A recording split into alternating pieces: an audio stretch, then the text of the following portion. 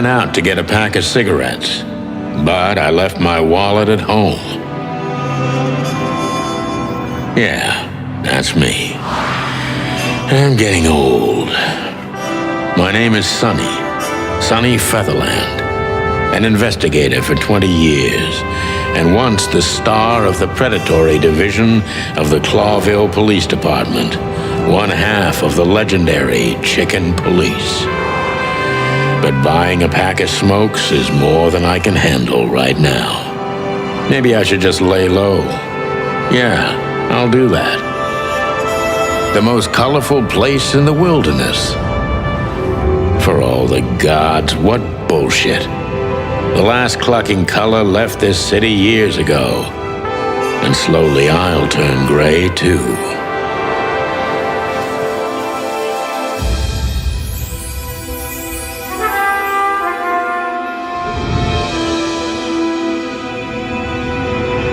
Still, what do I expect? We're living in a vast experiment, and don't even notice that everything got clucked up a long time ago.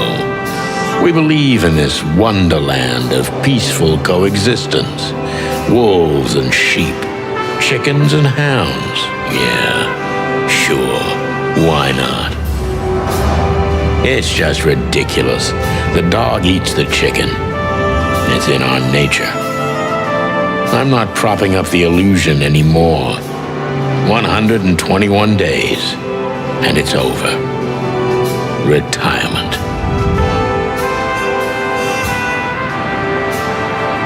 What could possibly go wrong?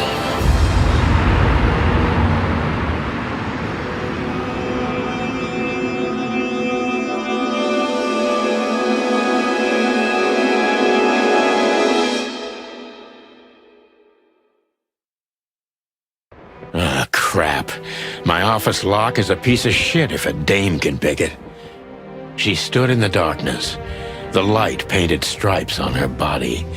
It whispered secret little things that were never there in the first place. But she was no zebra.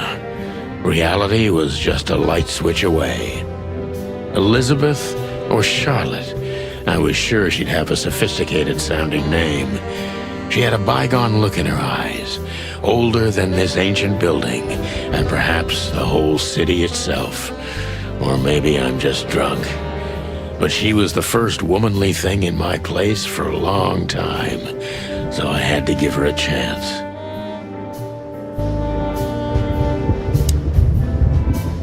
Who is this dame, anyway? And what the cluck is she doing in my apartment on New Year's Eve? Legs that go on for days, deep, dark eyes, silky skin and voice. You're in big trouble, pal. Let me introduce myself. My name is Deborah, Miss Deborah Ibanez. You're mistaken, ma'am. Oh, really? Please enlighten me, Mr. Featherland. I'm not a private eye. I'd recommend Mr. Philmar Lowe instead of me. He's a nice guy. Believe me, Mr. Featherland, it's not an accident I came to you.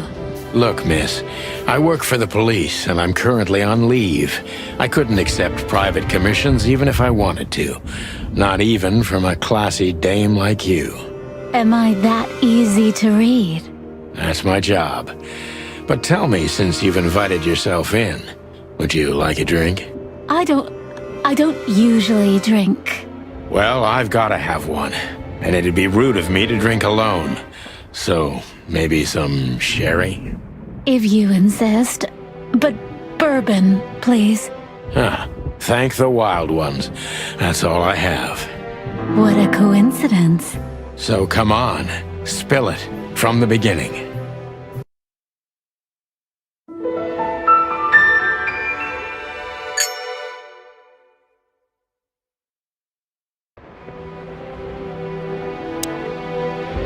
Legs that go on. That's better. Now, if I understand correctly, your mistress is receiving threats. What kind of threats, exactly? It's a very strange matter. First, there were letters. Then it came printed on a wine bottle's label, sent as a gift, then carved into a brick, thrown through the window, and finally, they painted it on the wall of the house in giant red letters. I think it's time to dig a little deeper. If you don't mind, I'd like to ask you some routine questions. Please, that's why I'm here. So, this is the part where the interrogation comes, like in those detective movies. Something like that, Deborah. Yes. So, this... Something like that.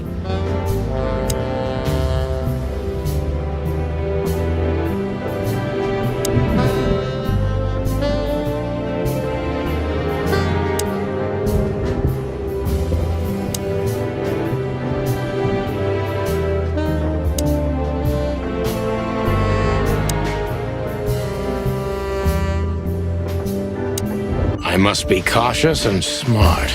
This dame seems shy, which I can use to my advantage. But I must be careful about what I say to her, or I could scare her off.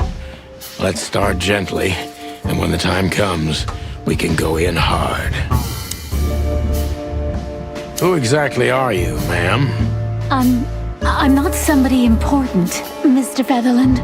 You're important enough to deal with such a delicate matter, right? I carry out the wishes of my employer, nothing more. This means simple paperwork, most of the time.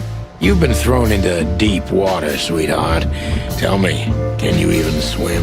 Believe me, this is just as unpleasant for me as it is for you, if not even more.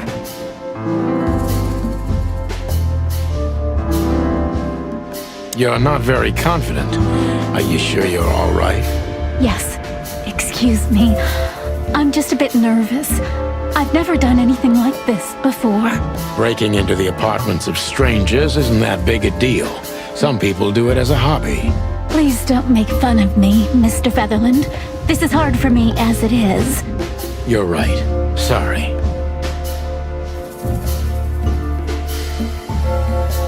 Did you come alone? All by yourself? I took the subway, then the tram, and then I walked. It wasn't easy to find this place, and to be honest, I had to be discreet. Yeah, well, I think I'm starting to get the picture. This is quite unpleasant for me.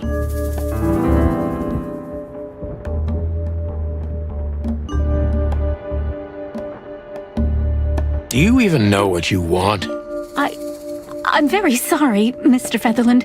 I thought... What? You come in here, swaying your lovely hips like some kind of femme fatale, make me have a drink with you, and expect me to believe everything you say? I'm making you drink? Well, okay, sweetheart, you had no hand in that. I'm sorry I wasted your time, Mr. Featherland.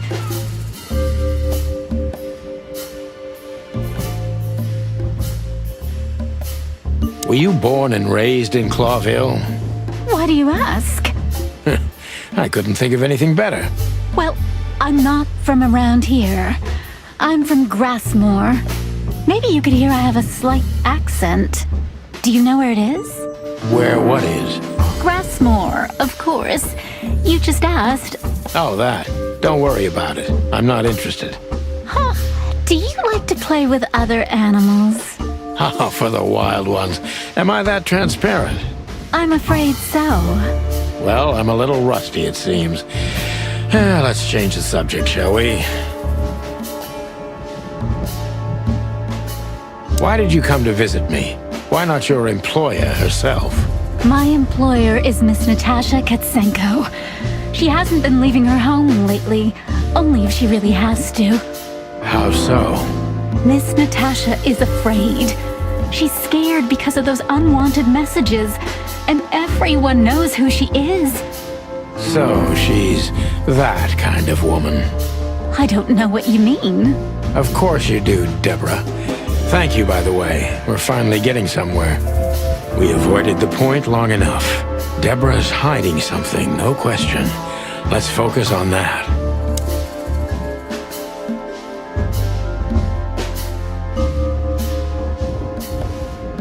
I'm sure it's not intentional, but are you toying with me? I'm not sure I understand you, Mr. Featherland. Cut the crap, Deborah. You're a pretty smart girl, and you can't hide that no matter how hard you try. But ever since we've been talking, I couldn't force one single straight answer out of you. I'm starting to think I'm terrible at what I do. I'm sorry, Mr. Featherland, you're right. I'll try to be more straightforward next time. I appreciate that, ma'am.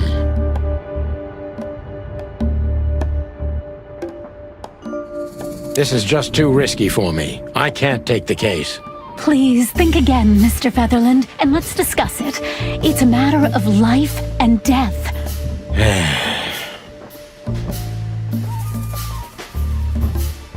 Are you in some sort of jam? Nothing of the sort. There are simply things better left unsaid. Then you're wasting my time. I trust your instincts. You'll manage it. Yeah, and I have no other choice, right? To be honest, no, Mr. Featherland. Not really.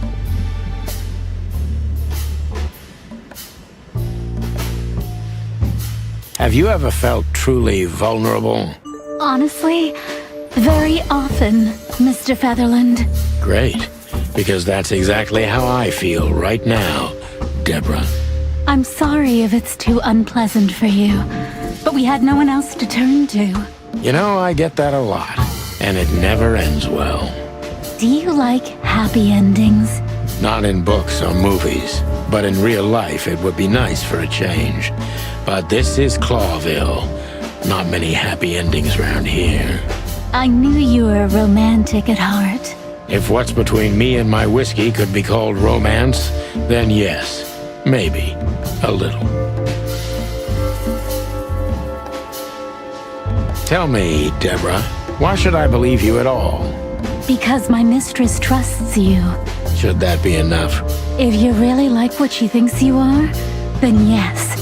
Damn, what can I say to that? Look, I didn't mean to back you up against the wall. You have a way with words, sweetheart. Did you ever want to be a cop? No, not for the world. Smart answer. Be honest and tell me what you're so afraid of. You know, Mr. Featherland, my mistress's partner is Hobart Wessler. Or as most people know him... Ibn Wessler, the Kingpin. Exactly. Feathery gods, help me. So you get it now. The secrecy. To put it mildly, I think I understand it all. Wessler. This little piece of the puzzle changes everything.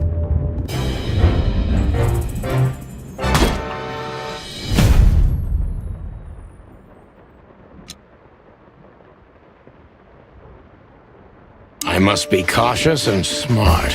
This dame seems shy, which I can use to my advantage. But I must be careful about what I say to her, or I could scare her off. Let's start gently, and when the time comes, we can go in hard. Who exactly are you, ma'am? I'm not somebody important, Mr. Featherland. You're important enough to deal with such a delicate matter, right? I carry out the wishes of my employer, nothing more. This means simple paperwork, most of the time. You've been thrown into deep water, sweetheart. Tell me, can you even swim? Believe me, this is just as unpleasant for me as it is for you, if not even more.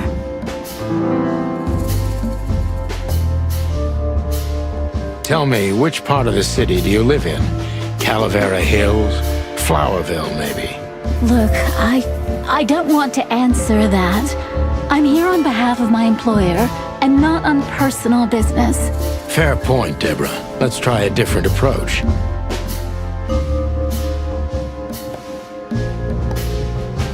Why did you have to visit me this particular evening? I have my reasons. I may look like a silly little fawn, and maybe I am, but I still have common sense. I don't doubt that for a second, Miss Ibanez. This day is essential to my mistress, and she thought it's also important to you. A message in itself, for sure. But to be honest, even you are. You know what? I'll just take that as a compliment, even if it wasn't meant as such. Why did you come to visit me? Why not your employer herself? My employer is Miss Natasha Katsenko. She hasn't been leaving her home lately, only if she really has to. How so? Miss Natasha is afraid. She's scared because of those unwanted messages, and everyone knows who she is. So she's that kind of woman. I don't know what you mean. Of course you do, Deborah. Thank you, by the way. We're finally getting somewhere. We avoided the point long enough. Deborah's hiding something, no question. Let's focus on that.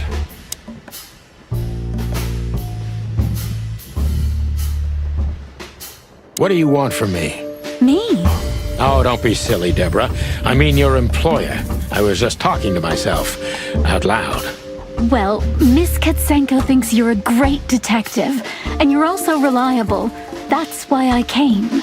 Did she also give you the lockpick? Please, could you let this go? I'm really embarrassed. Sorry, sweetheart, I'm just teasing you. As soon as I saw you, you were forgiven. That's very nice of you. It has nothing to do with being nice, Deborah, but you're welcome. Don't you think this whole thing is a little suspicious? Look, Santino, I'll explain everything. I have no doubt about that. You look just the type, sweetheart. No offense. I'll take that as a compliment. Or maybe I'll act like I haven't heard it. You see, we're starting to understand each other.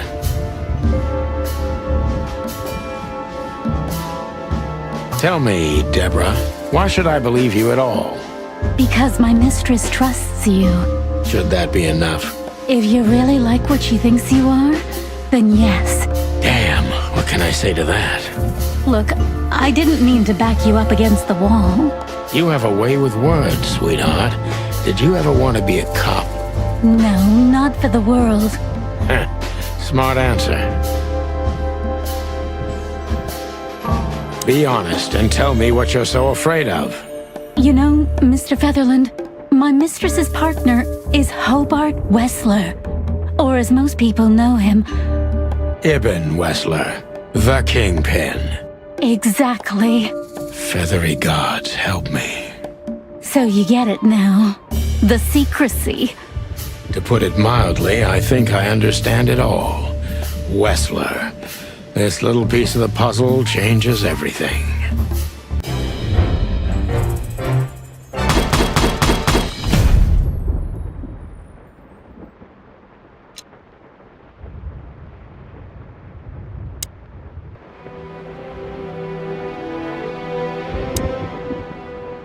Why don't you take it to the police? Just go there and file a report. Photos, flashing lights, fingerprints, you know the drill. The evidence is very clear. Even a moderately talented detective could easily wrap this case up. Or just try the phone. 555-111. Please, take a look at this. Well, okay. Let's see.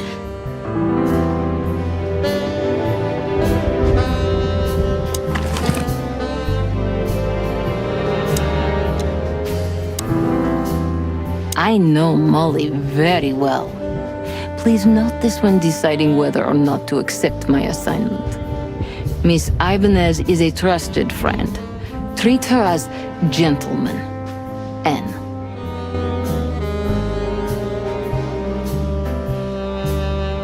I felt like I'd been hit on the back of my head with a blackjack. Reality tilted. Molly. Good gods. What was her name doing there? I glanced at the opposite wall with the well-worn picture frames. Like an eternally dark hole in the wall. A missing piece. She was wearing a light silk dress and singing a lullaby. The waves caressing her beautiful long legs. Why Molly? Why now? Mr. Featherland? Santino, are you all right? What the hell is this supposed to mean? I don't know anything, Mr. Santino. My mistress told me to give this to you. She said you'd understand. Don't you? Oh, of course I understand, Miss Ibanez. I get it very well. But this case is becoming more and more confusing. It's starting to look like blackmail. Blackmail? Don't play innocent with me. But... All right. When can I visit? Visit? Me? Not you. Miss Katsenko. Oh, yes. You can find her at the Tsar Club. Didn't you tell me she's not the social kind? That she's especially unsociable? Or does she only like loud and crowded clubs? No, she's really not like that. But she owns the place. Judging by the flyer, it must be a very busy club, especially on New Year's Eve, right? I'm sure you'll have no trouble finding Miss Katsenko. But there's one small problem, Mr. Featherland. Let me guess. Mr. Wessler better not know about my visit. Exactly. How did you know? 20 years experience, ma'am. Oh, and please, call me Sonny. It was a pleasure to meet you, Sonny. I'll talk about the rest with Ms. Katsenko in person. A good friend of mine would be happy to take you home if you'd like. I'd appreciate that, Sonny.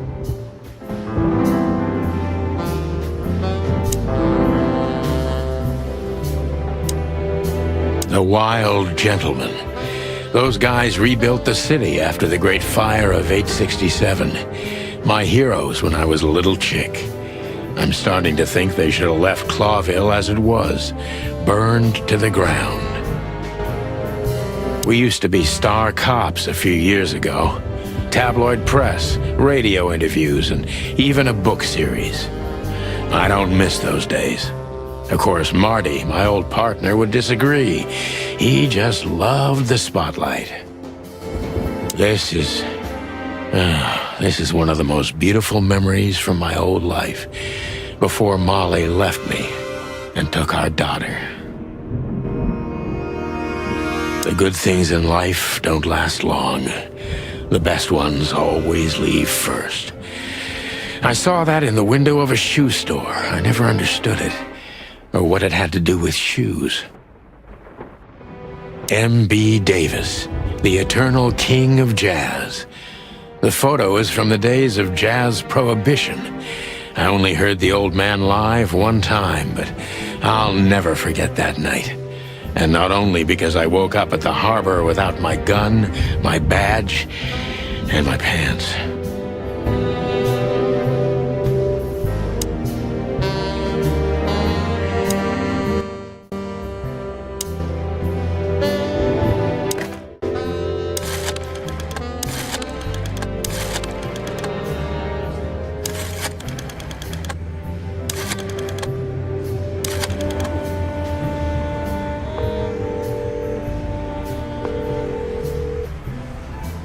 Hey, Lewis. Am I bothering you? No. Of course not, Sonny. Old friend, what's up? Could you come over? I've got a favor to ask if you're not busy. For you, anything. Just a minute. Lewis arrived a few minutes later. He lived in the rooms above, so it wasn't difficult getting here. Not to mention that he's a rabbit. It was a quick hop. The Atlas Hotel was his inheritance. It was once a well-renowned place, but not anymore. The last economic crisis ruined it, and now, besides me, he was the only resident of this enormous place.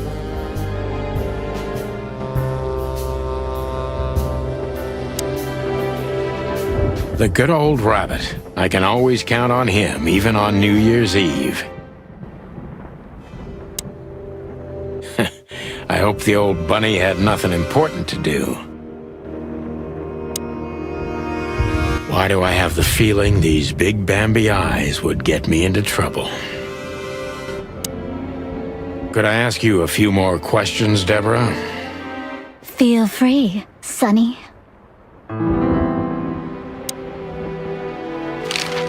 I've already told you more about myself than I wanted to. Afraid you'll get your hands dirty? I'm afraid I already did.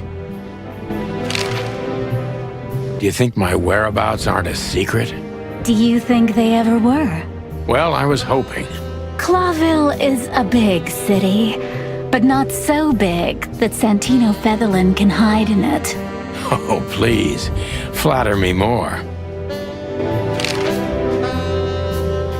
So, Ibn Wessler, eh? You know you could have dropped the bomb a little earlier. If I started with that, I'm sure you would have thrown me out. You're right. He's one of the most dangerous gangsters in the city. I only know he's an influential businessman. Isn't that the same? Not even you can see the world as that black and white. Sonny, I've already told you what I know. I've never read the message. My job was to give it to you and nothing more. You really are this innocent, aren't you? I'm not sure I get what you mean. Let me give you some advice, sister. Leave the city and get as far as you can from the likes of Ibn Wessler. It's not so simple, Mr. Featherland. My mistress needs me. Is she really that important to you? That you drive around in the dead of night to questionable places to deliver messages you know absolutely nothing about? I would do more than that for her. I see. You're smooth. Real smooth. Thank you, Mr. Featherland. Sonny, please. Just Sonny. So this Natasha dame. Look, I'm just the messenger. You have to talk to my mistress about the details. Miss Katsenko was very clear on this matter. I see, but... Please, Sonny, let's not make this even more uncomfortable. Okay, understood. Let's drop it. Thank you.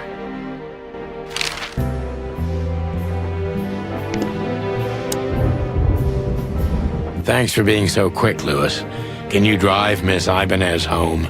I have some things to take care of. Of course, Sonny. You know, anything for you. Thank you for being so considerate, Sonny. I appreciate it. Don't mention it. Goodbye, then. So long, Deborah. I can always count on you. Thanks, old buddy. Don't even mention it, my friend. You got anything planned for today? I thought I'd visit a nightclub. It's New Year's Eve, after all. Well, I didn't mean to hold you up. I'll ask a favor of you someday. I owe you a lot of those, don't I? That's true. I don't deny it. I can always count on you. Thanks, old buddy. Don't even mention it, my friend.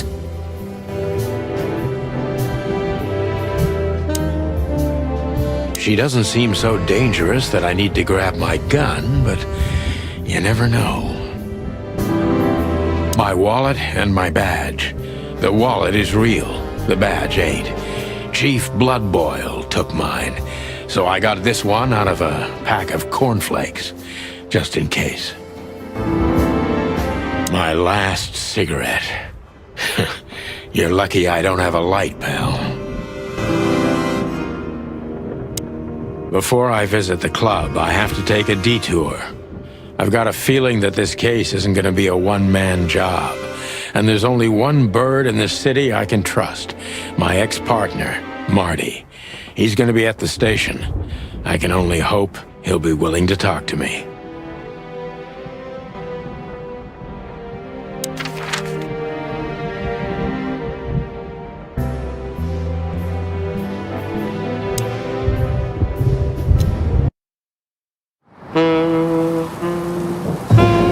It was New Year's Eve, and I was driving, half drunk, risking my whole life's work.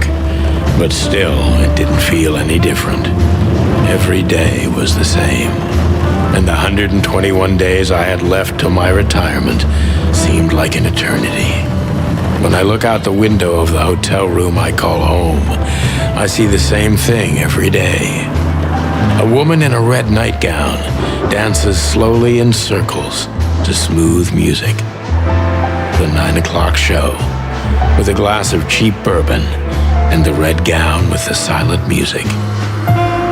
In the meantime, the proud city of Clawville is slowly eating itself alive, and we're still here, with nothing left to lose but our sanity, while others, the smart ones, had already gone. Molly. Does her name really upset me this much? All those years of solitude, and I still jump without question every time I hear it. And then there's Marty, my ex-partner, who hates me. But I know I have to speak with him, no matter what. Why do I feel like the past is watching me on this goddamn night?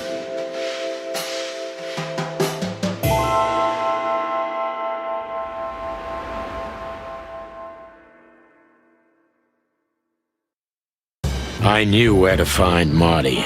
At the station, we'd always draw straws about holiday duty. Marty never joined in. He always took the New Year's Eve shift, even though he had someone to go home to. I understood.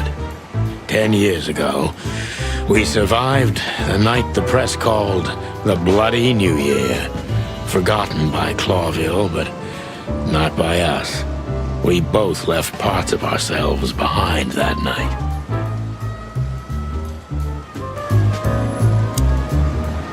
Phyllis and Roy's. Two hedgehogs with an arrogance typical of novice cops. They're as prickly as they look. Officious little shitheads, but harmless. Well, look at that. Hey, Sonny, what you scratching out over here? I heard the big boss threw you out. Tough luck, boys. I may not be on duty, but I'm still a cop, just like you. Well, more than you. Hey, you don't have to be so peckish, old bud. By the way, you're in luck. Blood Boil's not in tonight. Malloy is in charge. Oh, God. That clumsy buffalo is here tonight. If he doesn't end up in a cell again, he's lucky. You got it. You looking for Marty, eh? I see you're still the brains around here, Phyllis. Yeah, I'm looking for Marty. Birds of a feather flock together. I see you're still the funny guy round here. You'll find the giant feather duster at the shooting range. As always. Hey, Royce, I'm telling you this because maybe you'll be able to understand. If this prickly shithead makes another racist remark, I'll strangle him with his own raincoat. I'd love to see that. Hey, whose side are you on, you jerk?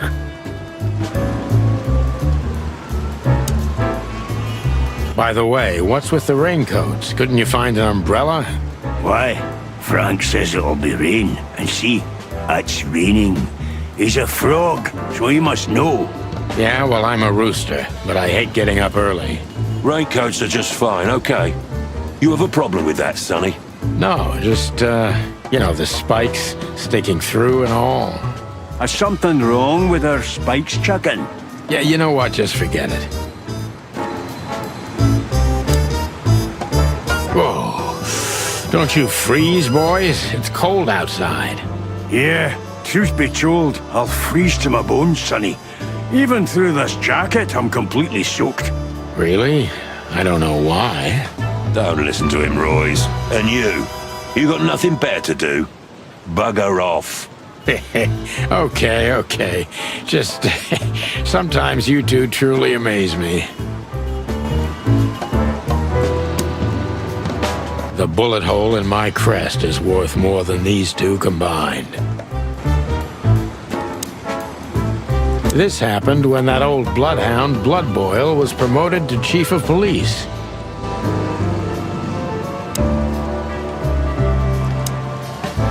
What? Why are you still sneaking around here, Sonny? It always astonishes me how block-headed you two are. Here we are again, Clawville Police Department. I've never been good at history, but if I'm not mistaken, this place has been a church, a hospital, and even some insane cult's secret hideout over the years. Anyway, the place holds the secrets of the ages. And some drunk pigs in the basement.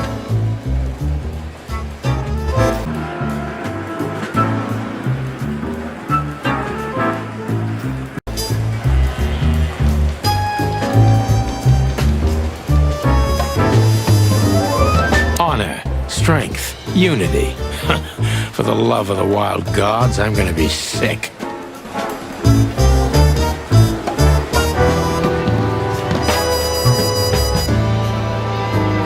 We used one of these as target practice once. Not out of disrespect. We were just too damn drunk.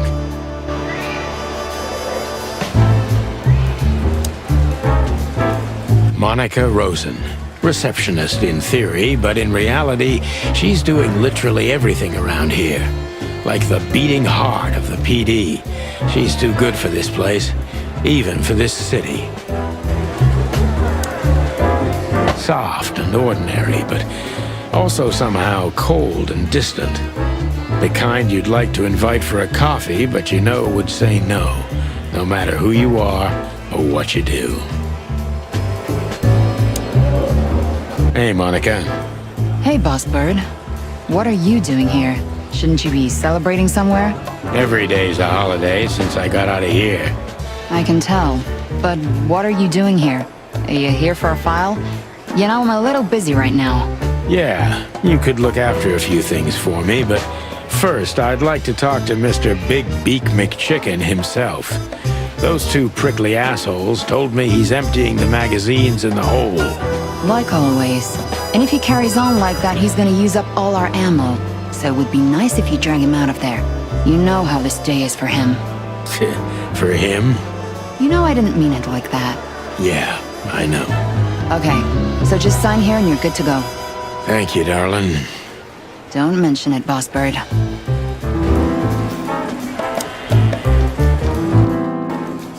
Hey, Sonny, is everything all right?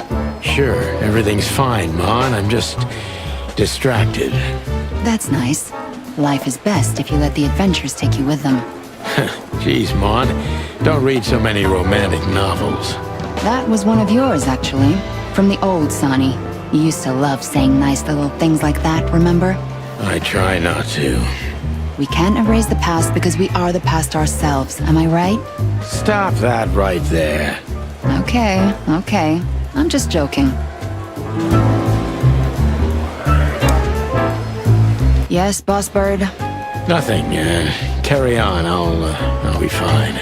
Just don't make a mess, okay?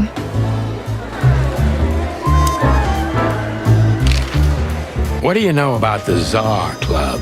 Nothing special. I've never been there. It's a famous place, though. Expensive cigars, unaffordable drinks, pretty gals. All the movie stars and politicians go there at least once a week. And all the big shot mobsters, too, I've heard. Yeah, I was saying the same thing. Still living in the Atlas?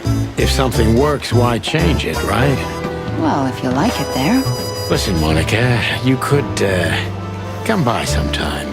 For a drink, or two, you know? I didn't hear that, and you didn't say that. Okay, got it. Sorry. Anything else, Boss Bird? Do we have a file on Hobart, Ibn, Wessler? Are you kidding me? We have a whole room just for him. Want the key? You can spend the remaining days of your paid holiday in there. No thanks. Never mind. You're a bit sassy today, aren't you? I'm sorry, Sonny, but I'm starting to shed my feathers because of this insane asylum. You know, New Year's Eve and Blood Boil's not here when he should be. Somehow I'm not sorry about that. Yeah, I bet you're not, Boss Bird. Natasha Katzenko. Interesting name. Is it real or just an alias? It's supposed to be real, but who knows? Good question. We have nothing on her. She's either clean or uses a fake name. Maybe both, but I don't think so. Aside from that, everyone knows what I know about her. Singer, star, the #1 babe in this town, so to speak. Thanks, little bird. It's something. Glad I could help. Soft and ordinary. Yes, Boss Bird. Just don't make a mess, okay? Mort Mardigan, a notorious deadbeat. Poor guy's been blind since his teenage years, but that doesn't stop him from running into trouble. What the cluck did he do this time?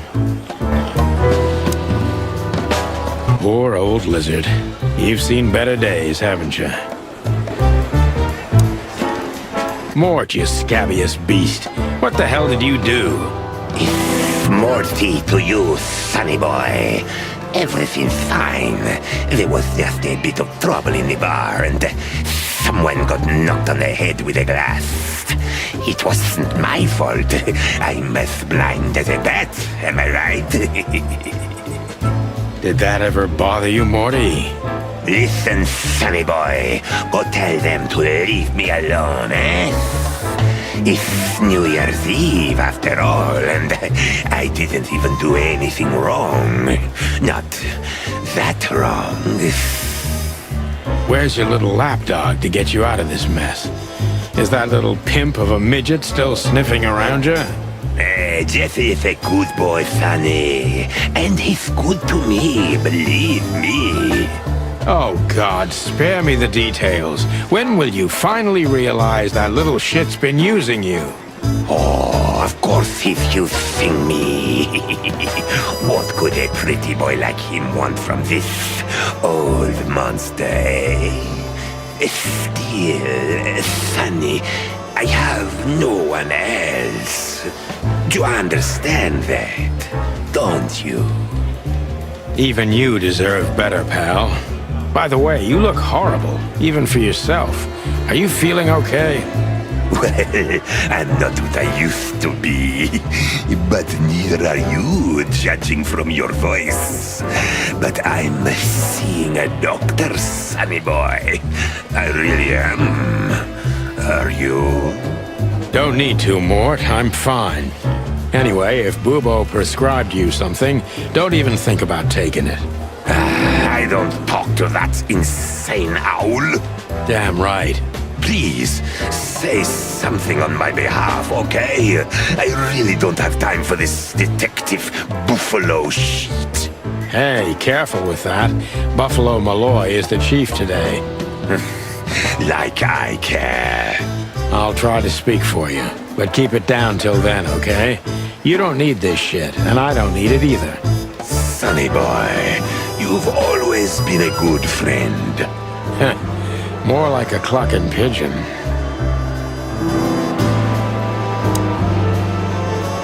Tell me, sonny boy, how's Molly and the little Tiki? You really know how to hurt a guy. Is something wrong? They no longer live with me, Mort. For a few years now. And to be honest, we're not really in touch. I'm sorry, pal. I didn't want to reopen old wounds. It's all right, Morty. Let's drop it.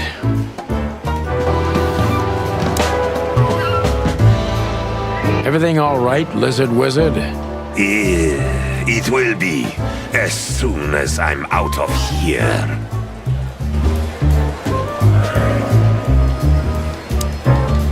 Detective Chow Hound Bosco. He thinks he's a real alpha, but nah, he's just a lapdog. He's not a bad boy, by the way. Holy wild ones, look what the cat dragged in. Hello to you too, Bosco. I see you're busy, as always. I've been sniffing around one of the rundown joints. You know how it goes. And boom, this son of a lizard comes flying out the window. I didn't know the lizards could fly. So, Mort was being a bad boy again. Nothing unusual. And you? Still dying? I'm still a cop for another 121 days, Bosco. It's as unpleasant to me as it is to you. All right. No need to bite. Wasn't trying to mess with you. You have Moses and Plato for that. And of course, Blood Boil. Let's hope I won't run into any of them tonight. Looking for Marty, eh? Ever since you left, he's kinda lost. He's trying to hide it, but he's not the same bird. Well, I don't think we'll have a teary reunion, thinking about how we parted. Let me give you some advice, Sonny. Let him rage. He'll be the same after that. Anyway, he was the one that shot you, right? You should be mad, not him. It's not that simple, Bosco, but we'll see how he reacts. Thanks anyway. No worries, pal. How are the pups? They're real monsters. Life's a living hell. But it'd be even worse without them, you know? Yeah, you're telling me. Oh, right. Sorry. And how's life without the chicken police? Unfortunately, the worst half is still here. But it's good. It's so uneventful. What a coincidence. Want me to make a scene? No, I'm fine without it, really. Listen, Bosco, do you need this mess with Mort? Like hell I do. But what can I do when he's almost beat a fucking giraffe to death? A giraffe? Never mind, it's New Year's Eve. There's a brawl like this in every joint of the city, and you know that. He's just a loser, and also blind. Maybe someone just stuck that broken mug in his hand. You know that's not what happened. Of course I know. All right, I'll let him go. We don't need him yelling in here all night. I'll write the report and throw him out. But he'd better not end up back in here again tonight. I'll have a talk with him. Keep up the good work. You're a good boy, Bosco. Cluck off, Sonny. Just sign any bullshit testimony they shove in your face, and you're free to go. Bosco also wants to get through with it, just like you. Thanks, Sonny. Much obliged. You owe me another one, old man, and I won't forget it. You can count on me, Sonny boy. I'll help if I can. Just sign any bullshit. Thanks. You owe me. You can count on...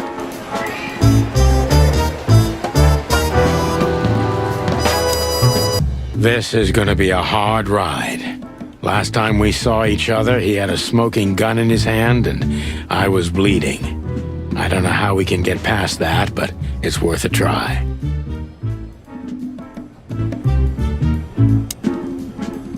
Marty looks good. Big and loud and angry as always. Marty looks good. Big and loud and angry as...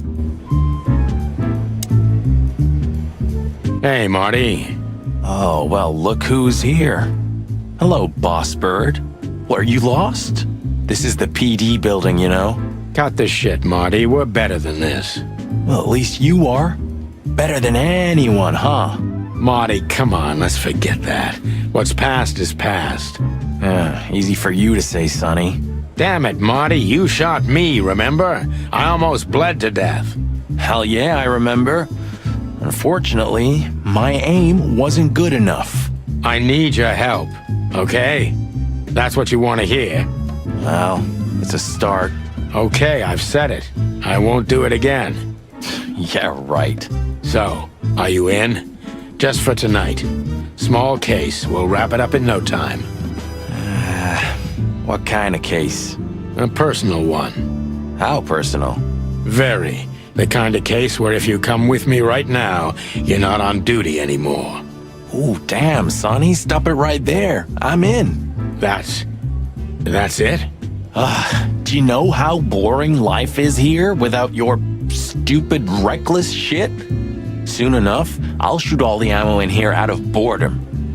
Right, so, tell me, what's it about? I'll tell you in the car. Ooh, can I bring Bertha?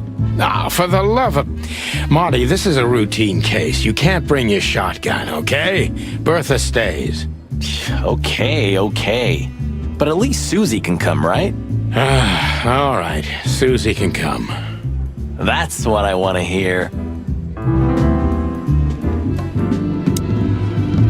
Hey, Marty, what about Laura? How come she didn't eat you yet? Yeah, very funny. We're good, by the way. Mostly. As good as we can be after all these years. Glad to hear it. She asks a lot about you. Really? Yeah. She always hated you for getting me into trouble all the time. Understandable. But she also felt sorry for you. Ah, well, thanks. That's much better. If I'm honest with you, she loved the chicken police Marty better than this one. Well, I think I'll take that as a compliment. Whatever, Sonny. So, Sonny, you still limping? The pellets tore my right hip to pieces, so yes. The doctor says I'll limp forever. Ah, good to hear that. Fuck off.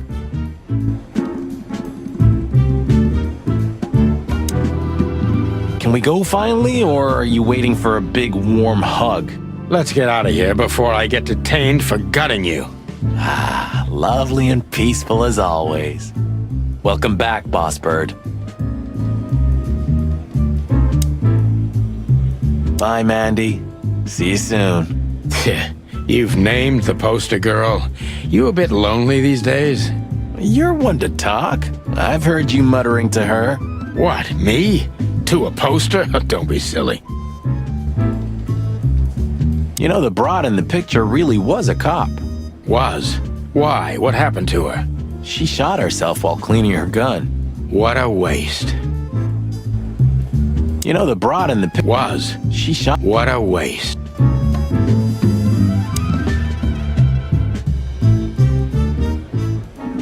I was just about to go when you came in, so if you want shooting practice, maybe turn on the lights first. You're right. I'm gonna do that.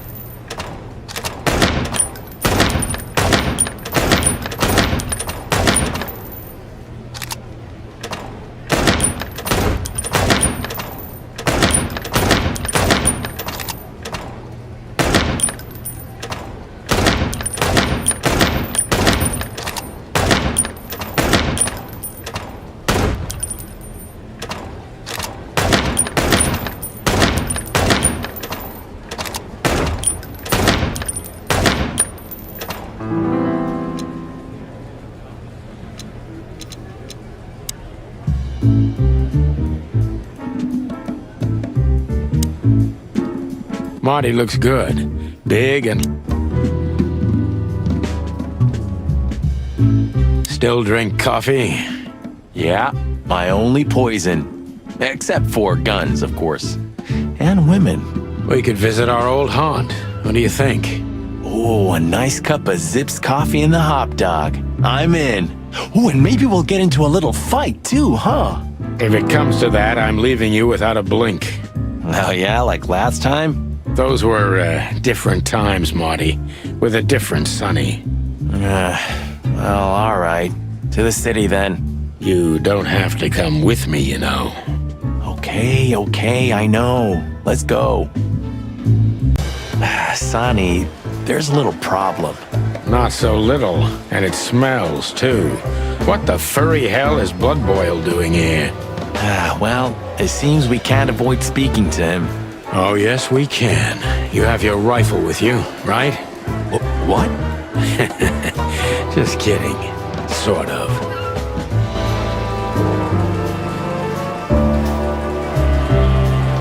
Do you remember when they changed the old coat of arms and we used it as target practice? I remember Blood Boil catching us and almost suspending us because of your stupid shit. My stupid shit? I remember it was your idea. And you were drunk as hell. Yeah, and I remember you... Oh, shut the f*** up.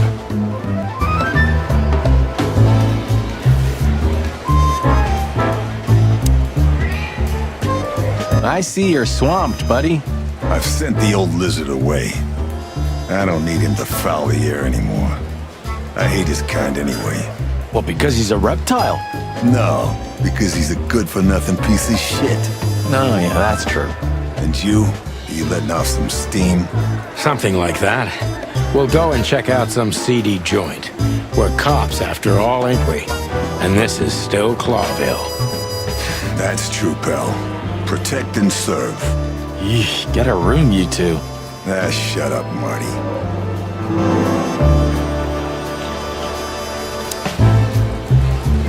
I see Blood Boil's here. We're in deep guano for sure, Marty. Isn't it your lucky day, huh? Are you thinking about some stupid shit again? We? Excuse me, sir, but what do you mean? Great wilderness. Just keep a low profile, will you? It's New Year's Eve. We have enough dangerous lunatics running around already. Don't worry, Chowhound. We know what we're doing. Yeah, of course you do. That's what I'm afraid of.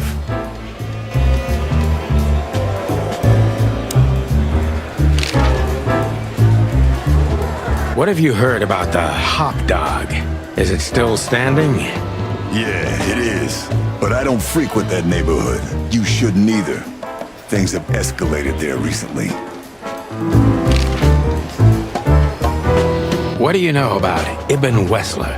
What's the old rat been up to lately? They say he's keeping a pretty low profile these days. But he's been seen in the company of the Attorney General. Attorney General Hamtaro, eh? That's interesting. Thanks. Why are you so interested in that rat? If you want another hole in your comb, I could help you too, you know. It's just professional curiosity. Yeah, of course. And I'm a fluffy little Labrador. Whoa, you forgot to mention this nugget about the case, Sonny. Ibn Clucking Wessler?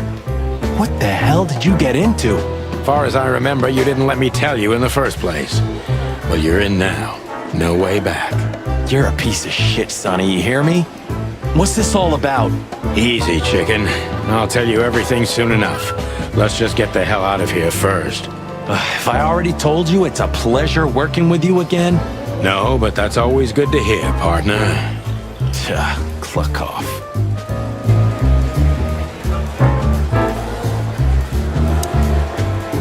Hey, listen, Bosco. I wanted to ask you this for so long. Can I pet you? Just a little? One more word, and I'll bite off your arm. Whoa, hey, easy. I'm just kidding.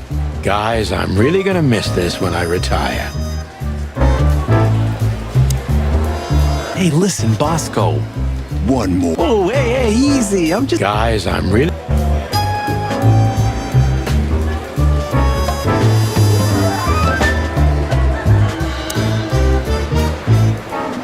Did you ever notice how much bigger the lion and the fox are than the other animals?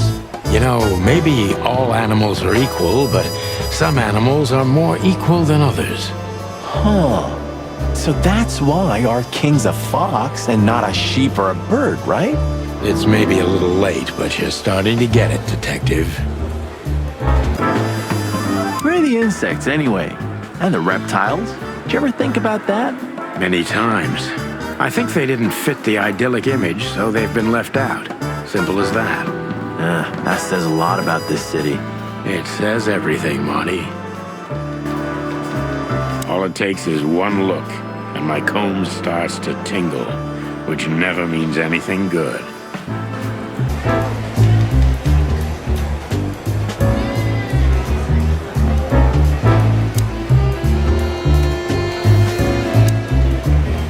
The chief doesn't seem to be in a good mood, but he never is, actually. Honestly, I have a really bad feeling about this. Honestly, What a surprise. The two pigeons back together. And without my permission, of course. Chief Bloodboil. damn. What was that, Santino? Nothing, sir. What a lovely evening. Am I right? I don't want to hear your crowing, Santino. What the hell are you doing here?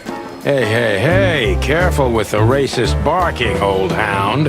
Oh, it's getting hot in here. Can we just skip this part? It's New Year's after all.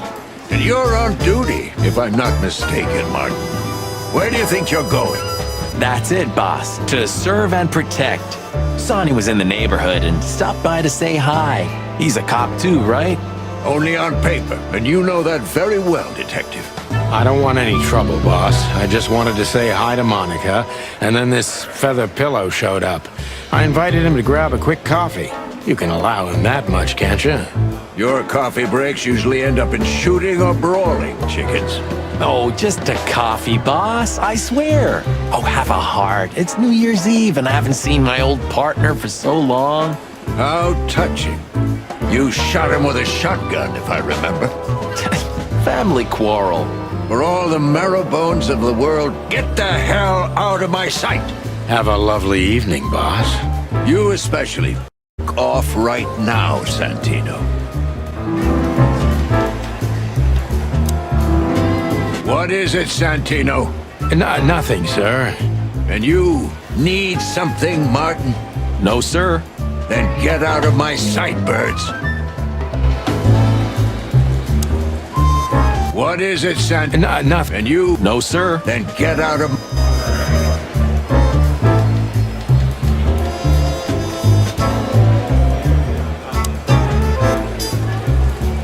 We're leaving, sweetheart. Stay safe, boys. I'm glad to see you two together again. I'm afraid you're alone with that. Hey, don't make me change my mind. You won't, Marty. I bet you can't wait to get mixed up in some serious trouble again. Yep, that's true. I'm serious, boys. Be careful out there. We're big birds, Monica. We can take care of ourselves. Mostly. Okay, but take care of each other, too. Will do, Monica. Yes, ma'am.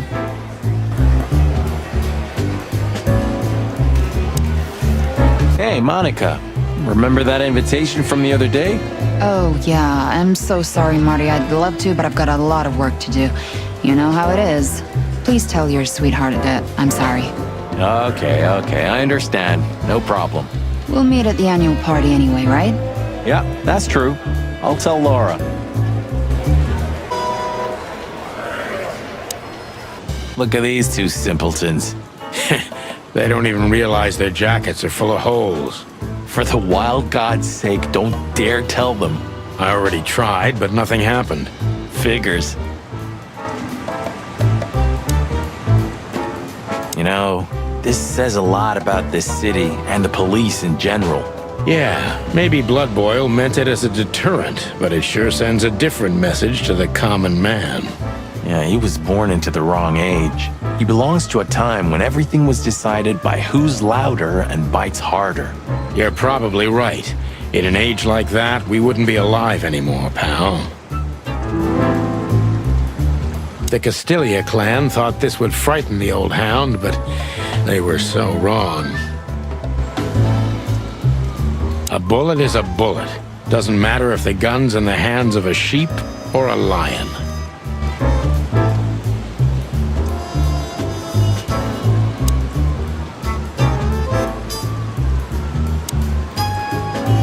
If it were up to him, only dogs would work at the PD, the racist old bastard. Blood Boil's an asshole. We couldn't dress up that fact even if he wanted to. His only merit is that he's damn good at what he does. True. I guess he is keeping this whole institution together. When he retires... Bam! The whole house of cards will crumble.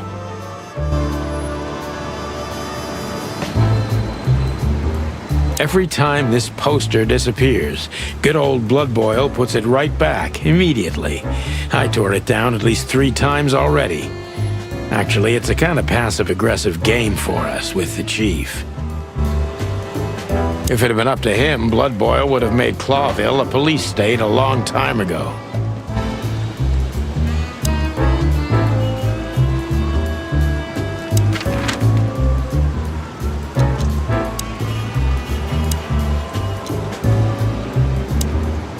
The hop dog was like the last warning. You can still turn back. My eyes lingered on the sign. An enormous dog. Like a neon god with limitless power over cheap hot dogs, plastic hamburgers, and watered-down coffee. The cold light called me, but I didn't want to get out of the car. If we went in, we were all gonna be pancakes, kept together by cold syrup. Marty's worried look shook me out of my reverie. Oh, cluck. Was I talking to myself again?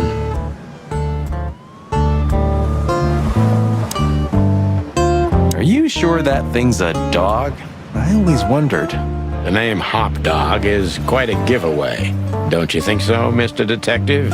Sometimes the most natural connections lead us astray. Who said that? A natural-born genius? Yeah, right. That sign gives me the creeps. I'm not surprised.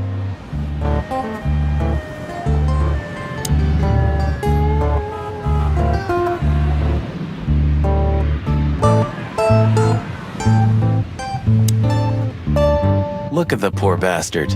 He's looking okay, Marty. Remember what we saw when we worked at the Hive? Wild ones. Don't even remind me. Trying to forget that shit every day. It's been even worse since. I guess you heard about the riots. Who hasn't? You know, people are afraid that the Great Fire will happen again, and those hive houses are pretty flammable. I don't speak of the devil, Marty. But to be honest, I have no idea how this insect matter can be solved. I do. We just open the ghettos and let the insects live among us like they did for centuries. Your heart is pure gold, buddy. But you know it's not that easy. Clawville isn't what it used to be.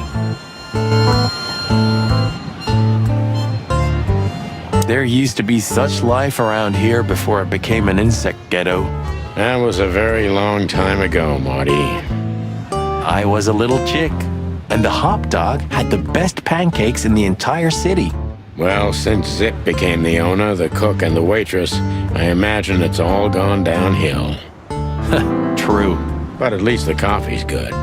That's right. I have no idea what that mongrel's doing with it, and I don't want to know, but its aroma is unbeatable. Hey, pal. Can you hear me?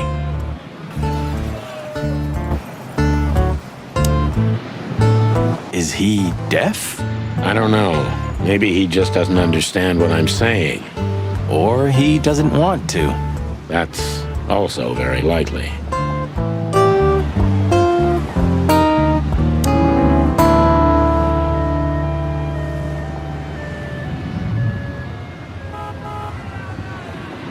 Could this wreck belong to Zip? Well, it's a wreck just like him, so I guess it could.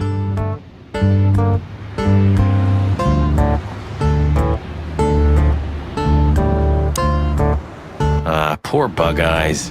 At least he's playing music. I mean, he's doing something. Most of the destitute take up drinking or drugs. Or worse. You know about the light. You mean the light the insects believe in? Yeah, their afterlife. If they want to go into the light, they set themselves on fire. Yeah, I've heard that. Maybe it's not a bad way to go. That depends on your point of view.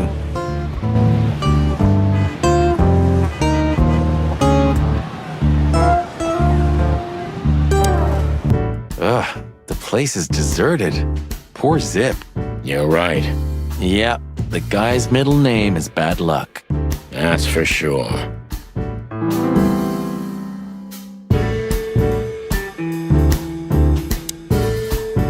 And voila, the master himself. What a finch. Sonny, he's a pigeon, not a finch. Don't make me angry, Marty. Okay, I was only joking. In another life, I'd love to be a rock star. You're already one, Marty. For me. Ah, thanks, boss. Kids these days and their crazy music. What would old M.B. Davis say to this garbage? Kids these days.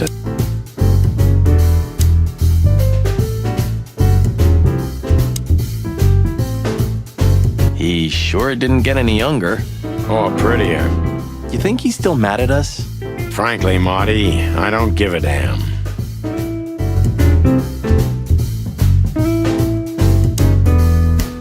You still don't eat meat, old man? I'm a rooster, a chicken. Why the hell would I eat meat? I don't mean real meat. I'm not a lunatic. But a meat substitute? There's about 10 different kinds. Have you never tried any of them? Why would I? If I don't eat meat, why would I eat a substitute? Because you can. That's the point. Wild gods, Marty. Stop being such a sheep. Do you fall for those adverts? Substitute isn't meat, Sonny. And if it's tasty, why wouldn't I eat it? I don't care what you eat. But don't be surprised when you lose all your feathers or you try to bite off your own leg one day. Ooh, a nice pancake with hemp seed, chocolate, and black onions? I'd rather have somebody pull my beak off. Ah, you used to be more daring. Yeah, and my back didn't hurt either. Furry heavens, it's depressing being around you, Boss Bird. Ooh, maybe a peanut souffle with faux meat. Oh, stop it, Marty, before I get sick. Ugh, you're just a boring old man. I'd rather be boring than dead. I wouldn't eat here if my life depended on it. I wouldn't eat here.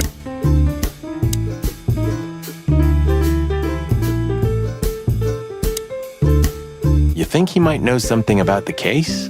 He knows almost everybody in this city. At least he used to once. Let's see if he still does. When I first arrested him, he was barely 14 years old. I was a rookie cop. Who would have thought we'd end up like this? Hello, boys. Now, get the hell out of here while I'm asking nicely. Hey, is that how you greet two old friends? Hey, I'm not joking, Sonny. I got a shotgun under the bar. No, you don't, because if you had, we'd arrest you here and now. If there's still life in you when you're full of buckshot. Ah, it's going well so far. We're just here for a coffee, Zip, okay? Like old times. Nothing's like old times. Haven't you noticed? Yeah, as a matter of fact, it's quite noticeable. Shit. All right. And where'd you blow in from? We haven't been anywhere yet, but we're going somewhere. Everybody's going somewhere, right? Tell me, how much do you know, Zip? That depends. How deep is it? Bottom of the well kind.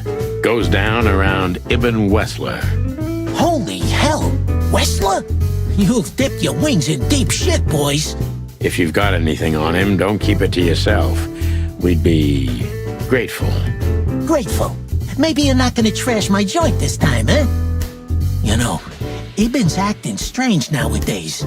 He always believed that if you want something done, you do it yourself. That's how it was for years anyway. And? But now, he left his real estate, the fish racing clubs, the casinos, and the bars to his right-hand man, Mongrel Mick. And ever since, he's been kinda weird. Bottomed out, brooding in the seediest joints of the city. Nobody ever knew him to be like this. Weird, huh? Yeah, weird. Do you think it's about a lady? It's always about a lady. Well, there is a woman, I knew it. but not like you think. Is this gonna cost much? Only a favor, like the good old days. Okay, I'm in.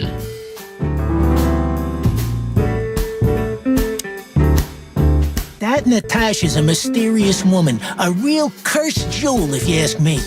She came out of nowhere 2 or 3 years ago and landed on the stage of the Millions almost immediately. Is that so? Interesting. She's got a fantastic voice, makes men go crazy. But we all know that's not what's important. Then suddenly, bam! She got the whole club, just like that. But we know exactly how it was. I can imagine, yeah. Since then, it operates under the name the Czar Club, right? The old click is still clicking, right? Yeah, the club was renamed and remodeled. Everyone knows she was Ibn's lover, but she's not your usual canary. She didn't get involved in Ibn's dirty dealings. Then how exactly does she fit into the picture? Check this. A few months ago, the old rat pulled out of his own businesses and gave control to Mongrel Mick and his mob. Mongrel Mick? Doesn't sound familiar. Mick the Marauder ring a bell? Damn, that little monkey came this far? I think that little shit took advantage of Ibn not being himself. Which has something to do with this Natasha, right? That's my guess. Thanks for this straight dope, Zip. We owe you one. One? You owe me the price of a new coffee shop, remember? Okay. Whatever you need. Just call us. I cluckin' will. Thanks, pal. Hey, I'm not your pal, Marty. You sure talk a lot. And maybe the past is haunting me. Once a rat, always a rat, right? Aw, come on, Zippy. Don't be so hard on yourself. You got out in time, and you've been living an honest, ordinary life since then, haven't you? Yeah, right. How lucky am I, eh? It's more than what many others get, believe me. What's this no insects allowed shit? You're not like that. What do you think? If I let one in, all of them will follow. And then I can forget my regular clientele for good. What clientele? There's no one here. That's it. Would you take even that away from me? What's this no insect? What do you... What? That's it. Have you ever been to that place? Of course, 100 times. Everyone who matters in this city's been there. Sorry, guys. But then, it had a different name and a different owner. Business affairs, right? Yeah, that was the dark era, Sonny. I don't want to talk about it. Roger that. I've gotta say, you've revamped the joint pretty well. Yeah, after you trashed it, I had to. Look, I'm sorry, Zip. That ocelot and his gorilla. Baboon, not gorilla. Whatever. Sonny, watch your beak. So you owe me one until about the end of time. But I'd settle for you washing up here for a few years after retirement, Sonny. Mind your tongue, furball. So, Ibn's gone insane. Love will kill you in the end, they say. Seems like everyone's in a poetic mood today. You're one to talk, by the way. Huh? Why? So, about that woman. Is she really that dangerous? What woman isn't, huh? No, Zip. I mean really dangerous. She's got the most influential gangster of the city wrapped around her finger. She calls him her little furball. How dangerous do you think she is? You didn't get any younger, pal. You're telling me? You look like you haven't had a good night's sleep since forever. To be honest, I've never had a good night's sleep in my life. You will when the big sleep comes. And what are your plans? Dying behind the bar? Of course. You got a better idea? A couple, yeah. But somehow this suits you. You know what? Your mother's a goat.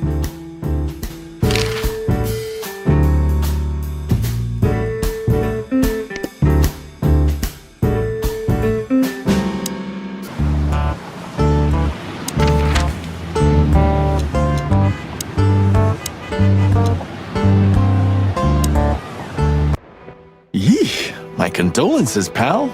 I see your cleaning lady died. Yeah, she set foot in the bedroom once. I haven't seen her since. I didn't dare to go after her. Oh, I wouldn't want to go in there either. But what's that smell? Cigarettes and whiskey. Yeah, with a hint of dirty laundry, but no, this is lavender? Ah, that. Now, that's got to be the Ibanez dame. You know, the broad who gave me the letter. And the job, obviously. Ah, pretty, huh? I can smell it. She's an exotic, too. An impala, maybe? Furry hell. That's why Chief Inspector Bloodboil hates you so much. He's jealous because your nose is better than a clucking bloodhound. The bitter old dog. He just hates all foul. True. Except for Monica. Monica's a fairy, not a bird. So, what now? Well, let's gather my stuff and head to the club. We gotta find out who this Natasha is and what she wants from us. I mean, what she really wants. After you, Boss Bird. I wouldn't like to touch anything in here anyway. If it's okay, I'll just stand around and stare out the window? Sure, just do it quietly.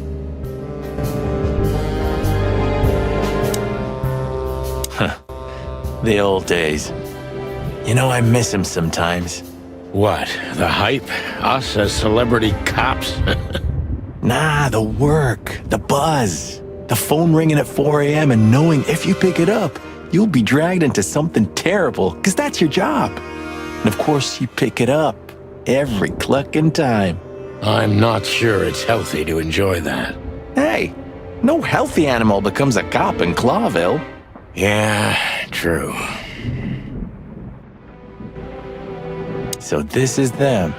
Yeah, the Wild Gentlemen. They were role models when I was a kid. Well, you must have been a weird kid, which ain't surprising. My idols were the White Wolf and Super Squirrel. The White Wolf, eh? Explains a lot. You know, when I was back in Averia, Clawville and the whole let's live together in peace bullshit seemed like an unattainable dream. Those guys made it happen. The city rose from the ashes of the Great Fire. Yeah, but look at it now. And what would have become of you if you hadn't ended up in Clawville? Maybe you'd even be happy? Perhaps. Ah, man, I can't imagine how you feel. The only good thing you ever had, huh? Shut up, Marty. Sure. I didn't know you used to be a kindergarten teacher. But leather? It's history, so back off. I'm touched by the trust you have in me, Boss Bird. There are things better left undisturbed, okay? Yeah, got it. Who's that shaggy creature? That's M.B. Davis, you bird brain. Politician? Am I gonna have to smash your beak? Seriously, I don't know who the hell he is.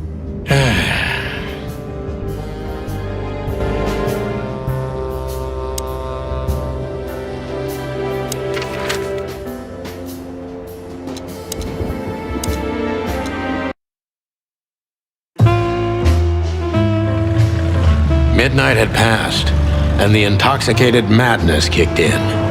We could only crawl along Shalva District's main street toward downtown.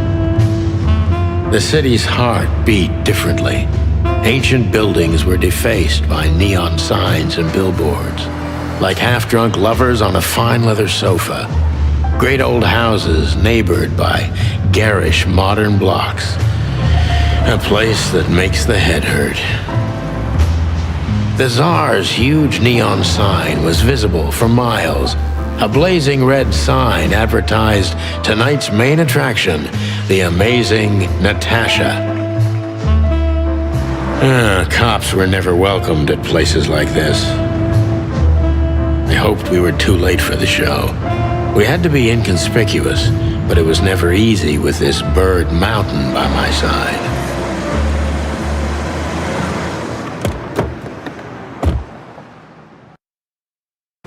Ah, so this is the famous Tsar Club. More like infamous, Marty.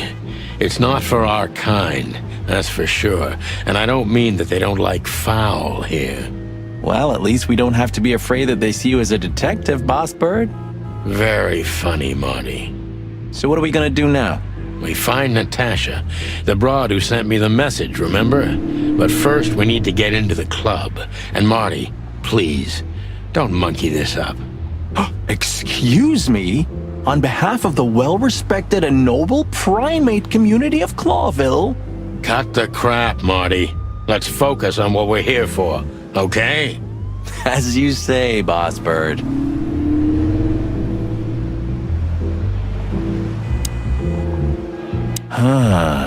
You know, seeing this, I can't wait for the show. The girls? New Year's Eve's once a year, right? And we're not on duty. Have I asked how Laura's doing? Whoa, hey, I was just kidding, okay? My relationship with Laura is unwavering, like the rhino beauty on this picture. Interesting taste you've got. Feathers, scales, or dermal armor, a lady's a lady, my friend. Thank the wild gods for self-sacrificing gentlemen like you. My city is on fire. This is it. It was on the flyer from Deborah. Maybe we'll get to hear it, if we're unlucky. From none other than our secret employer, Natasha Katsenko. Ah, a job with benefits, huh? Don't be tasteless. Oh, I get it now. The title. Do you think it's about the Great Fire of Clawville? Did you ever think of being a detective? Ah, very funny. My city is on fire. Oh! Did you ever... Ah, very fun.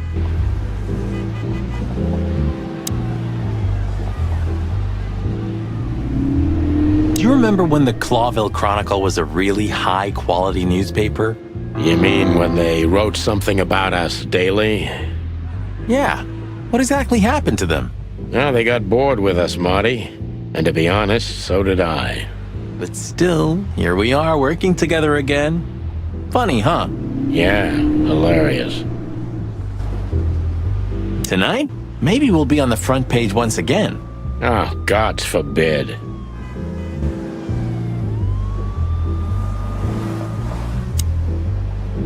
Jeez, look at that guy. That's not a guy. That's a demon. Straight from the dog-eared pages of a cheap detective novel. Yeah, I bet his name's Bill. Nah, he's definitely a Bob. $5 for Bill? Okay, I'm in.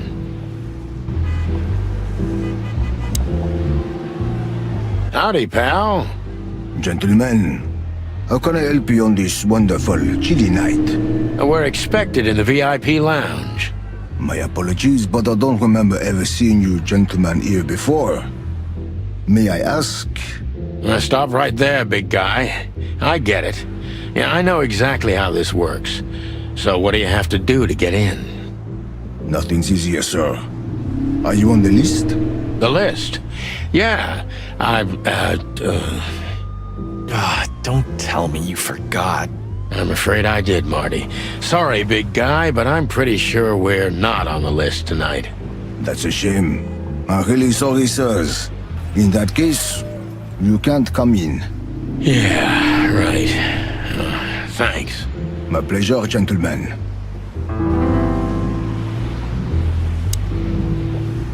Just one more thing. This list of yours, where should we sign up again? I'm afraid if you don't know, it's not my place to tell you, sir. Excusez-moi, the regulations, you know. You hear that, Sonny? I do, Marty. I do. I'm gonna lose my crest from this guy. Just wait. Just don't get too excited, Marty. Not tonight. Anyway, thanks, pal. Yes, gentlemen. Hey, big guy, what's your name again? My name is Archibald, sir. Archibald Conway. Well, that's not a Bob. Excusez-moi, monsieur? What? No way, that's not even a real name. I'm sorry to disappoint you, sir, but my name is Archibald Conway, without any doubt. Blackjack Conway to my friends. Well, thanks, Blackjack. It was a pleasure. We'll be on our way now.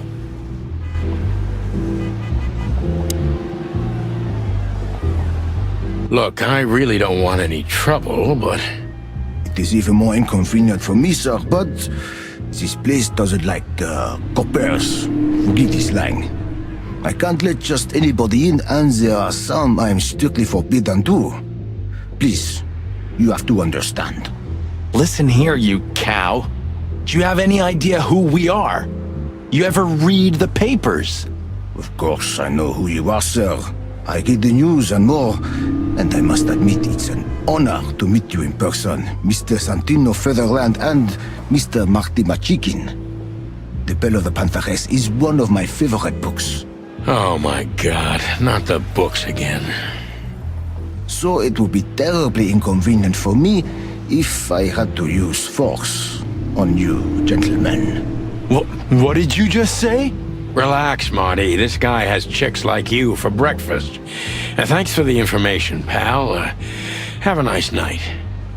Thank you for understanding, gentlemen. And forgive me for my austere composition. No problem, Shakespeare.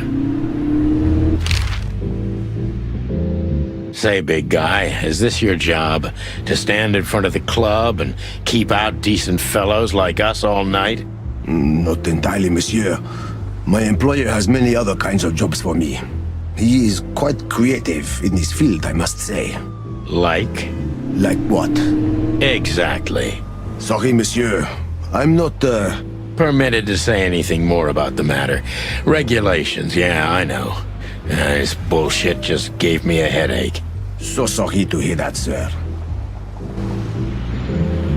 Say, big guy, you know Mr. Lewis Hayworth? But of course. Mr. Hayworth is an impeccable gentleman, and also a frequent visitor of the club. Is that so? Good to know. And? I'm afraid that is all, monsieur. What can you tell me about the first lady of the place, big guy? You mean Miss Natasha Katsenko, sir? You're right on point, pal. Nothing you don't know already, sir. Just try me. Well, she owns the place. And, that's it? Well, that's, unbelievable. Pardon, monsieur, but I'm not permitted to say anything more.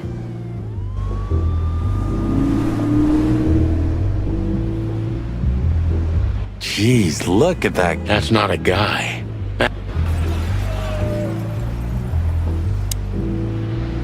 Hey, that's your old friend, right? Wait, what was his name? Lawrence? Lamar? No, Liam. Lewis. Yes, it's him. To be honest, Sonny, I always thought that guy's not all there in the head.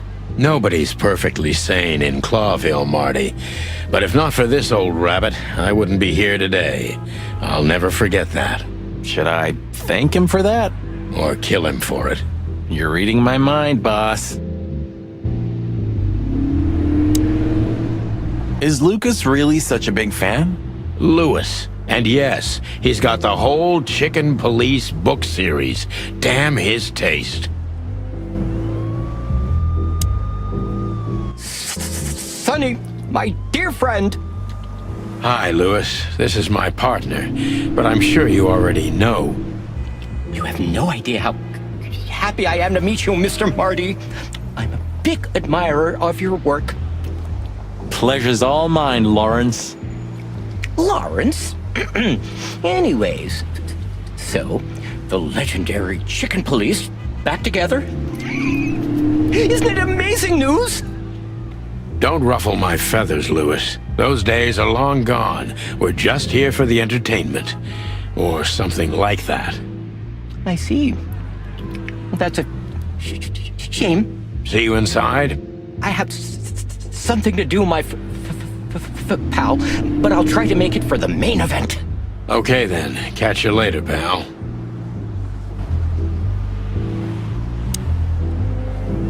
Look, Lewis, that bouncer over there. Well, yes. He is a bit intimidating, but his manners are impeccable. Am I right? Yes, indeed, but it seems tonight we're not on his list. Oh, I see. Oh, I get it. I get it. You'd like to go in, but he won't let you. Yeah, something like that. No problem at all. Come with me. I'll talk to him. Much obliged, pal. Yeah, thanks, Bunny. Excuse me. Ah, jeez, what the hell's wrong with you, Marty?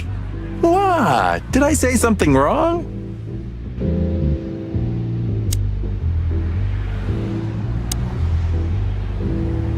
Sir, how'd you do? Everything's fine, Mr. Aworth. Good. Look, this noble pair of pigeons are my friends. They're on the list, okay? Naturellement, sir. And as for you, you owe me one, gentlemen. Thanks, old pal. It was my pleasure to help you, as always.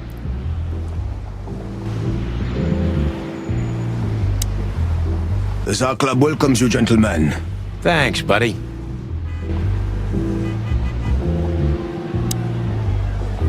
The jazz overwhelmed us.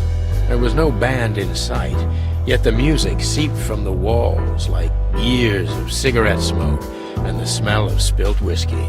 Behind the bar, rows of fancy bottles reflected the harmonious voices of pretty dames and the clinking of crystal glass. It was the kind of place that makes you drunk, even if you've never had a sip. A dangerous place for someone like me.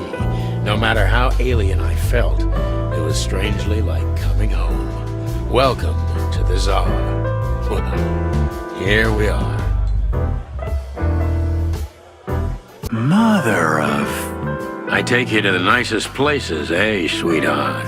Oh, does it mean you're buying, honey? Don't even think about it. Ah, men these days. So, we're here to find a dame called Natasha. I have a hunch she won't be hard to find. Let's mingle and try to avoid suspicion. Just like always. No, Marty, not like always. This time it's for real.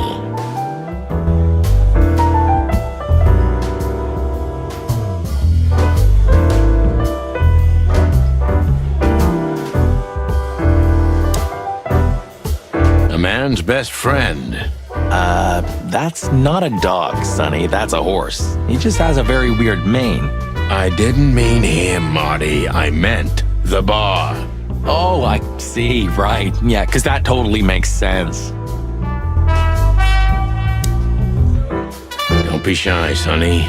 Just ask him for a drink. Still talking to yourself, huh? Great. 2 whiskeys, kid, and no horsing around. I've never heard that one before. Sonny, you gotta drive, you know? Yeah, you're right, Marty. Hey, Longface, give me a glass of tap water too, okay? Yes, sir. Coming right up. That wasn't exactly what I meant.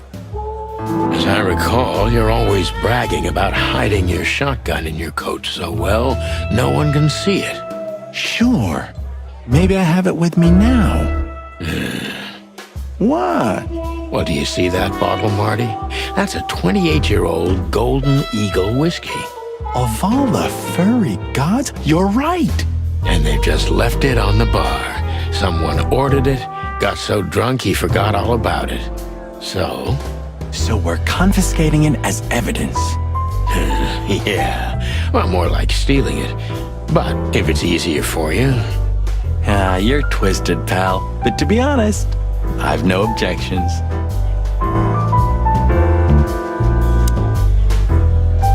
Gentlemen, your drinks. Yeah, sorry, but we have to run. Thanks anyway, Bojack. Ugh, my name is not Bojack. I tip you, pal, but I don't have any change, so...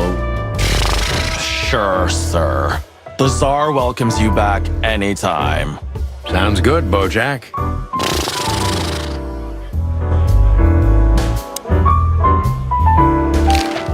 Tell me, Hey Breath, have you seen Natasha tonight? Not yet, sir, but she's coming on soon. Well, can you tell me anything about Mr. Ibn Wessler? Sir, I don't want to. What about, let's see, $5 maybe? But, sir, you haven't even paid for your drinks yet. Yeah, stop riding on the details, Big Nose. You do your job, and we'll do ours, okay? I mean, we're not here for work, of course. We're just here to relax.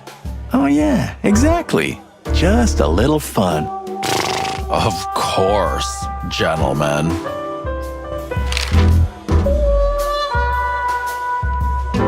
Anything else, sirs? No thanks, Mr. Ed. Keep up the good work.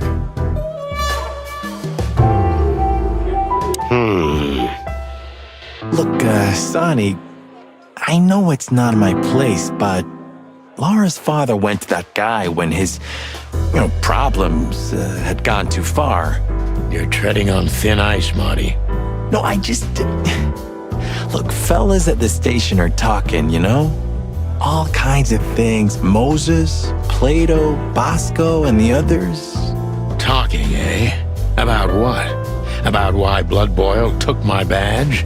About what an untrustworthy alcoholic wreck I am? Look, I'm sorry, it doesn't matter. Good, and let it stay that way. At least we're cracking this one together, yeah? Sure, Marty.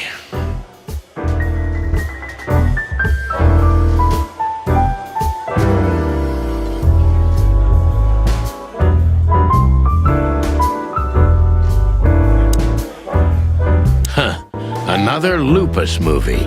Jeez, is there nothing today they're not trying to sell with this guy? Whoa, don't be rude, Sonny. Lupus is a timeless genius. Have you seen Predator City? God, I'm still getting chicken bumps. But wait, who's that next to him? Cassandra Ruby Faye. Nah, never heard of her.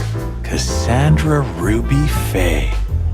Oh, gods, even her name makes me go weak in the knees. Watch your blood pressure, pal. Don't mind me. Just women and guns are my only weakness. No shit. Remember the name, Marty. Cassandra Ruby Faye. Marty, shut up. Remember the... Marty.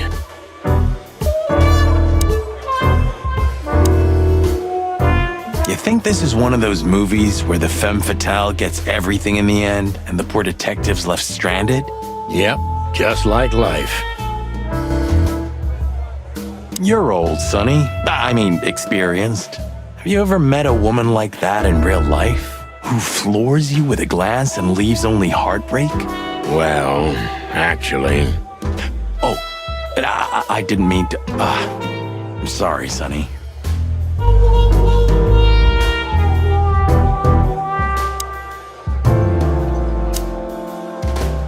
Ooh, I've seen this. Hicks Poodle plays a private eye, hired to look for a woman, then gets into some kind of blackmail thing that's connected to the first case, and...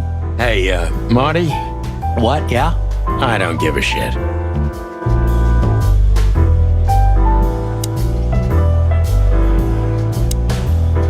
It's a classic, and kind of reminds me of the situation we're in right now. How so? I don't know. A mysterious case, a mysterious woman, strange threats, some off-duty investigation. So? Like, think about it. What if we're in a movie? And this whole mess is just fiction? Marty, I think you're having a nervous breakdown.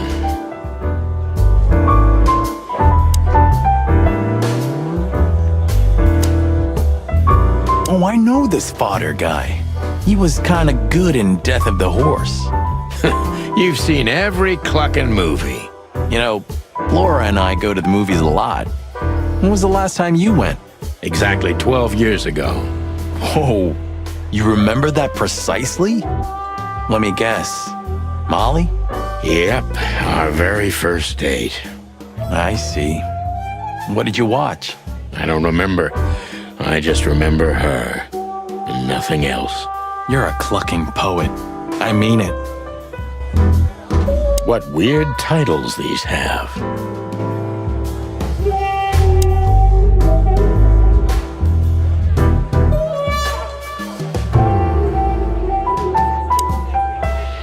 Hey, there's Philmar. Who? Oh, yes, Philmar, because that's what he calls himself, right? You know him well? We had some seriously wild cases together, yes. Mainly in Averia, way before Clawville. Another place and another life. Sounds good. Like the blurb of some cheap pulp fiction book. Yeah, it was the exact opposite. But the old bird's worth saying hi to. Well, well, if it isn't the great detective, Marlowe. Blow me, Sonny. You know I don't use that name anymore. Okay, Mr. Dumbass alias Philmar Lowe. So says someone who tried to go undercover with a Feather Pillow Mafia is a turkey. Right, Mr. Turk Cayman? Hey, that was a long time ago. I was young. And I stick to my principles and my stupidity. Phil Marlowe, and that's that. Don't rile me up, you old fart. Okay, fair enough. Sorry, I'm a little clucked tonight. I know the feeling, pal. By the way, what are you two doing here? You stick out a bit. Are you here for a good old-fashioned beating? We stick out? Man, you look terrible. Like someone who sat on an electric pole. Don't even ask. I feel exactly like that. You want a case? 5 feet tall, half of that legs. Angelic voice, demonic eyes, just the usual. Oh boy. And you? Something like that. Just don't know the exact numbers yet. A dame named Natasha. She called us here. If I'm not mistaken, the joint is hers. Yeah, she owns the joint, amongst others. Well, good luck, guys. That broad has a reputation. She's not the kind to toy with, if you know what I mean. Any useful information? For free? Stop clucking around, Philmar. All right, but just because of the old days. Look for me after you've talked to her. You wouldn't understand what I have to say about her before then. Don't leave unless you're thrown out, in which case, you know the drill. We don't know each other, I'll deny you in a blink. Good to see you too, old pal. We'll be back.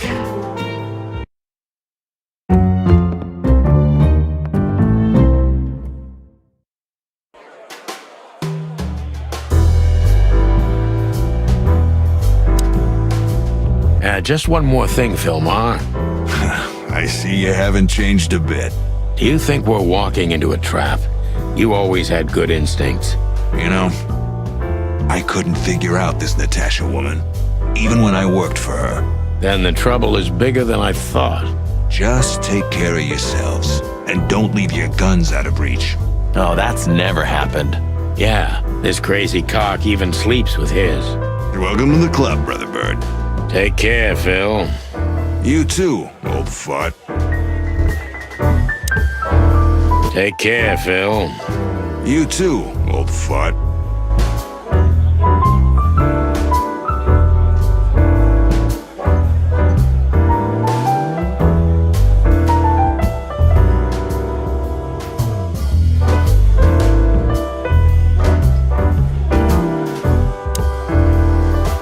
Isn't that... Yes, it is. The great Ibn Wessler, in the flesh. So much for our incognito. You think he noticed us? Only if he's not entirely blind. Great. Just try to act normal, as much as you can. Yup, that's him. The big rat in the flesh. Well, it looks like this unpleasant conversation can't be avoided. Just act nonchalant, my friend. No, it can't be. What now? Is that Olivia? No, Marty. Hey, Olivia. Are you talking to me? It's me, Marty McChicken. Oh, God. What a pleasant surprise. The Rooster Copper's in person. Chicken police. But yeah, Mr. Wessler, you could say so. The name's... Sunny Featherland, of course. Chicken police. Your partner is, Marty McChicken, sir. I just introduced myself to your lady companion seconds ago. Oh yeah. I'm so happy to see you. Hello, boys. So, to what do we owe this pleasure, gentlemen? Yeah, so, we were, just in the neighborhood, and... Cut the crap, Marty. All right, we're here for your sweetheart, Natasha. Oh, I see. No big deal. Just a blackmail thing. You know, horrifying threats written on the wall with blood-red paint. The usual stuff. You must be familiar with this kind of thing. Oh yeah, indeed. It's, nasty business. But I didn't know Natasha hired a detective because of this simple matter. But to be honest, I understand. I would have taken matters into my own hands, you see. But I'm kind of busy. Mr. Wessler had a meeting with Attorney General Hamtaro yesterday, so he's rather tired. If you would excuse us. Oh, dear Olivia, it's okay. These gentlemen are just doing their job, right? And if I've heard correctly, they're notoriously thorough. So, how can I help you? We've got a few questions, if you don't mind. I'm at your service.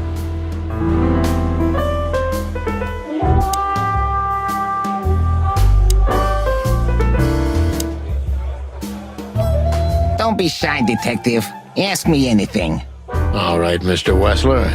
Let's see.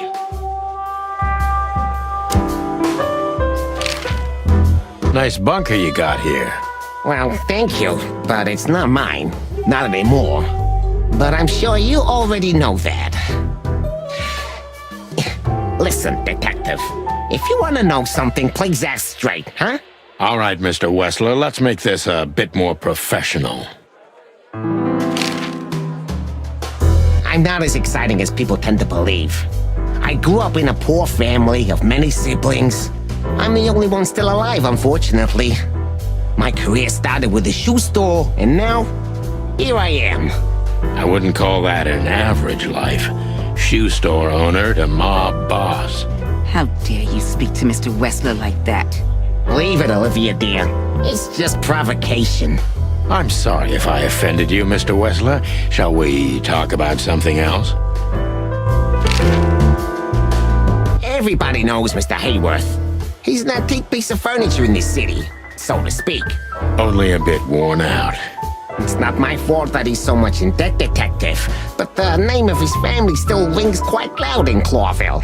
Is that still worth anything? The name is just their name, of course, but the man behind the name is another matter, Mr. Featherland. You're a pragmatic rat. Thank you. Look, detective, if you want to know something, just ask. All right, Mr. Wessler. Has your assistant been working for you long? Are you talking about me? Yes, I'm talking about you, ma'am. Let me answer your question then. I've been in Mr. Wessler's employment for 6 months. Why do you ask? Oh, just routine questioning, you know. Most of them aren't good for anything. Just killing time. It sounded rude to me. Yeah, please forgive a detective. Olivia's a real firecracker.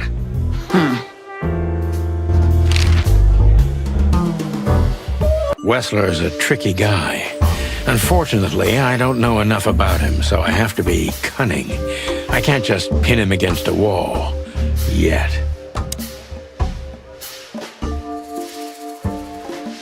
How did you feel when you heard about the blackmail? Honestly, I found it ridiculous. And now? Now I'm kinda interested. But I wouldn't call it blackmail yet. They're just empty threats. There were no demands. Good point. Thank you. Are we done? No, not quite. I'm sorry to hear that.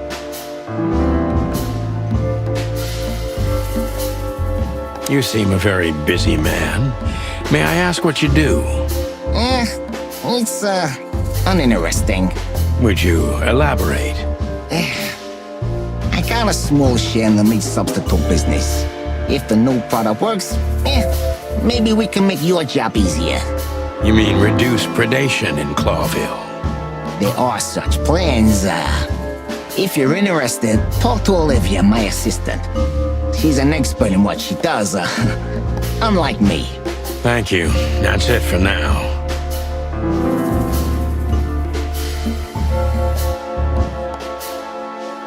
How are your alibis, Mr. Wessler? Am I a suspect? That was fast. But thank you for asking. They're solid. Just ask Olivia. She can enlighten you in this matter too, if you're curious. No need. And no, you're not a suspect. Yet. No more than everyone else in Clawville. That's, reassuring. Wessler is tougher than I thought. And he's secretive. It's time to gently beat around the bush.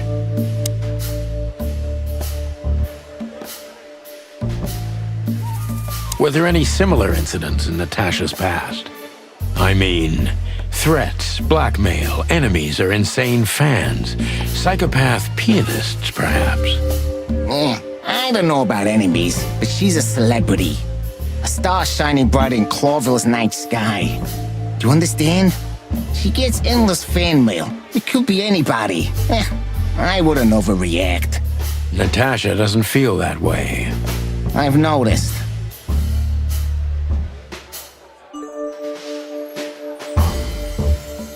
Do you think one of her fans is the culprit? Someone who can't take rejection, maybe?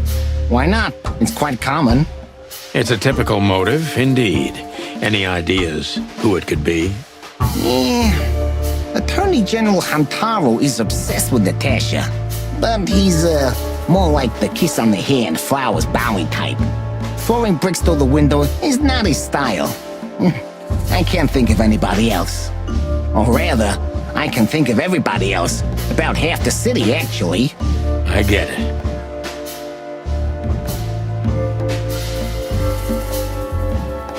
The mob boss and the pussycat, eh? How did you even meet? Huh? Are you trying to piss me off, Corpora, so I accidentally let some big secret slip out, huh? A simple answer would work. You know, Natasha, she's both connoisseur and muse. How was it? When was it exactly? You don't remember? That's strange. Yeah, the millions, of course. It was like another lifetime. It happened right here, only this place was called the Millions back then. She was a dancer. Behind the scenes, I arranged opportunities for her on the big stage. Maybe she still doesn't know it was me. Then one day, I invited her for a drink with a promise that if she was willing to meet me, I'd buy the place for her. I guess she was willing. The next day, she had the club in her name. Well, that is romantic. There are many kinds of romance, Birdman. There's cheap and there's expensive. You get what you can afford.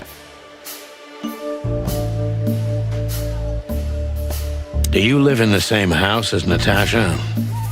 Oh, you're really something. Natasha's a free woman, but mostly, yeah, at my place in Gold Town. But she has her own kind of a weekend house. How often does she use the weekend house? Every other weekend, roughly. I see. That's very important information. If you say so.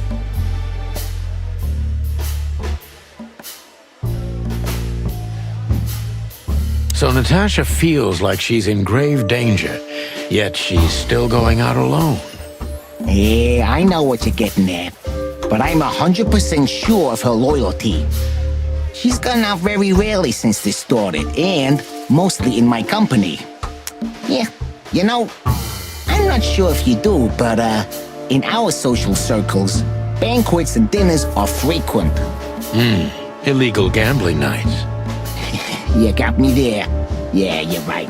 Natasha is crazy about the roulette wheel. Always putting it all on the red, right?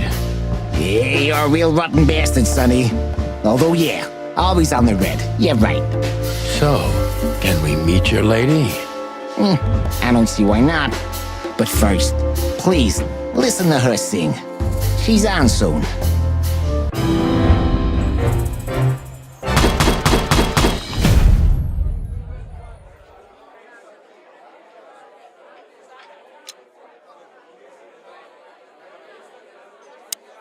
Thank you for your time.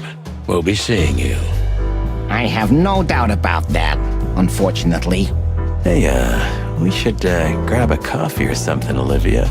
You know, for old time's sake. Pleasure to meet you, gentlemen. Goodbye. Oh. Please, take a seat. The show's gonna start soon.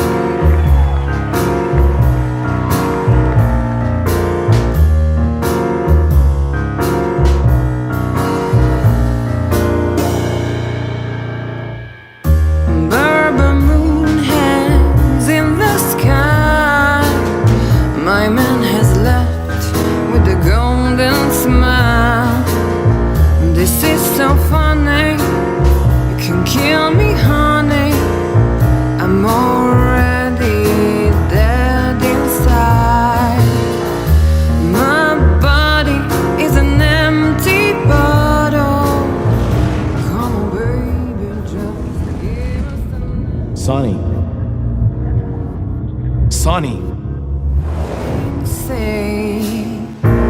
Chloe's still lying in my bed, and it's dead.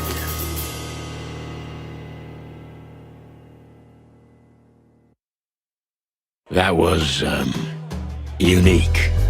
Oh, that is cute. Nobody has ever given me such a unique compliment before. Forgive me, my name is Santino Featherland. I thought so. You look more or less like I imagined. More or less? Sometimes less is more, Mr. Featherland. You were amazing, dear. As always. Could you be my little furball and fetch me a cocktail? But of course. With all due respect, ma'am, we're not that easy to get rid of. Doesn't matter who's trying, believe me. Doesn't matter, he'll do it. That's why I'm telling you. I don't want a scene. My room's upstairs. Meet me there in 20 minutes. Come alone, Sonny. You'd be too conspicuous otherwise. Hey. I understand. You know, they call him Target Marty at the station. I don't have time, Mr. Featherland. Sure thing, Natasha. I'll come to your room. 3 knocks, a short pause, then another 3. I'll be waiting. Go, before he comes back. I knew she was trouble the first time I saw her. She wore danger like a perfume. It was simply part of her being, and it attracted me, like light attracts the moth people. I wanted to be the microphone as she whispers her melodies, or the pillow she rests her feet on while reading some cheap romance.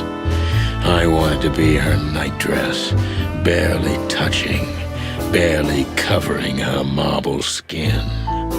But I was a cop, and a lifetime wouldn't be enough to rid myself of what a woman like her hides under her makeup. Keep your distance, Sonny. Just keep your distance.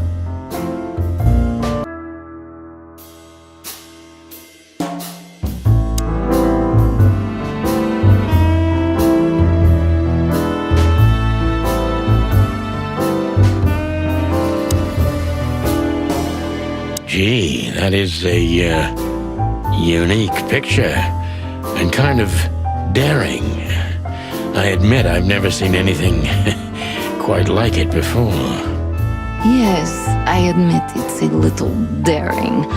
I keep it. It evokes good memories. A precious old friend of mine. A most wonderful artist. He's got an eye, that's for sure, considering his model. Was that supposed to be some kind of compliment? I don't know. I don't compliment often. Not on purpose, anyway. Oh, you're funny. This woman's aware of her charm, and she knows how to use it. A rare and dangerous combination.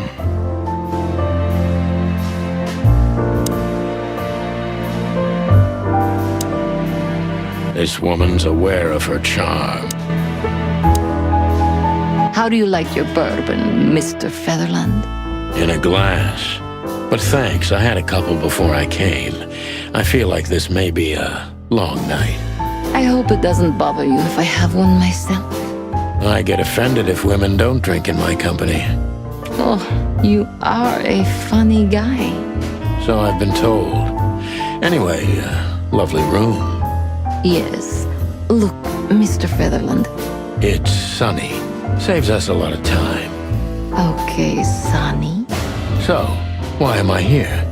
You know, men tend to babble in my presence. It must be exhausting. It is. But you're not the type to beat around the bush. Is it too banal if I tell you it's an occupational hazard? Terribly. So can I start the unpleasant questions? I've asked you here so you can do what you do best. Really? I thought you asked because you wanted me to investigate for you. But if you'd rather be drinking... Oh, you do have a sense of humor. How reassuring. Only if I'm a bit hungover. That's usually quite common. Oh, please drop the act about being the alcoholic, heartbroken ex-cop, Sonny. It would undoubtedly suit you, but I've seen you scanning my room. From the second you set foot in here, you started working, and everything I say gets sorted in your brain. Am I right? That's a bit of an exaggeration, but yeah, it's something like that. Well then, Sonny, come at me. Well, that's something I don't hear often. With pleasure.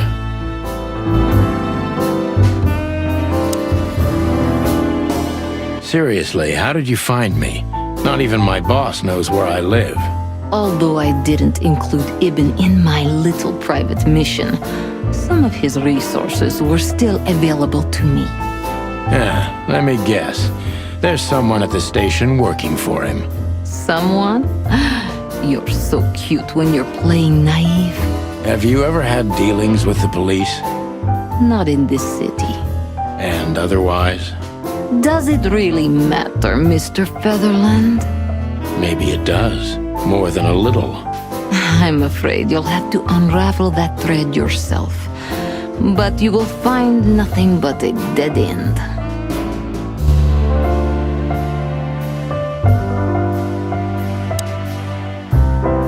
Natasha is a confident woman.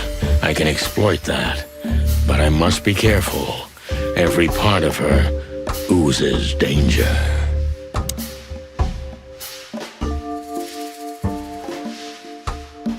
That was a remarkable performance. I'm glad you enjoyed it. Do you perform here frequently? You're also the owner, if I'm not mistaken. Sadly, I don't have the time. But the stage still calls my name, and I perform just a few times a year, and always with a new song. So that was all the excitement. I have many admirers, if that's what you mean. Yes.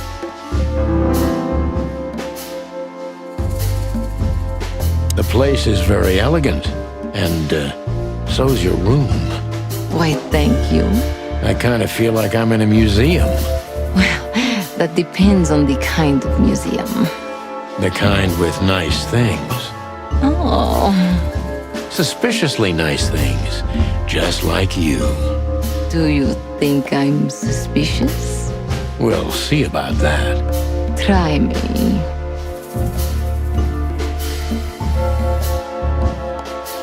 Do you think one of your admirers might be behind the threats? Those who admire me usually idolize me. No, I don't think it's one of them. You know, the soul of an animal is extremely complicated. Sometimes all it takes is a bad look or some small rejection to turn admiration into hate. That's a stillborn theory.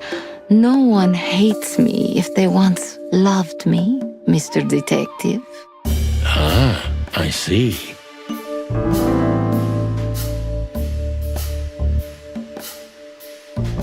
Do you have any material evidence concerning the threats? You may think I'm irresponsible, but I didn't keep any of it. I simply couldn't bear to look at them.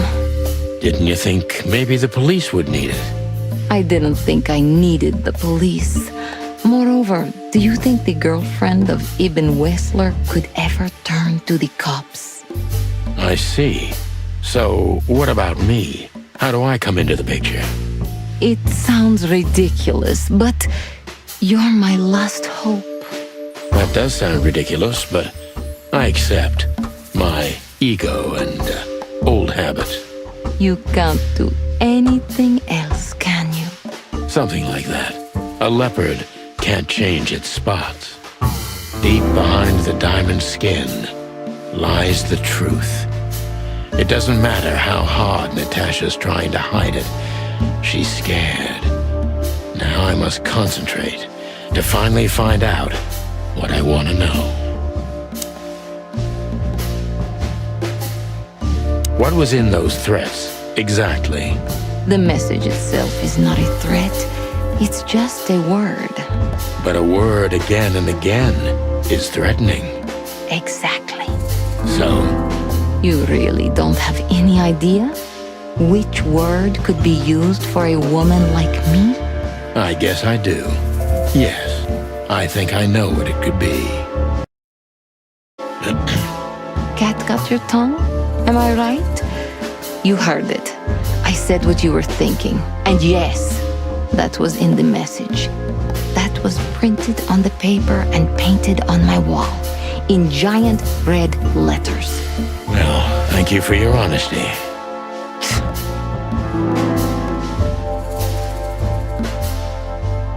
What about Fillmore? Is he here because of you?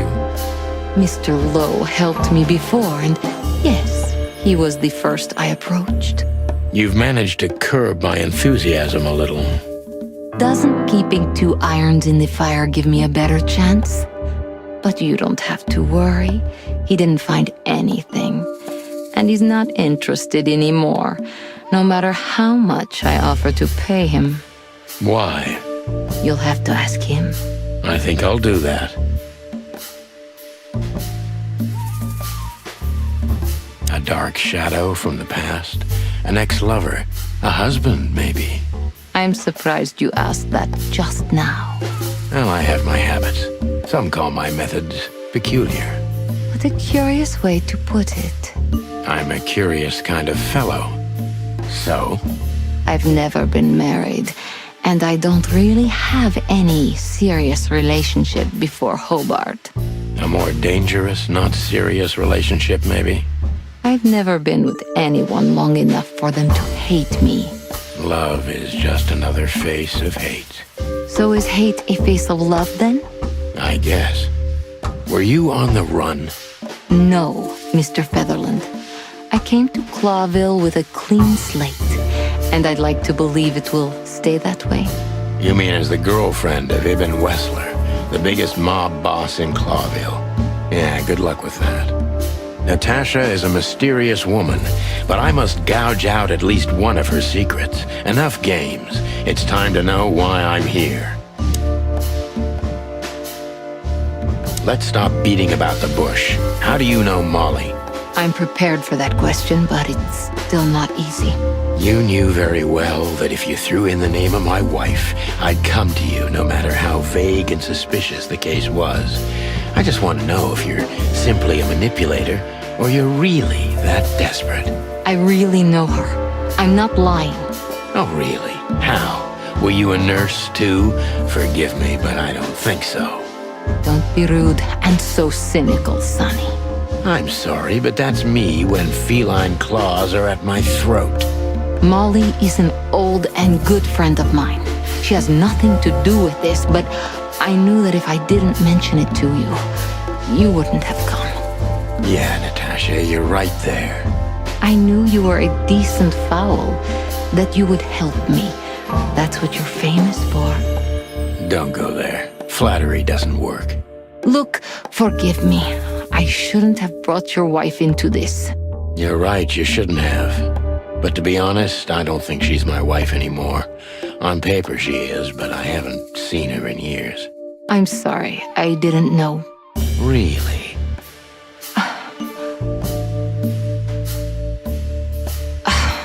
I did. I knew. I checked you out before I sent Deborah. Cluck me. This case is getting more and more intriguing.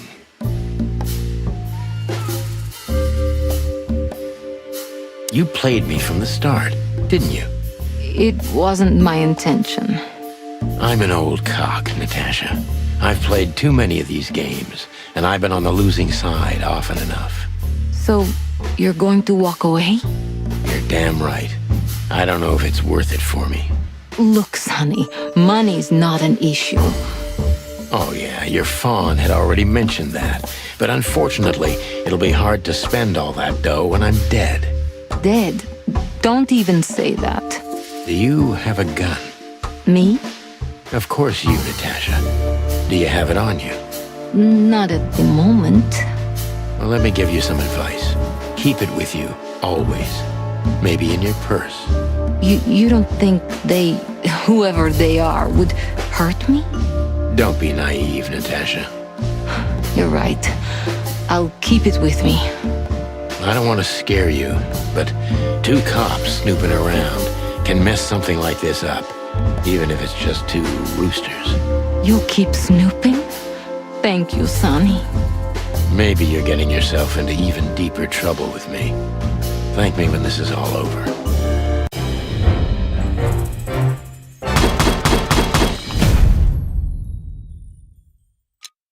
Natasha is a confident woman. That was a remarkable performance. I'm glad you enjoyed. Do you perform? Sadly, I don't have... So that was all the excitement. I have many admirers. The place is very elegant, and so's your room. Why, I kind of feel like I'm in a museum. Well, that depends on... The kind with nice... Oh. Suspiciously nice things. Do you think I'm... We'll see. Try me. Do you think one of your admirers might be behind the threat? Those who admire... You know... That's his...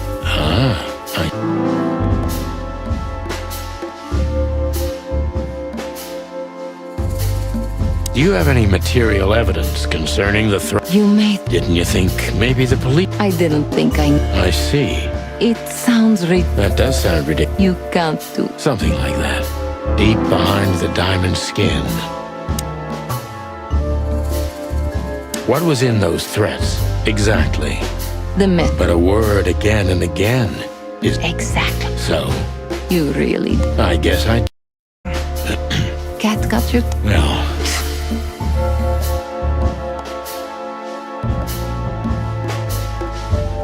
No one's ever seen the culprit? Not even a shadow? That's one of the most curious things.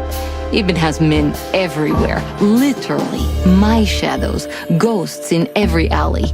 But no one saw anything. One of them could be the culprit.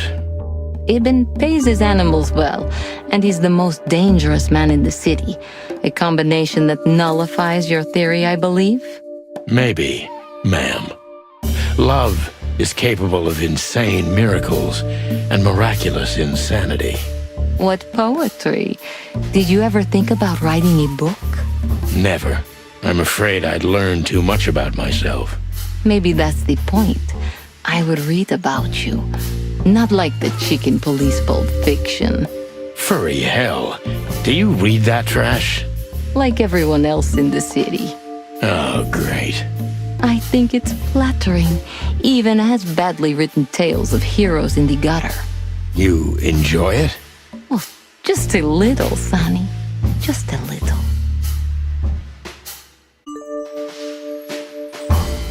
A dark shadow from the past? An ex-lover? A husband, maybe? I'm surprised you asked that just now. Well, I have my habits. Some call my methods peculiar. What a curious way to put it. I'm a curious kind of fellow. So? I've never been married, and I don't really have any serious relationship before Hobart. A more dangerous, not serious relationship, maybe? I've never been with anyone long enough for them to hate me. Love is just another face of hate. So is hate a face of love, then? I guess. Were you on the run? No, Mr. Featherland. I came to Clawville with a clean slate, and I'd like to believe it will stay that way. You mean as the girlfriend of Ibn Wessler, the biggest mob boss in Clawville? Yeah, good luck with that. Natasha is a mysterious woman, but I must gouge out at least one of her secrets. Enough games. It's time to know why I'm here. Let's stop beating about the bush. I'm prepared for that question, but it's... You knew very well that if you threw in the name of my wife... I really know her. Oh, really? How? Don't be rude and... I'm sorry, but that's me.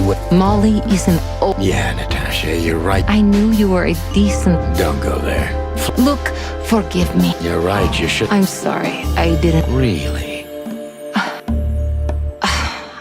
Luck me. You played me from the start, didn't you? It wasn't my intention. I'm an old cock, Natasha. I've played too many of these games, and I've been on the losing side often enough. So, you're going to walk away? You're damn right. I don't know if it's worth it for me. Look, Sonny, money's not an issue. Oh yeah, your fawn had already mentioned that. But unfortunately, it'll be hard to spend all that dough when I'm dead. Dead? Don't even say that. Do you have a gun? Me? Of course you, Natasha. Do you have it on you? Not at the moment. Well, let me give you some advice. Keep it with you, always. Maybe in your purse. You don't think they, whoever they are, would hurt me? Don't be naive, Natasha. You're right. I'll keep it with me. I don't want to scare you, but 2 cops snooping around can mess something like this up, even if it's just 2 roosters. You'll keep snooping? Thank you, Sonny. Maybe you're getting yourself into even deeper trouble with me. Thank me when this is all over.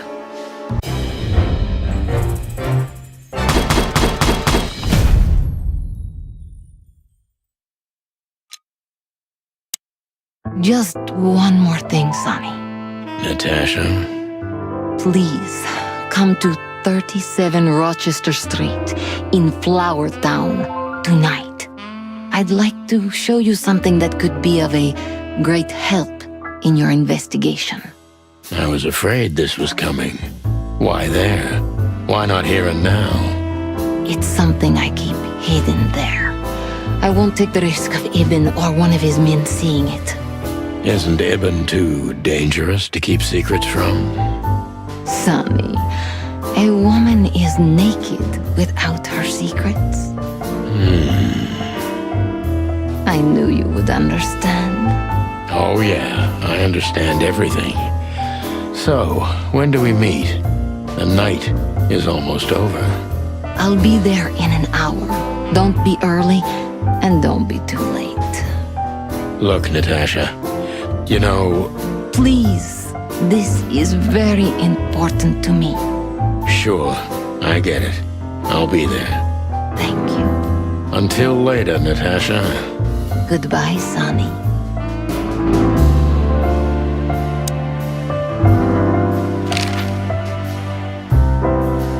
Why did you name it the Tsar Club when you took over?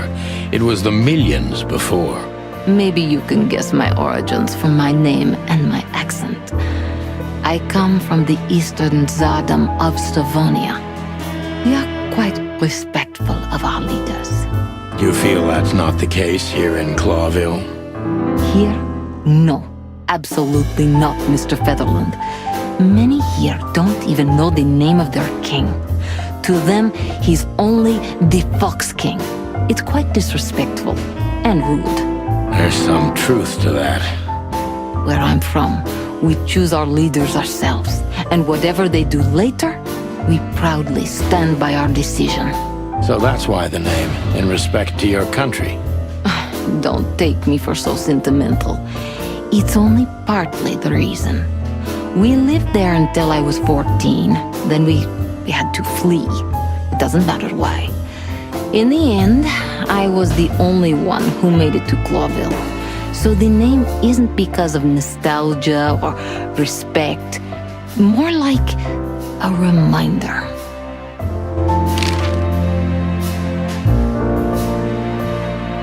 So, why Deborah? I could not seek you out in person. It was risky even to send Debbie. It's too late now. Mr. Wessler is aware of my little investigation. I'm sorry I got her mixed up in this. She's a lovely girl. She looked like one. May I be brash? It's New Year's Eve. Everything goes tonight. Ibn, do you love him? In my own way? Yes, I do. Whatever that means. You can't understand this, Sonny. There are women who can't actually love. Not like they're supposed to. But that doesn't mean they don't love however they can. That's not a real answer, is it? If you only accept yes or no, then yes, I love him. So this message... I'm sorry I had to upset you, Sonny, but if I didn't take that step, would we be talking here right now? Well, probably I'd be dead drunk and counting sheepmen in my dreams. I'm good for you, you see? Yeah, you're a real angel. Why just me? What's wrong with my partner? Nothing in the world. I just like to be discreet. I wanted to talk to you in private because of Molly. Thank you for your discretion. It means a lot. Don't mention it. So, who's this Olivia bird? I know well what you're curious about. You want to know if she's sleeping with Ibn. The thought may have crossed my mind. You men. But guess what? Maybe she does. You don't care? As long as he loves me, I don't. Well, that's your business. What do you know about her? She's not the one threatening me. You can be sure of that. I know that was your next thought. The lovesick assistant is jealous of the boss's girlfriend and wants to flick her out of the picture. It would even stand up, but Olivia doesn't have feelings. If she let Ibn sleep with her, it's because she does what he says, nothing more. That was so honest and raw, I'm inclined to believe it. Do you have a light, Natasha? I'm sorry, I've never smoked. Really? That's very uncommon in your line of work. It was uncommon in all my previous lines of work too. But I promise the next time we meet, I'll bring you a box of matches. I might take you up on that. No trouble at all. Do you have a... I'm really? It was...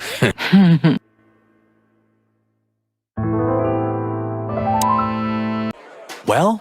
Weren't you supposed to be waiting in the car? I was bored to tears, Sonny.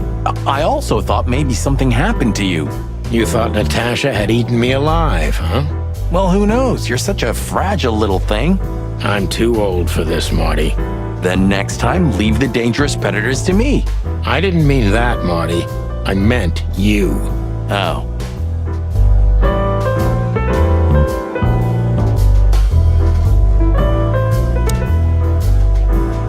Isn't that Fillmore standing? You're right. So, have you talked to Natasha? In fact, yes. She was, kind of mysterious. I bet she was. You know, I've never abandoned a case before. Not voluntarily, anyway. But that woman... You're, too old for this shit, huh? As you say, pal. That's exactly how I felt, too. Before you leave, take this and examine it closely. What is it? The reason I've decided all of this is not worth it for me. Wow, that sounds encouraging. Take care of yourselves, guys. This case, maybe it goes deeper than you'd think. Oh, that makes my feathers stand on end. Ah, old croakers. You're safe while I'm here. Okay, I didn't say anything.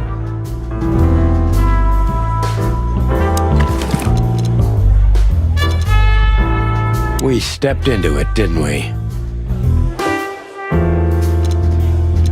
Come to daddy, darling.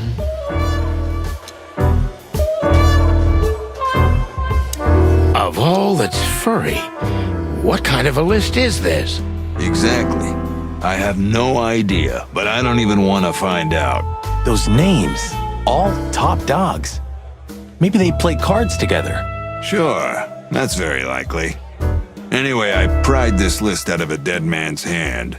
Somebody dropped him outside the forest, a few miles from the Wessler residence. I should have known she was keeping secrets. Keeping secrets? She's the secret herself. Thanks, Fillmore. This could be important. Don't thank me. Maybe I've just signed your death warrant. Oh, thank you, sir. Oh, shut up, Marty. Calling booze darling, it's kind of weird, don't you think? Says someone who calls his gun collection his harem.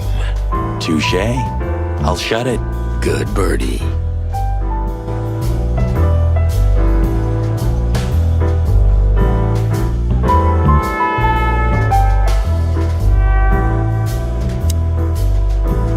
This guy is certainly not a gangster henchman. Of course he's not. Excuse me, pal. My name is Santino Featherland. Gabriel, what do you want? Chickens. Do you happen to know where Mr. Wessler went? Do you take me for a fool? Get out of here while I'm in a good mood, birds. Okay. Thanks, big boy.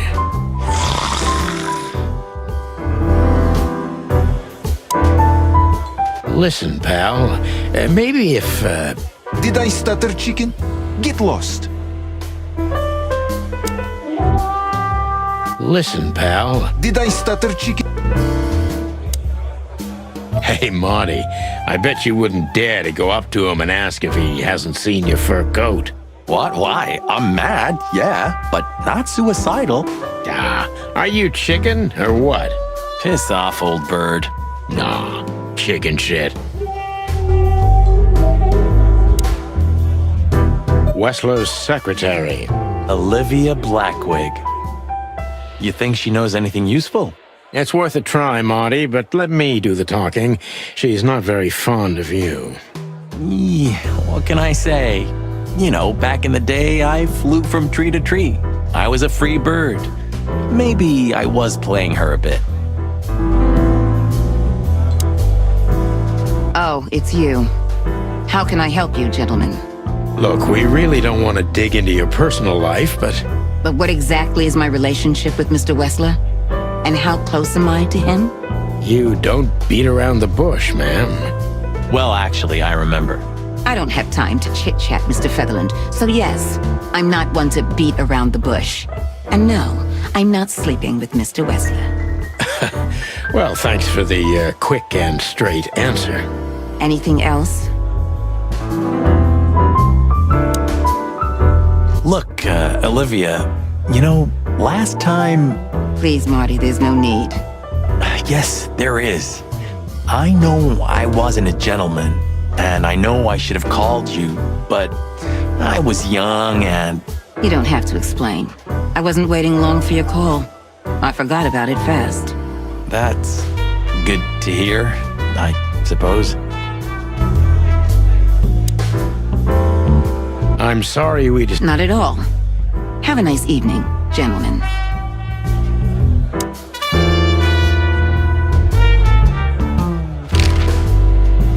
Do you come here often, Olivia? No, not really. Well, okay. Thanks. You're welcome. You know, Ibn's not as ferocious as you'd think. On the contrary, he's become very different recently. I heard. Don't you find that weird? A sudden change of heart? Sometimes an animal just has enough. Fed up and wants a change. I deeply respect that. Well, thank you for your honesty, ma'am. What's your relationship with Miss Natasha Katsenko? We've talked a bit, that's all. There's no tension between you? You know, the pretty secretary. Well, thank you for your compliment, Mr. Featherland. No tension. Natasha's an intelligent woman. I respect her. Is that mutual? That I can't tell. If I'm not mistaken, Natasha has a weekend house in Flowerville. Yeah, that's right. Can you tell me anything about it? I've never been there. Allegedly, it's beautiful. Elegant and luxurious. Just like Natasha herself.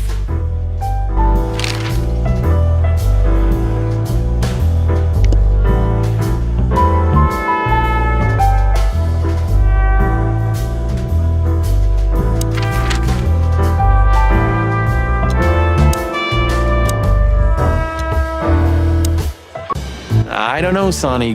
What exactly are we doing here? Let's hope we can learn something about Natasha and Ibn by sniffing around before we visit that weekend house in Flowerville. Learn something? From Phyllis and Roy's? Well, I wasn't exactly thinking about them. Yeah, figures.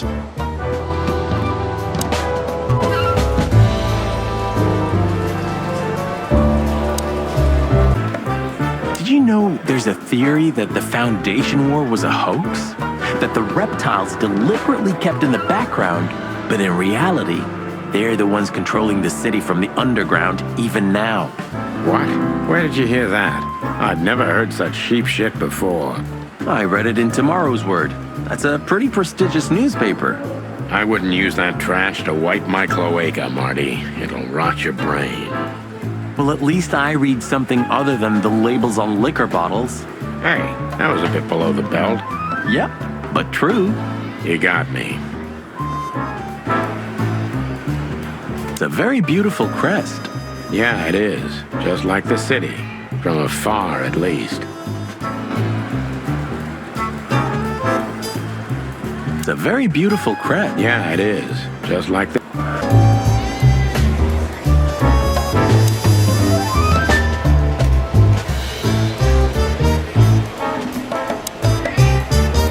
Good old Bosco's slowly becoming the same piece of furniture we are. Sure.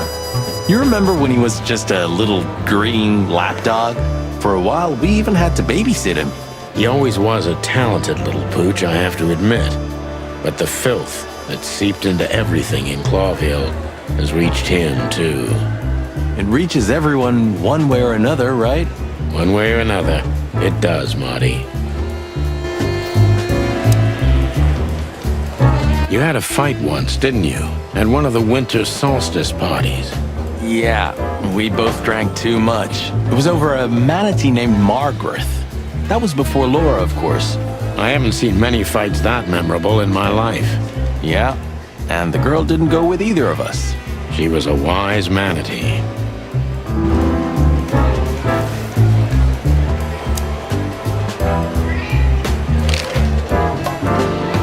Listen, Bosco, what do you make of this list? Maybe it's the guest list of some fancy ball. These are some rather influential names, the ones I recognize anyway.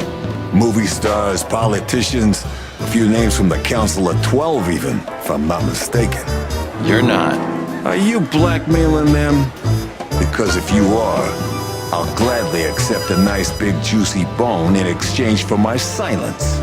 Stop screwing around, Bosco. It has nothing to do with our case. Which is what, exactly? We're still not gonna tell you.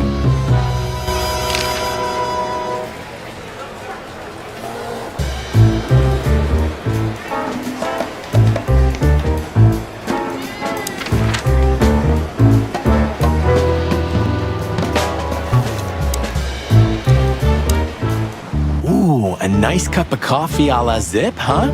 We're not here for the coffee, Marty. Zip always knows more than what he lets on. It'd be worth interrogating the old trash panda. If he forgave us for wrecking his joint last time. He'll never forgive us, Marty, but we helped him out of trouble so many times, he's not gonna have any choice. I hope you're right, old bird.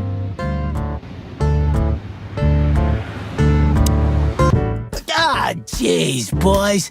Out of 2,000 joints in the city, had to end up here, huh? Hello to you too, Zip. How's it hanging? I had no problems, until now. Ah, don't be such a drama queen. We just want to ask you a couple of questions, then we're out of here. And we won't even trash your place this time. What do you say? I say let's get it over with very, very quickly, chickens. Relax, pal. We'll be as fast as a hummingbird. I'm not your pal, and you're as far from a hummingbird as I'm from a polar bear. Oh, come on, Zip. Don't be so hard on yourself.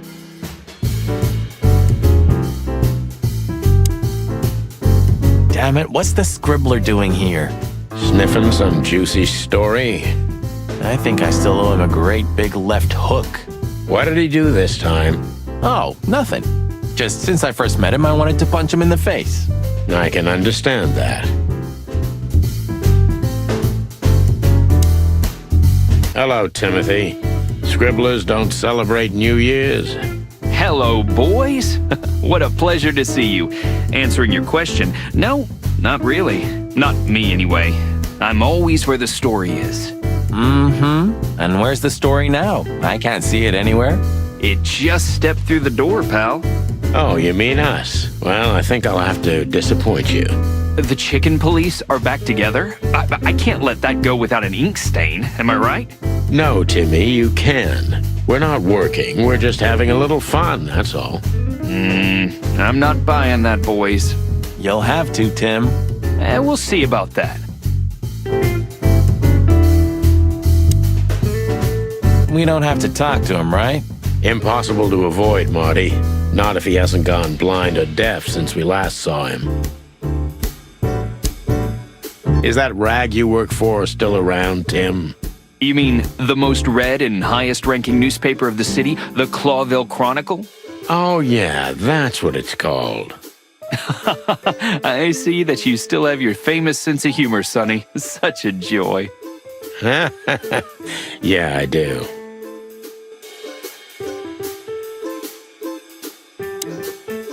So, how about you tell me what you're really doing here? Not a chance, Timbo. The truth is, we're already leaving. Sorry, pal. Maybe next time.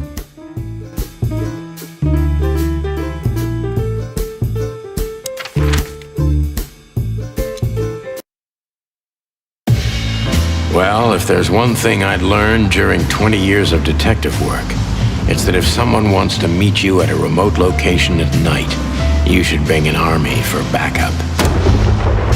One time, me and Marty were stupid enough to underestimate a situation like that, and we never really recovered.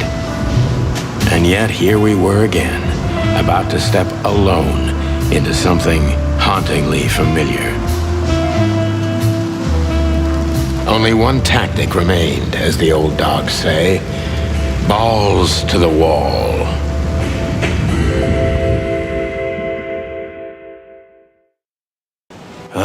This place gives me the creeps. I wouldn't say I like it either. Let's take a look around before we go inside. Textbook. I'm telling you, it's a trap. Shut up, Marty.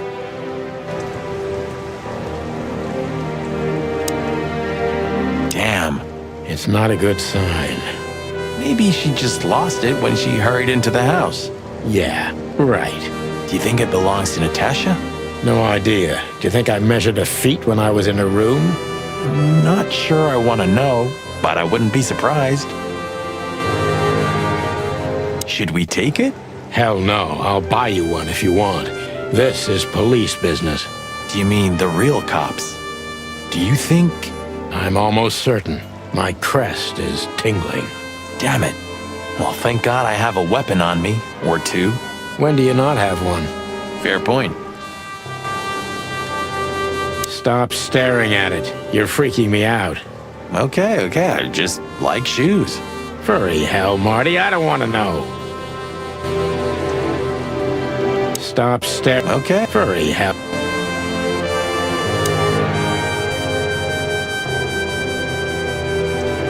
So, this is the word. What can I say? The message is loud and clear. Yeah, what matters is who is it for and what does it mean? I can't misunderstand that if I wanted to. We'll see. Wait a second, did that bimbo put a spell on you? As you used to say, don't let it cloud your objective judgment, Boss Bird. Watch who you're talking to, boy. You wrote that down? It burned into my mind.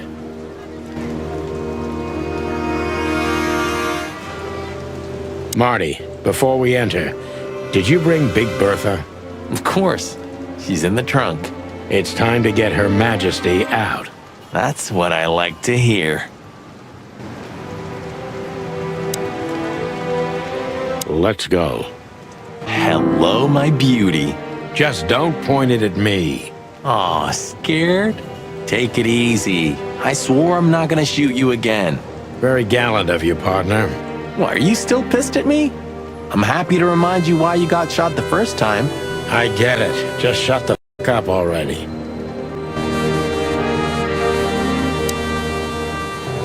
It's the nothing. What was that? Forget it. Just an old quote from a movie. It means it's fucking dark in here. Flashlight. I didn't bring one. Me neither.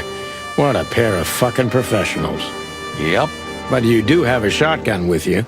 We should have shotguns for this kind of deal. Is that from an old movie? No, it's an original. Figures.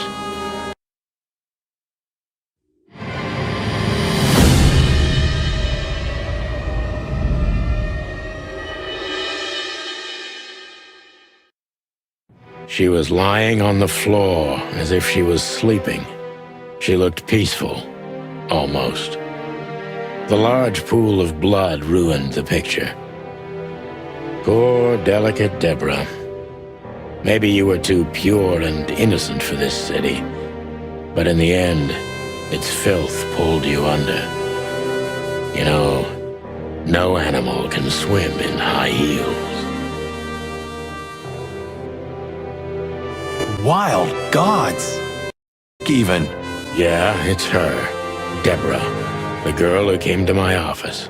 I figured. But what the hell happened? Was it Natasha? Is this what you wanted us to see? No.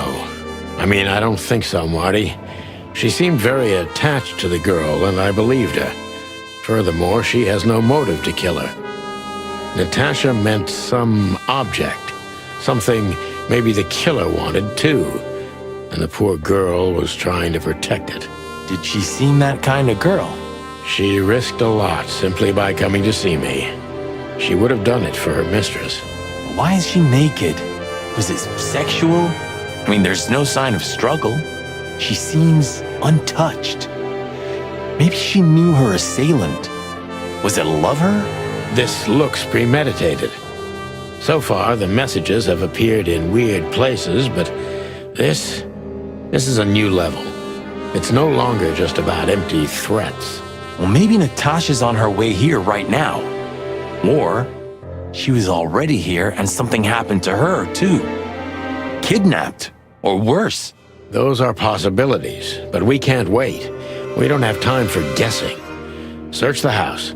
Search everything. The room's not trashed. Whoever did this wasn't looking for the same thing we are. Or they knew exactly where to find it. Wait, what are we looking for exactly? I have no idea, but it's something important. Things like that have a way of getting noticed when you come across them. Amen to that.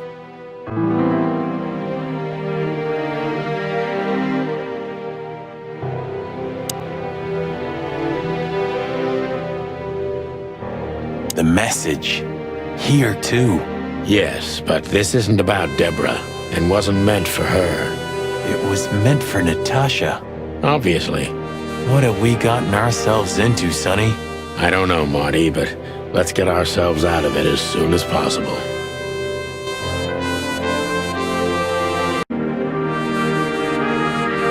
I really shouldn't be here, you know?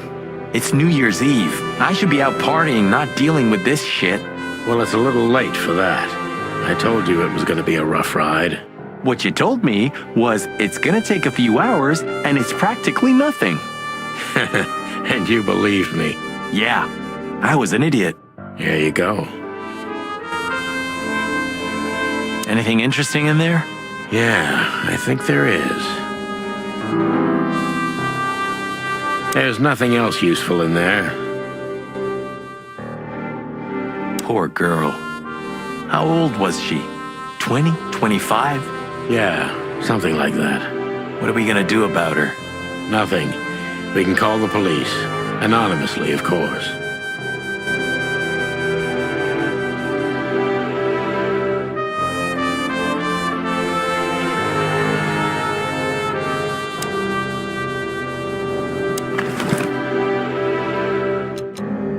SN. Could be the initials of a person, a place, a company, or a club.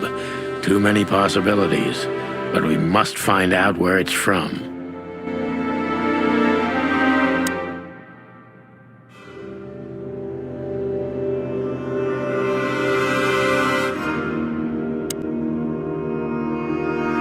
It's an exceptionally beautiful piece. What does it depict, I wonder? I have no idea, Sonny. It's so art, I'm scared to have an opinion. Nice. Yeah, it really is.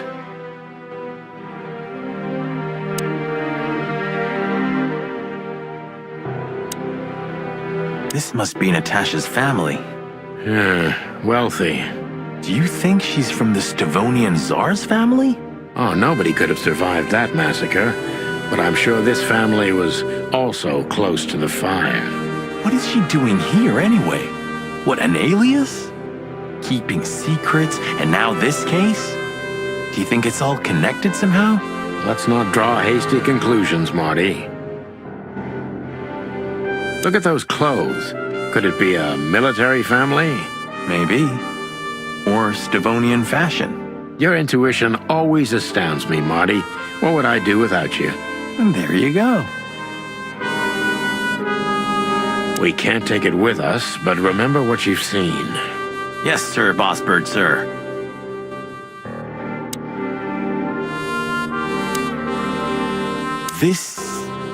What is this exactly? A human. Mythical creature. Quite the cult in Iveria. The whole country's full of these statues. Does it mean anything? They say humans are the keepers of secrets and the messengers of chaos and destruction. You don't think... Let's take a closer look.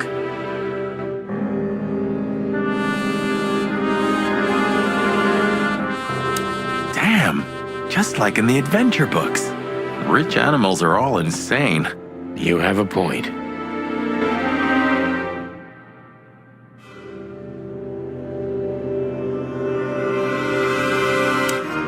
You can't be serious. Is this some kind of... Yeah, it's a riddle, Marty. But it doesn't make any sense. Why use something as simple as this when a 4-digit number is almost impossible? An idle whim, or the riddle has a meaning? Maybe. 4 animals into 4 places. What does it represent? Think, Marty. Where did we see 4 animals holding something in their hands?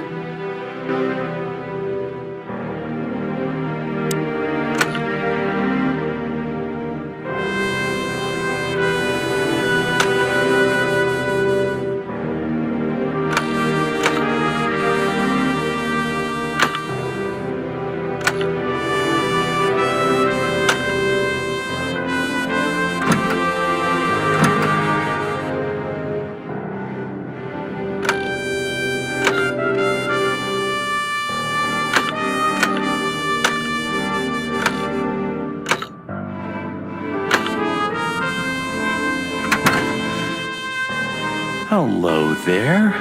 What could this be? Maybe a piece of a painting. And there's some kind of squiggle on it. The signature of the painter? Yeah, I can't make it out.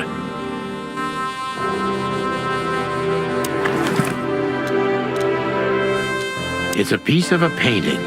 Judging by how well it was hidden, I'm sure this is what Natasha wanted to show us.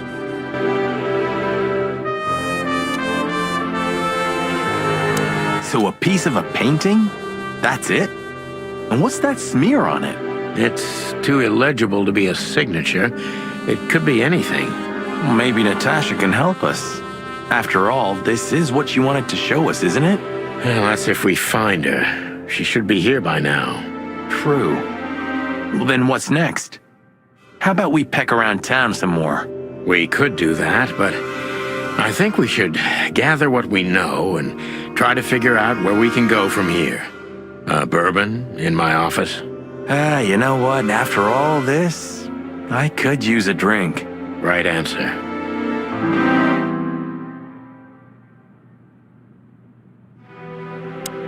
We should call the department.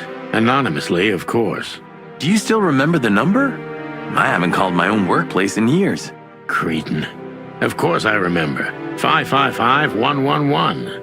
Is it? Since when? Since they invented the telephone. Yeah, of course. No, I knew that. I was just testing you. Yeah, right.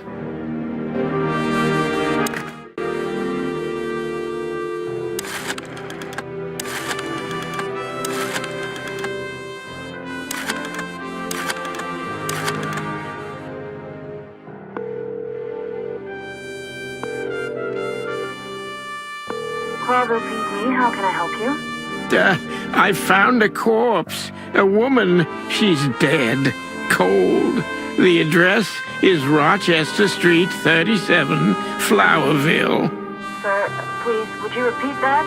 Rochester Street, 37. Write it down and hurry up for the sake of the wild ones. Hurry! Hurry! Like a pro. Yep, like I've done it before. Oh, yeah. I almost forgot. How can you forget a case like that? How many times have you seen a three-headed monkey in your life? I have a memory of a chicken, you know. That's for sure. Now let's get the hell out of here.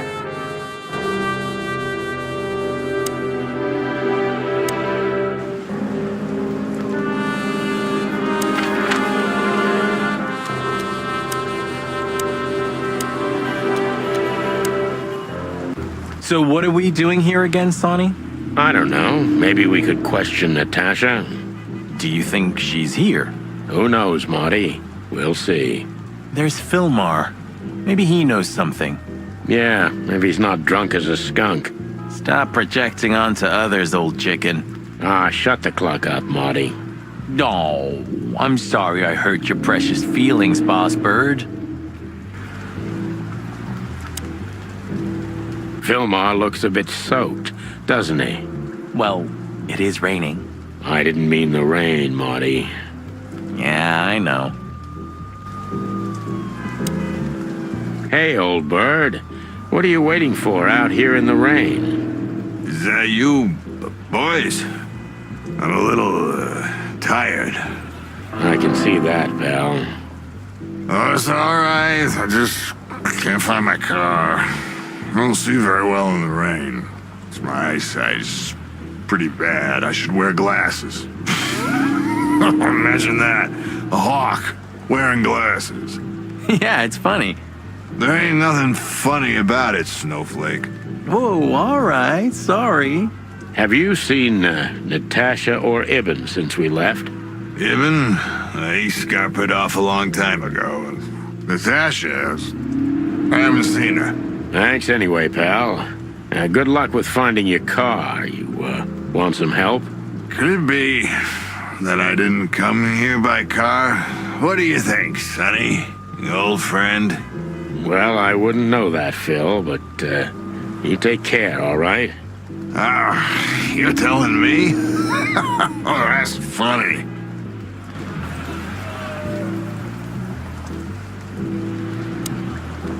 Sonny, pal, listen. Tell me, Phil. I like you. Really, I do. So listen here. Whatever happens, you hear? Whatever happens, never fall in love with that woman. You mean Natasha? Who else would I mean, bird brain? Okay, Phil. I promise. Like hell. Maybe I came by bike. Bike, huh? I have a hard time imagining that, pal. Yeah, right. Me too. Maybe you flew, huh? Don't you provoke me, Marty. You hear? Hey, I was just kidding. Don't peck off my tail feathers, brother. Maybe. Bike. Don't. Hey,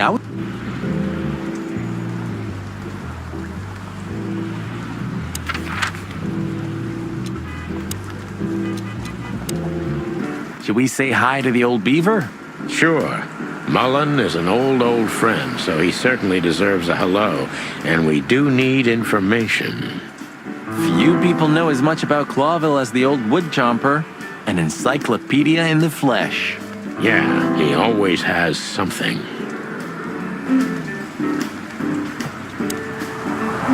We're getting older and older, and Mullen's not changing a bit. Where's the justice in that? He's just eternal. Like an ancient god or something. Or the personification of the city. What a lovely thought.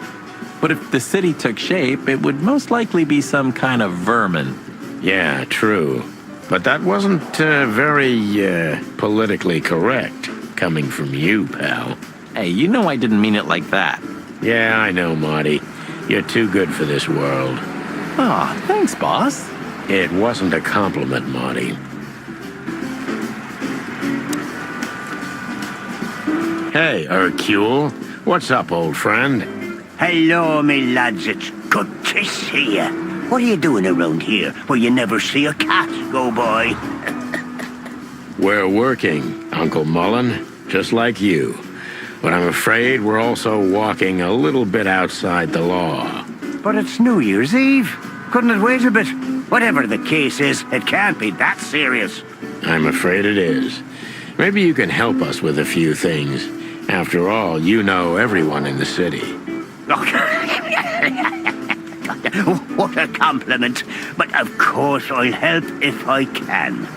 I know you ever since you appeared in the city. Young, fresh, full of ambition. And little Marty had been just a chick when he was already coming here every day with his daddy, eh? You're like me sons, so you are. Aw, thanks, Uncle Mullen.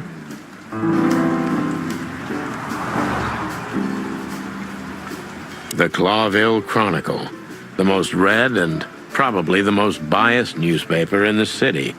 It's supposed to be a royalist rag, but the separatist overtones are getting stronger and stronger every day.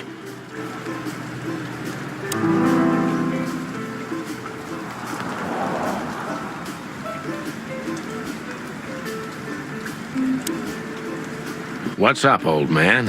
Is everything all right? Me bones are creaking. Me eyesight's getting more and more blurry, and sometimes I hear sounds that aren't even there. I think I'm getting old. Or maybe I've gone crazy already, but the old ticker's still ticking. So, here I am. Ah, it's good to still have an old familiar spot in the city. Nothing lasts forever, boys. So, what is this dirt you've ended up in again, eh? Just a simple case, strumming personal strings. That's why I couldn't refuse it. You know the tune. Well, yeah. Same old song, eh? Yeah, it's a classic.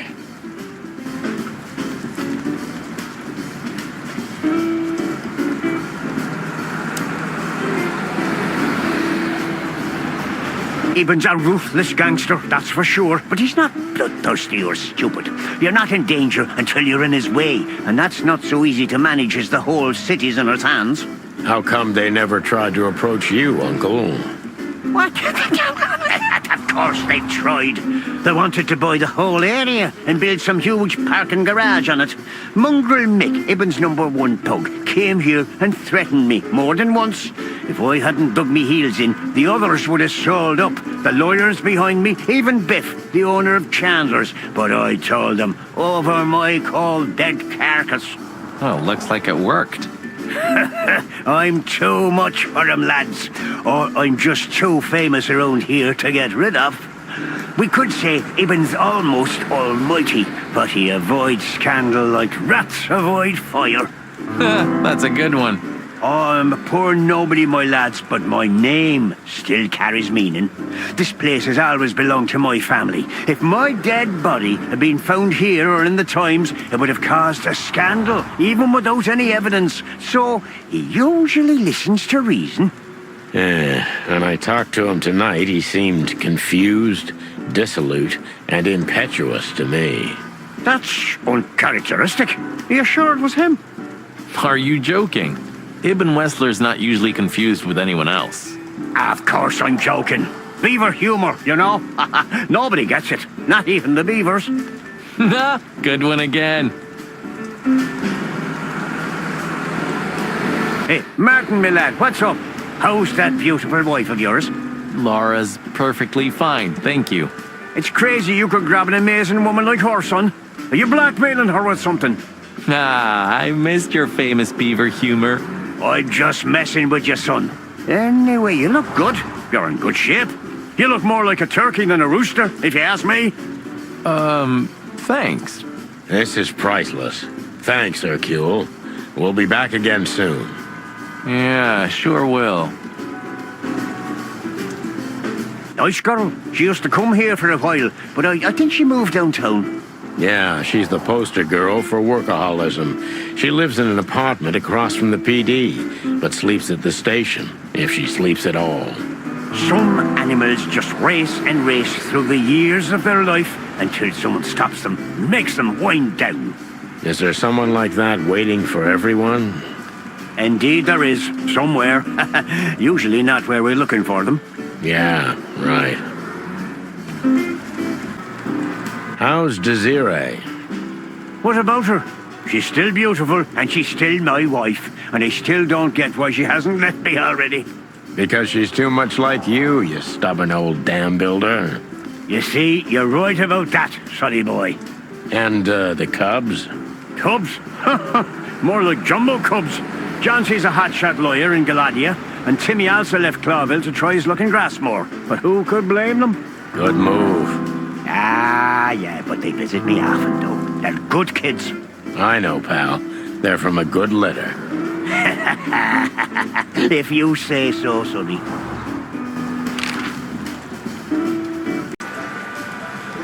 You know anything about a woman named Natasha Katsenko? Sonny boy, what have you gotten yourself into again? That lass is Ibn Wessler's protege, to put it politely. She's the crown jewel of the city. A shining new star. If you dare talk to a gal such as her, you can expect some serious lead poisoning, me boy. Well, I suppose I should have come to you first for advice. Doesn't matter now. We're in it, Uncle. Up to our combs. If you'll accept the advice of an old shaggy beaver, get to the end of it as quickly as you can, and try to make it out with all your feathers. Yeah, that's the plan. But do you know anything about her? Anything, interesting? As I've heard, Natasha is quite a mysterious lass. She came from the Stavonian Tsardom and fled to Clawville. But from what? No one knows. Some years of her life are shrouded in mystery, and that rarely means good. You're right about that. So, that's your advice? Be careful? At least, sonny boy. And one more thing.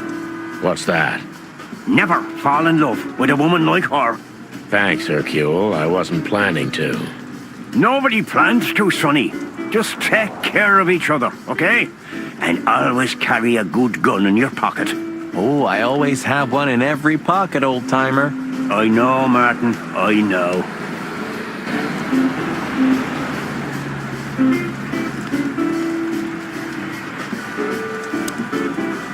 So, What is it you want to know? I'm at your service, my lads. Thanks, old pal. Let's see.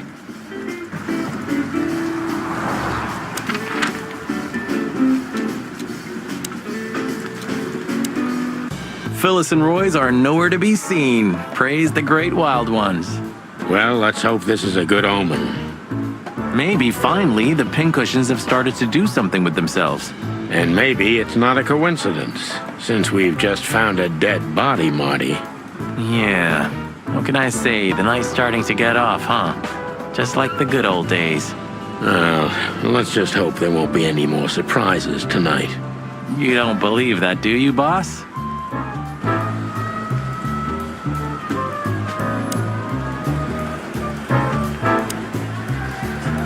Shouting in 3, 2, 1.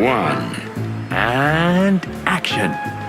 Mart, what the hell do you think you're doing? We're just patrolling, sir. At the station? No, we're here for something else, sir. You missed me, huh? No, sir. I mean, yes, sir. I mean... Why are you grinning, Santino? I can't grin, sir. I have a beak. Don't be cute. I can see it in your eyes. Should I close them, sir? Don't you peck at me, chicken, you hear? We're not even here anymore, Chief. We just quickly stopped by for something. Get out of my sight. Yes, sir. You're on duty. Am I right, Martin? Yes, sir. Then why the hell are you standing here? Don't you have something to do? I do, sir. Then off. And you, Sonny. Don't even think about saying anything. I can already see you're dying to say something funny. I wouldn't think about it, sir.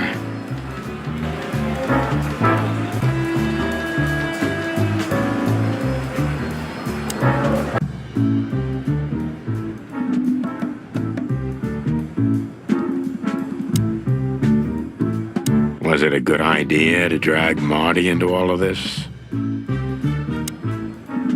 Shouldn't you be somewhere else, Marty? I mean, anywhere else.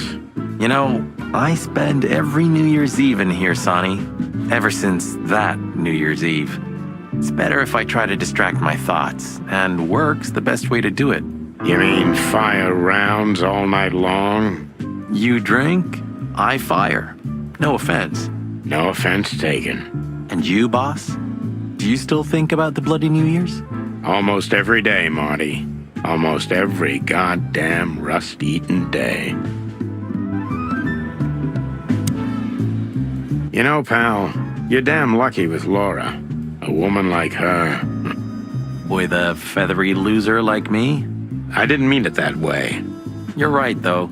And don't believe for a second that I'm ungrateful. I give praise every day that I have her. And that she hasn't already eaten you for breakfast. Yeah, that too.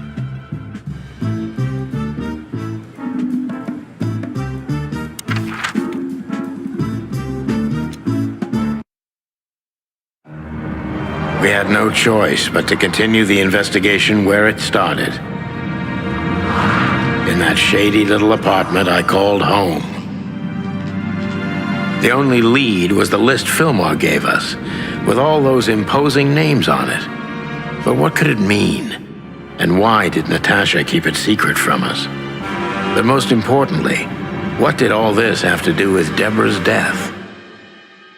The trail started to get cold, and so did the air outside. There was something unsettling in the black clouds, hiding all the stars. I prayed that they didn't bring an early snowfall. The night was already painful enough. So, what are we doing here? Trying to calm down. I'll have a shot. Sure you will. And we're trying to put the pieces together, of course. Figure out what's next. And what is next, Boss Bird? Let's take a look at what we've learned so far. So, how did this whole case start?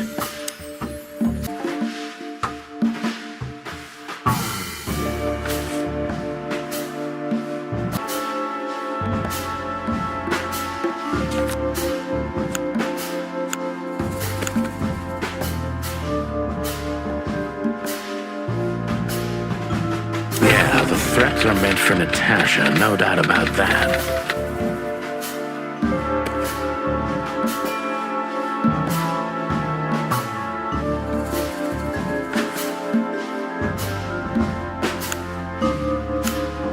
there was something Natasha didn't speak about.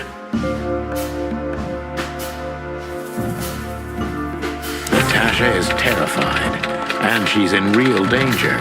But she kept this list hidden from us. It seems too important to keep it a secret.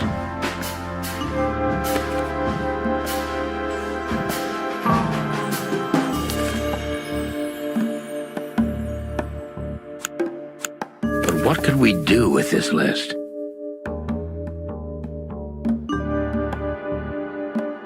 I know only one person who moves in circles high enough to know where it's from.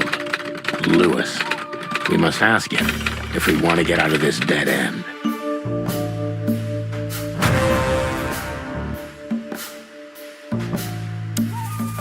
So, the card is, maybe a dead end. The piece of painting, too. But the list Filmar gave us... Exactly. Full of those imposing names. And I only know one person who moves in similar circles. Lamar! Yes, Marty. It's Lewis. Exactly. Of course, it's Lewis. But where do we find the Bunny Man? Well, since he owns this building, I'm hoping he's here. It's worth a call. You know his number? By heart. 555-932. I wrote it down in my notebook as well. Oh, you are a professional, Boss Bird.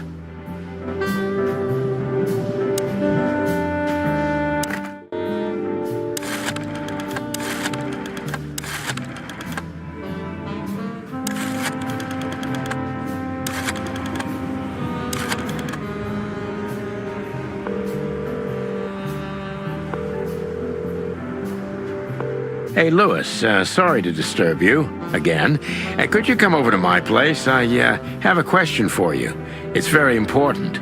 It's about a case. A real case? With the chicken police? Of course, Sonny. I'll be over in a few minutes. Thanks, pal. I owe you one. One? Just a second.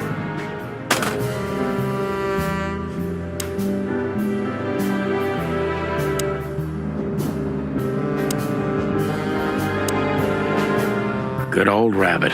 I can always rely on him. Thanks, Lewis. Again. Oh, don't mention it. Besides, it was my big dream to help you with a serious case. Well, let's hope you can help. What can you tell me about this list, old pal?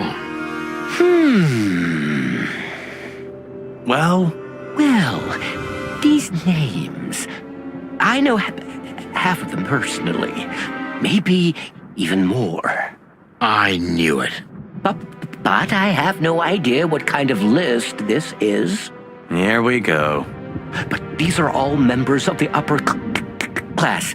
Politicians, business people. Oh my. Even the commander of the Royal Guard. Damn. But I really don't know what it means. So, is it a dead end? I'm afraid so. May I ask what you have gotten yourself into? This looks serious. It's complicated, Lewis. But nothing good. I can tell you that much. Ah. Is there anything else that I can help you with? Maybe there's something.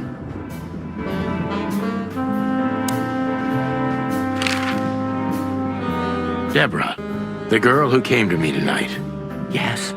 She's a very lovely young lady. Where did you take her after you two left? Where she asked me to. To Flowerville. Flowerville? Rochester Street 37? Yes, exactly. Why? Luck. Did something happen? Nothing good, Lewis. Nothing good. This? This? Oh, my goodness. I think we have a bingo, gentlemen. You see, I also have one of these. A card? Like this? Really? Yes. It's a membership card to a very exclusive club. How exclusive? Very. That's what I'm talking about. What does SN mean, Lewis? It's the sweltering Nile. But that's a... Well, yes, it's a brothel, but it's not like that. It's something completely different. Calm down, Lewis. We're not going to tell anybody. Thank you so much. It is rather embarrassing. Listen, Lewis, how do we get in? You want to get in? Well, if you show them this card, they'll surely let you in, but it will be obvious you're not regulars there. We're used to that. So, are we going to a luxury brothel? Correct, Marty. Thanks for the help, Lewis. I owe you one. For the third time today, I think. I don't know what you said to him, but after you finished, he almost immediately van disappeared. Really? That's suspicious. Or he had business elsewhere. It's New Year's Eve. Everybody's going somewhere. I didn't see her after the show. If I'm not mistaken, she usually leaves when everyone else has already left. What else do you know about her, Lewis? Oh, not much. What everybody knows, she was a dancer, then a backing singer, then star, and then club owner. We found out as much already. Do you think she'd fled the Stavonian massacre? That's why the secrecy.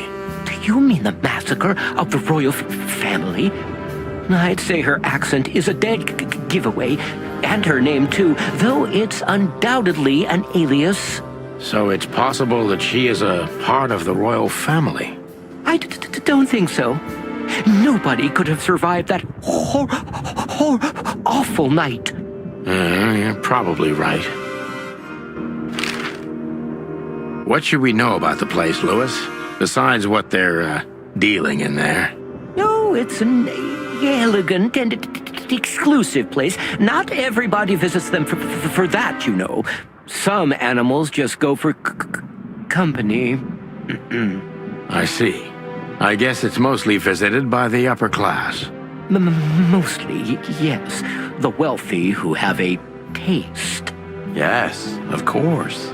Is it true what they say, that it's some kind of hidden stronghold of the royalists? The Nile is a proud herald of the coexistence of all the species, yes, but stronghold? I don't think so. But the place must be an eyesore for the separatists, right? Oh, don't worry for the girls, Sonny. They can defend themselves quite well. The separatists wouldn't dare to go near the place. Well, we'll see what they have to say about these two old cocks. That was a little bit, equivocal.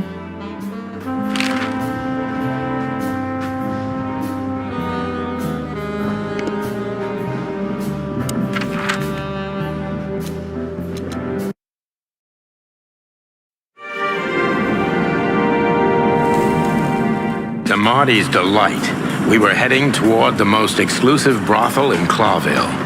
The separatists and those opposing the monarchy hated the place, just like they hated everything that supported interracial relations and peaceful coexistence of all species.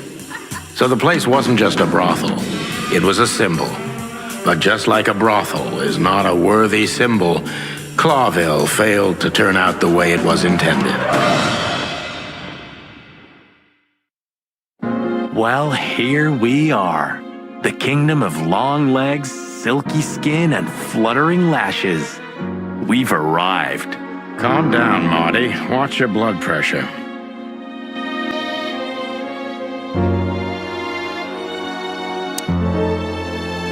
That woman, she's familiar. Do you think it's her? The broad from the Bloody New Year's? God damn it, Marty. Do you have to say it out loud? It gives me goosebumps. Chicken bumps, more like. Anyway, I don't know if it's really her. I always get confused by the exotic ones, but yeah, maybe. Honestly, it gives me the creeps. Yeah, me too. Anyway, she's a very attractive gal, huh?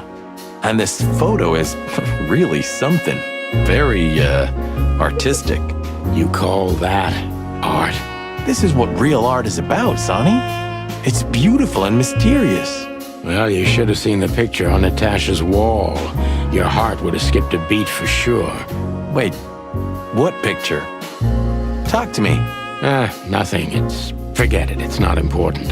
Hey, you're not getting off that easily. I want to know. No, my friend, you have to earn that.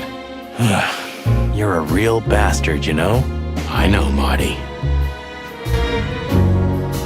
Maybe it is really her.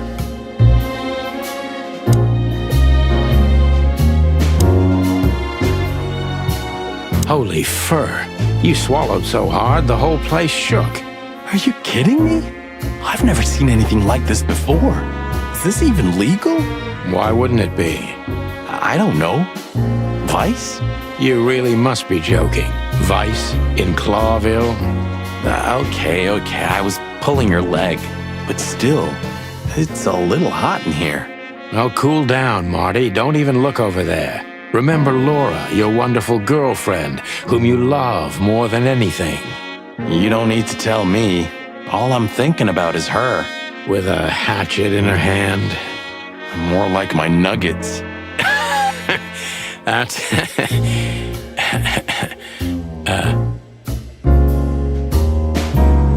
Laura. That's it, Marty. Just slowly turn away from the pictures. Laura. That's it, Marty. Laura. That's it, Marty.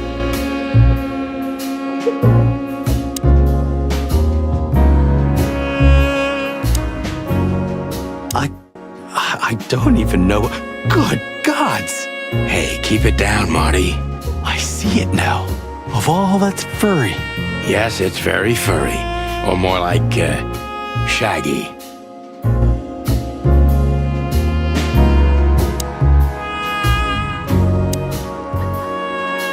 Excuse me, gentlemen. Would you be so kind as to help me? With pleasure, ma'am.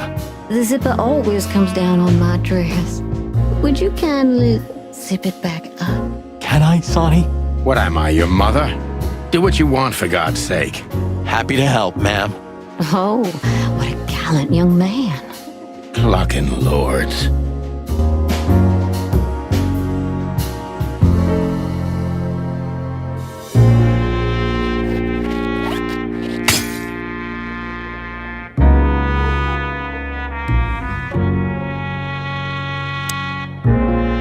Oh, I'm sorry. Can I try again?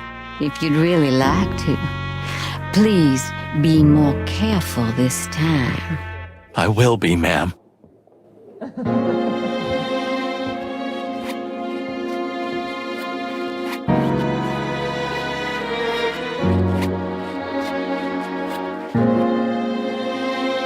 Oh, thank you, honey. Marty, ma'am. Marty McChicken. Thank you, darling Marty. I'm much obliged. Anytime, ma'am. Anytime.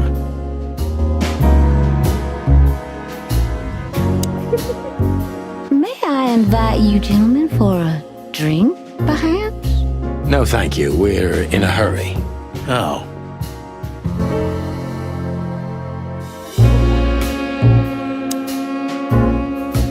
I think she must be the receptionist.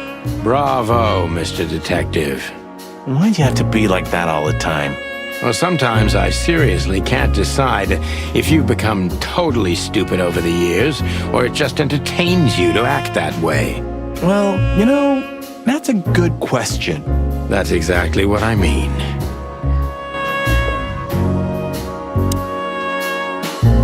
Maybe she knows something about Deborah, or the card that brought us here. My name is Day-Night Diamond.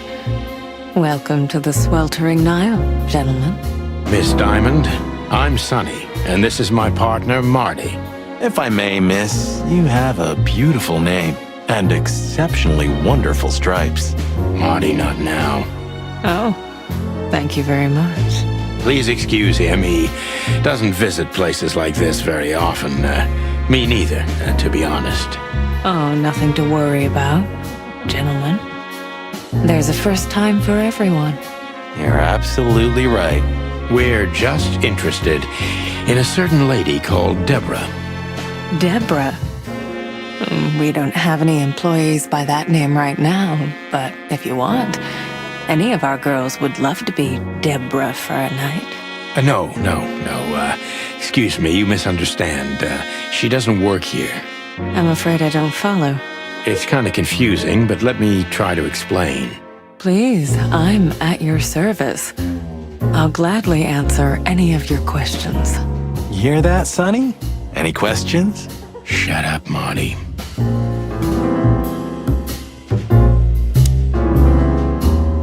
If you have a specific question, please, go ahead, officers. Oh, you've noticed we're cops. Please don't take this the wrong way, but it was evident the moment you turned up. Should we take that as a compliment? If you'd like.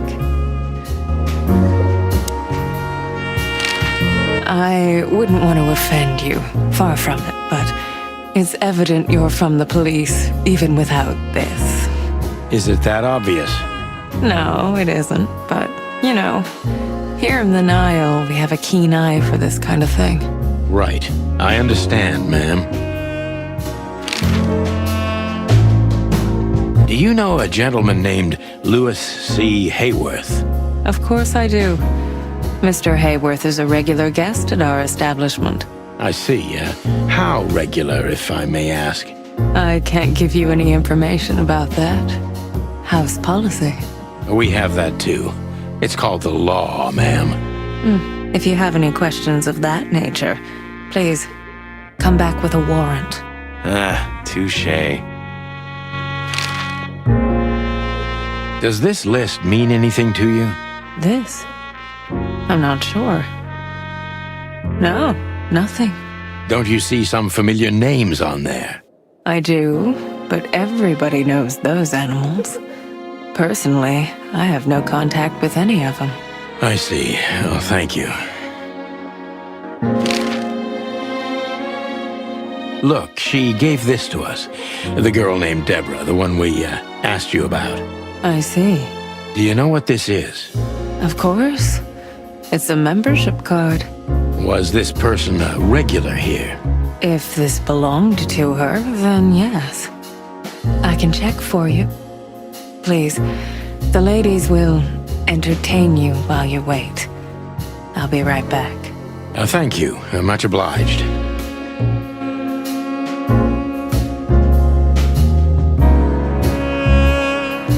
I apologize for the wait.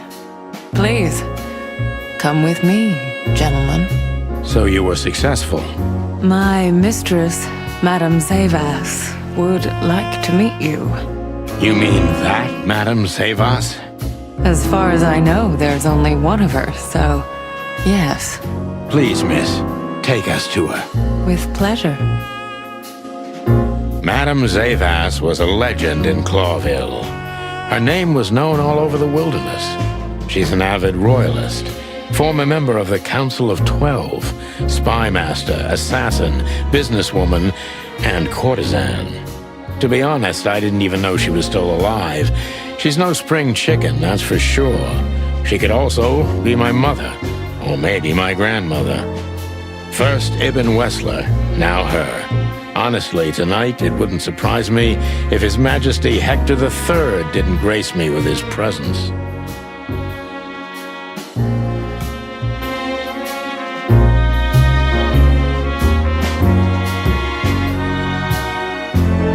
Interesting pieces. Do you think so? It's the art of my people. Crocodiles? There are many kinds of crocodile in the wilderness, Mr. Featherland. This is the art of the Nilenites. Hence the name, the Sweltering Nile. It's a river, Mr. Featherland. My ancestors lived by this river a long time ago. Interesting. Thank you.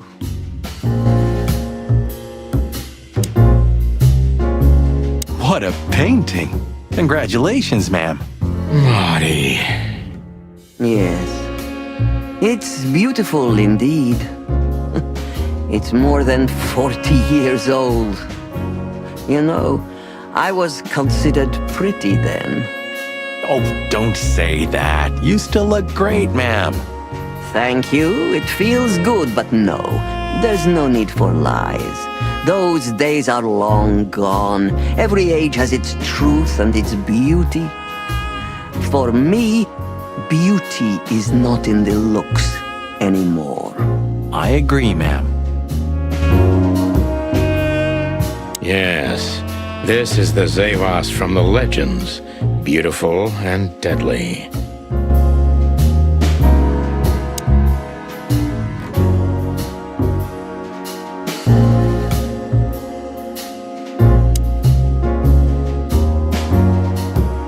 Let me introduce myself properly, ma'am. Mr. Santino, I know who you are. And I also know your partner. The legend of the chicken police is always one step ahead of the chicken police. Thank you. That's flattering. May I ask what you are looking for exactly?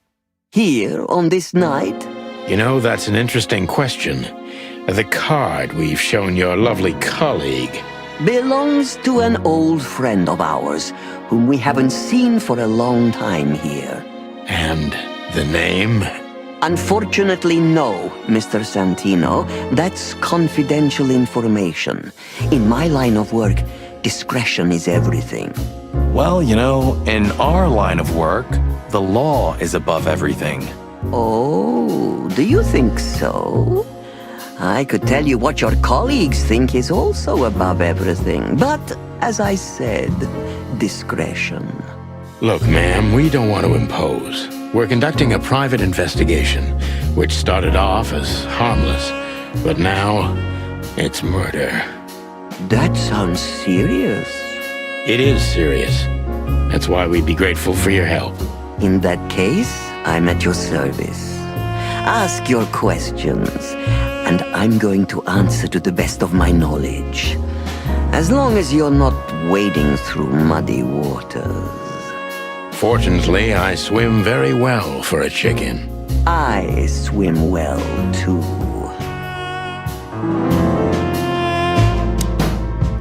So, gentlemen, what do you want to know? Let's see.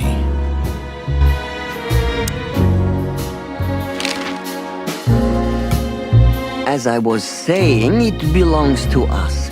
Only our most valuable guests have one of these. And our employees, of course. The employees, too. Good to know. Can you tell me if this card belonged to a guest or an employee? No. I thought so. Yes, thank you. Louis Hayworth is a good friend of mine. It surprises me that he's a regular here. You wouldn't believe our clientele. You would be shocked. No doubt. Louis, does he come here often? Not so often. Thank you for the vague answer, ma'am. The mystery is thrilling. The thrill is life itself. That was beautiful, ma'am. Tell me, have you ever seen this list? I have. Am I right to assume it has something to do with the sweltering Nile? It does, yes, but I can't tell you more about it. No. Discretion is key. Absolutely. Do you know Natasha Katsenko personally? Yes, I do. Tell me about her. Warm-hearted, protective, quick-tempered, fierce. Yes, fierce. Thank you. Very useful.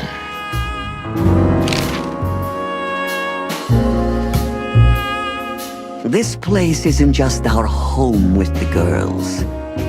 It's a sanctuary. Really? How? It symbolizes why the city was founded almost 1,000 years ago. Unity, love, freedom. Interbreeding? That too, yes. Do you have a problem with that? Oh, don't get me wrong. I don't. My girlfriend's a predator.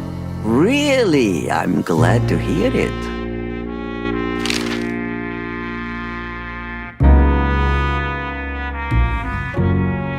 Deceit is everything to Zavas.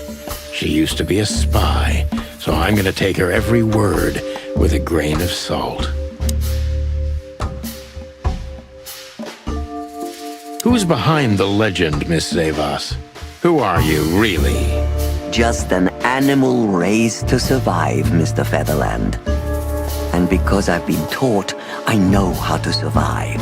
I always was what I had to be. And you managed to dodge my question. Clever. Well, you see, this is one of the typical elements of survival. The way of dodging a delicate question and still making the questioner believe he got the answer. But you're too cunning and experienced, aren't you? You're not an easy one to fool. I'm trying to maintain appearances, ma'am. You should. Appearances, most of the time, are stronger and more dangerous than the truth.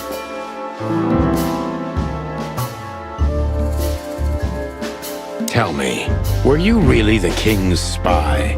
If that's such an open secret, then I haven't been doing my job very well, isn't that right? Yes, I was a spy. But that's such a blunt way of putting it. I always say I used to undertake confidential, generally political assignments of a delicate nature for the king that were in the interests of national security. Put that way, it sounds rather romantic. Don't believe the cheap fiction, Mr. Featherland. Espionage is anything but romantic. I believe you, madam. If you must know, I only did it because I believed I could protect those that I serve. Weapons have only one use in this world: to keep the peace. Yes, I always thought about myself and my craft that way. Thank you for your honesty, ma'am.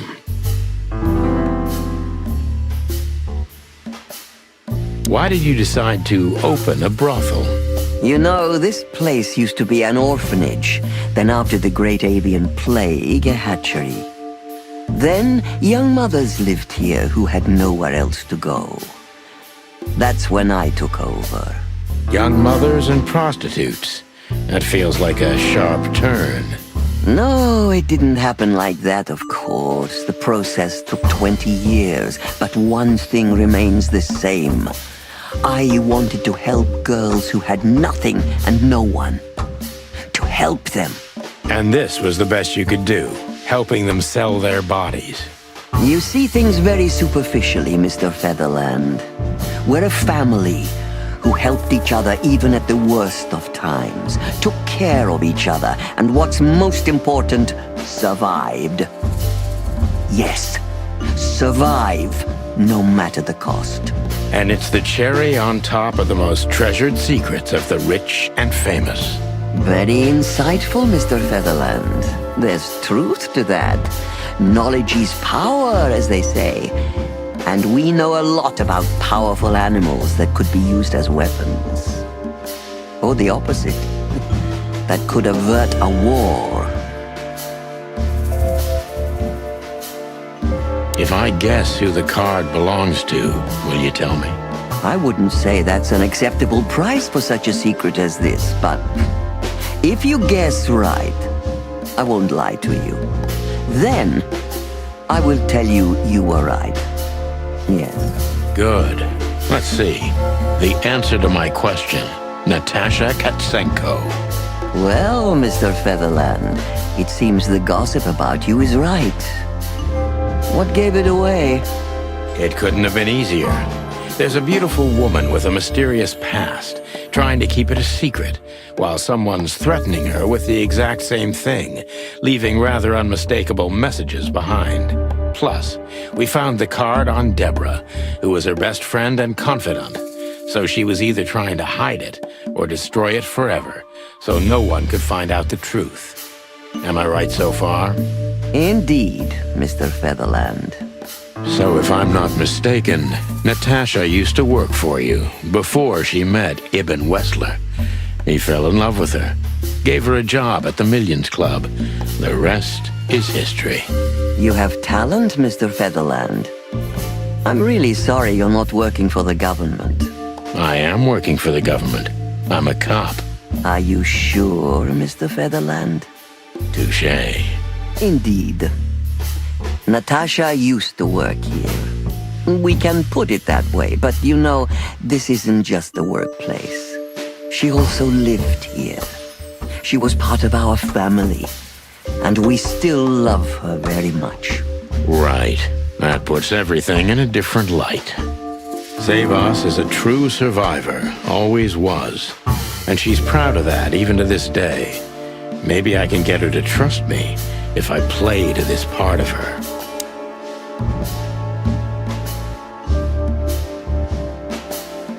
Why did you take her in? Maybe you saw yourself in Natasha. She was only 17 when she knocked on the rear entrance of the brothel on an unusually cold, rainy night. I opened the door myself. Was Natasha alone? Yes, completely alone. Her left arm was slashed with an ugly wound, and she was frozen to the bone, barefoot, only a thin nightgown on her. Did she tell you what happened to her? After I brought her into the house, warmed her up, and changed her into new clothes, that was the first thing I asked. But no, she didn't tell me. We became very good friends, but I still don't know what happened to her and where she came from, or how she knew about this place and the rear entrance. And you weren't bothered by all those secrets? That would have been very hypocritical of me, don't you think? No, it didn't bother me. I make a living out of secrets, Mr. Featherland. I see. Do you know where Natasha came from before Clawville? Naturally. The poor dear couldn't even deny it. Even her name's eloquent, her accent, but mostly her manners, Mr. Featherland. She's from Stovos, and she belonged to the upper class of Stovonian social circles. She could barely even speak the language when I first met her. That's all you know about her. An ex-spy like you must have checked up on her new protege's past. That's the most exciting thing. Yes, I have. Multiple times putting my most treasured connections to good use. But nobody found anything. Natasha's trail could only be traced back to the Stovonian border. What happened in that country, no one knows. It's rather curious, don't you think? It is, Mr. Featherland. Yes, curious. That's why I've always been rather fond of Natasha. Did it touch you deeply when she left you? Indeed, it did. Zavos is protective. It seems she's dedicating her whole life to her proteges. If I concentrate on that, maybe she'll open up to me. Have you kept in touch? Only occasionally, Mr. Featherland. She writes to me every few weeks, and very rarely we talk on the phone. But I haven't heard from her in weeks. The truth is, I've started to worry about her. Did she give no sign of being in trouble? Never. No. Natasha's not the kind to talk about her feelings. Yeah, I've noticed that myself.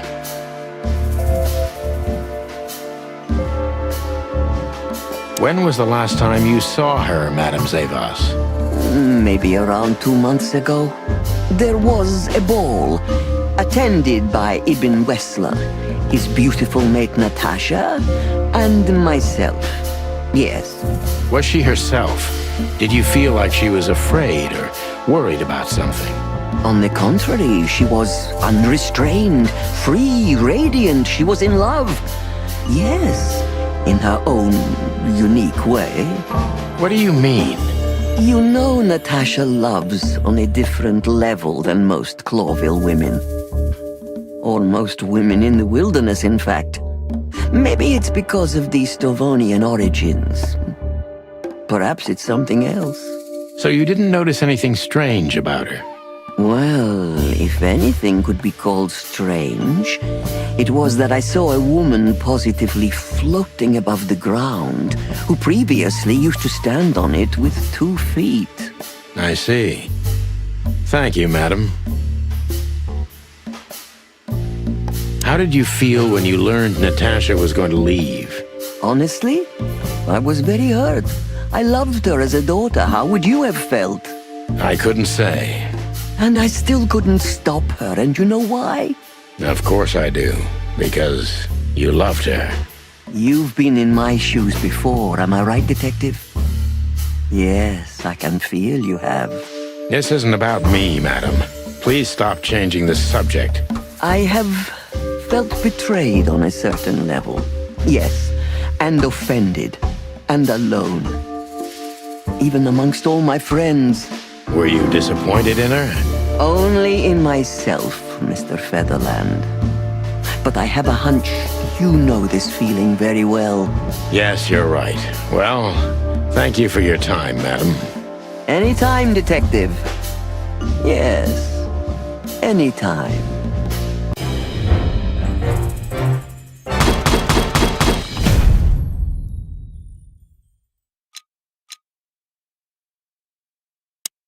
Please, gentlemen, wait here a moment. I would like to show you something that could help you. Oh, that's excellent news. Thank you. We will wait. Do you trust her? Not in the slightest. Even her smile is fake. This woman wallowed in other animals' secrets until she became one too. That's exactly how I feel. Anyway, now that we're here, we can take a better look around. Just what I was thinking.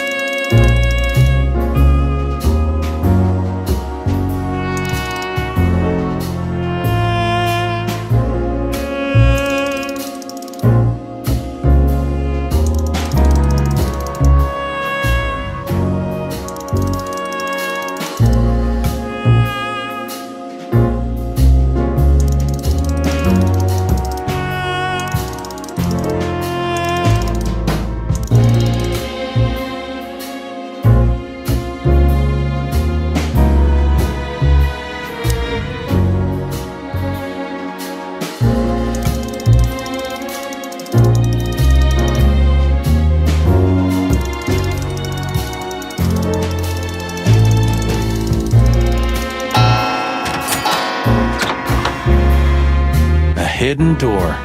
Who'd have thought? She is a legendary ex-spy. Well, this is something I've never understood.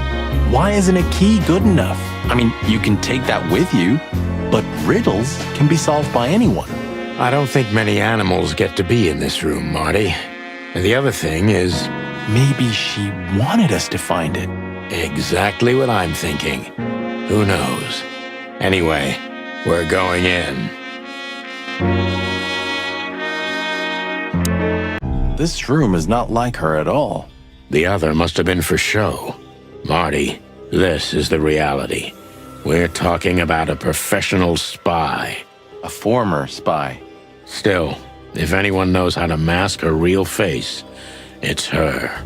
But you think this is who she really is? Cold, dark, and tiny. And full of secrets.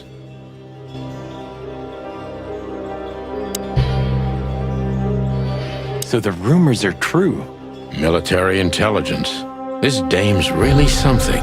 I'm starting to think the whole brothel is just a cover. Makes sense. You think she's still working for Royal Intelligence? Well, based on what she told us, she's a committed royalist. So I imagine she does. If we fly too close to the sun, we burn our wings. Hector III, our great and fair king. I feel sorry for the poor fox, to be honest. I don't. He has it pretty good. Would you like to live your life as a puppet? Everything you do, carefully planned. Your rule and authority, the whole thing, just for show.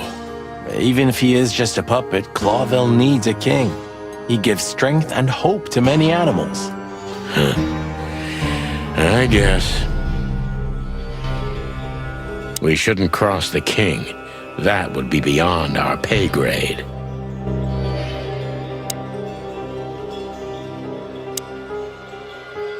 This has got to be it, Marty.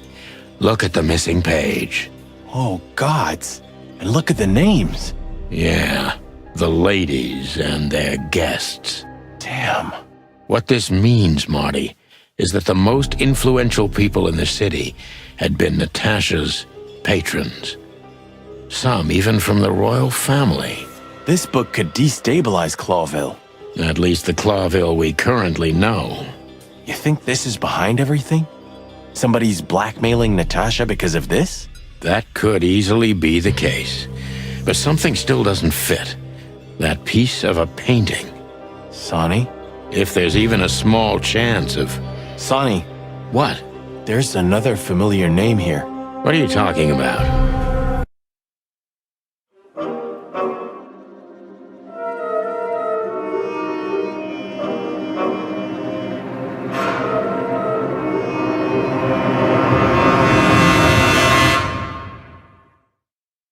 Clucking hell, Sonny. Molly? She was working here too. It's probably someone else with the same name. So that's why Natasha told me they'd known each other for a long time. Look, boss. I can't believe it. All those stories about her past. Listen, Bossbird. Molly loved you, right? Isn't that what matters? Marty, please shut your fucking beak right now or I'll shut it for you. Okay, boss. I'm sorry, but... Just shut the cluck up. We've caught them sneaking around, Miss Diamond, you see? I see, madam. No, back off, ladies. There's no need for this. We don't want trouble. No, maybe you don't. Unfortunately, trouble has found you, gentlemen. Madam Zavas, we needed to know the connection. What this place has to do with Natasha. And my wife. Filthy cops? He's talking gibberish. May I shoot him? No, not yet, Miss Diamond. I'd be very sorry to put holes in your lovely striped skin, but believe me, baby, I will. I've always wanted to know if diamonds are bulletproof. Please, madam. It'll all be over in a second. No. We have received different orders, Miss Diamond. Stand down.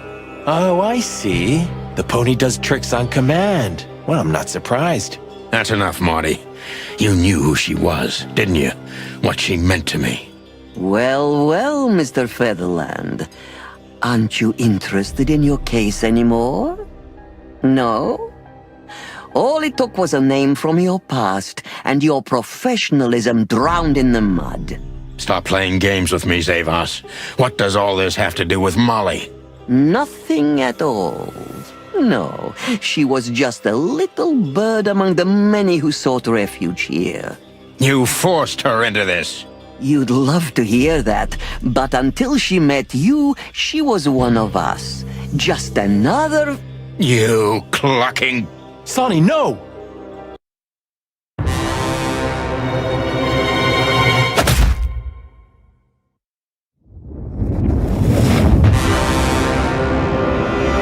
I think I was dreaming.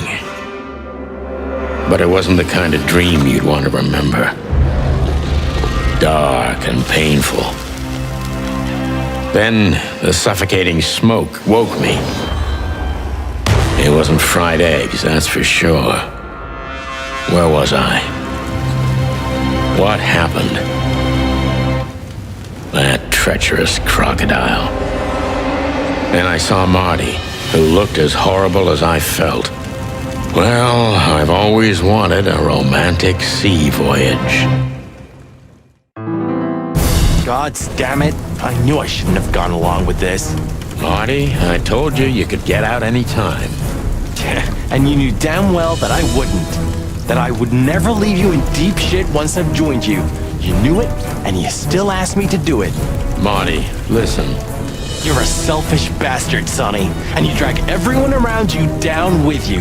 How long was it till retirement? 120 days? 121. But you just couldn't sit still on your ass, could you? Well, take a good look around, boss bird. This is you. And this is what follows you. Just this clucking misery. And dead bodies. Do you understand? You have nothing else to offer but suffering. Marty. And feeling sorry for yourself. Oh, you're great at that. I can't believe this shit. We're gonna die here on a goddamn blazing ship like roast chicken. Well, it's dramatic at least, just like you like it. Marty. What? I've almost managed to untie the knot, but if you keep thrashing around like that, we're really gonna die here. Ah, for cluck's sake, fine. Work your magic. Until then, I'm gonna say all the prayers I know. You better.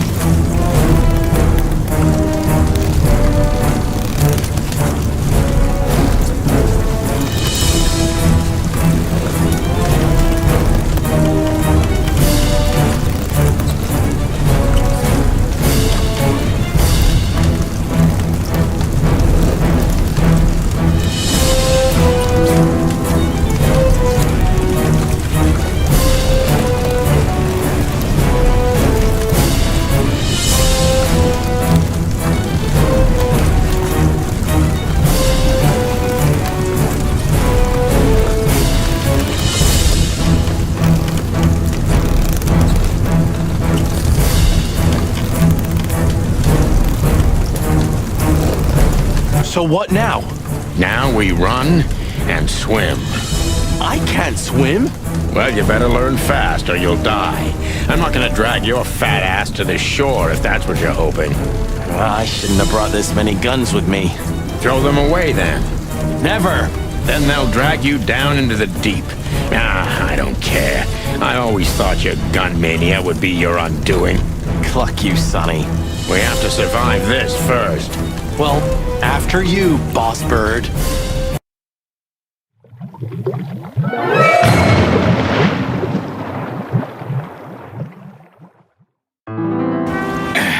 That furry, fucking clucking gods. Damn. Yeah. Listen, Marty. What? What you said on the ship. What about it? You were right. I knew this would happen. Or something like it. I dragged you into this deliberately. Because I'm not enough on my own. Sonny, cut the crap. No, I'm serious. I knew I couldn't do this alone. I needed you to look out for me. I don't need this, all right? Stop playing the wounded soul. I don't fucking care. Fair enough. You're right. Hell yeah, I'm fucking right. I'll, shut up now. Good.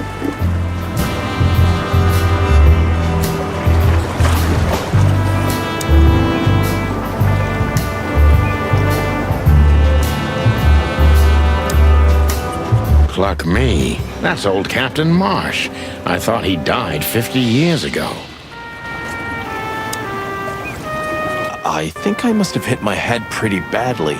Say, isn't that Captain Marsh? You see him too? Oh, thank the gods. Ho, ho, ho, lads. What the hairy devil are you doing out here? Isn't it a bit cold for a swim? It was warm on the ship, at least while it was burning. I bet it was. Arr. Hey, Captain, how's it hanging? It's hanging all right. Arr. What about you lubbers? What was all that ruckus, eh? Oh, I think someone tried to kill us, Captain. Again. Come on, Boise. There's nothing new there. Yeah, old rust can't be scraped away. Did you see anything, Captain? Arr! Of course I have. A burning ship. Then two cocks suddenly learned to fly. And even swim, by gad. Oh, what a time to be alive, eh? You haven't changed a bit, old man. Sure I haven't. I'm steady. Like the Sea of Clawville. Yeah, except that Clawville doesn't have a sea. Of course it does, laddie. Just not here in Clawville. Okay. That's too much for me. But seriously, have you seen anything? Arr, of course I have. I'm always watching, my lad. Just ask me, what do you want to know?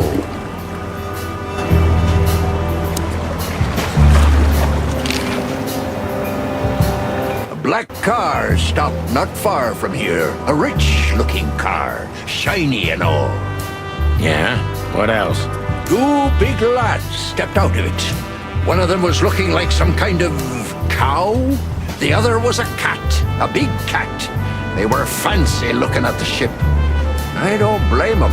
It's not something you see every day. I swear on all the saints of the sea. Arr! Just a wild guess. Was it a ram and a bobcat? Arr, exactly. Are you friends of theirs? Well, an acquaintance. It's the bouncer of the Tsar Club, and the goon that was hanging around Ibn. Plumey gods. Zavas answers to Ibn too. Or at least they're connected. Yeah. Oh, arr. That sounds exciting. Easy, old-timer. This Ram fella, what did he do after watching us? Nothing at all, laddie. When that lovely ship started to sink, they got into their pretty car and got away like bats out of hell. So they didn't see us swimming to shore? I wouldn't know that. What now? I don't know. We can't go to the station, that's for sure. We agree on that. I think I broke a rib or two. My sight's getting blurry. Pluck me. You know what this means? Oh, no. I'd rather go blind than go to Bubo's. We have to, pal. I'm not your pal, especially after tonight. Come on, we got no choice. Well, we survived the burning ship. I guess we'll survive the madman too. Don't be so optimistic.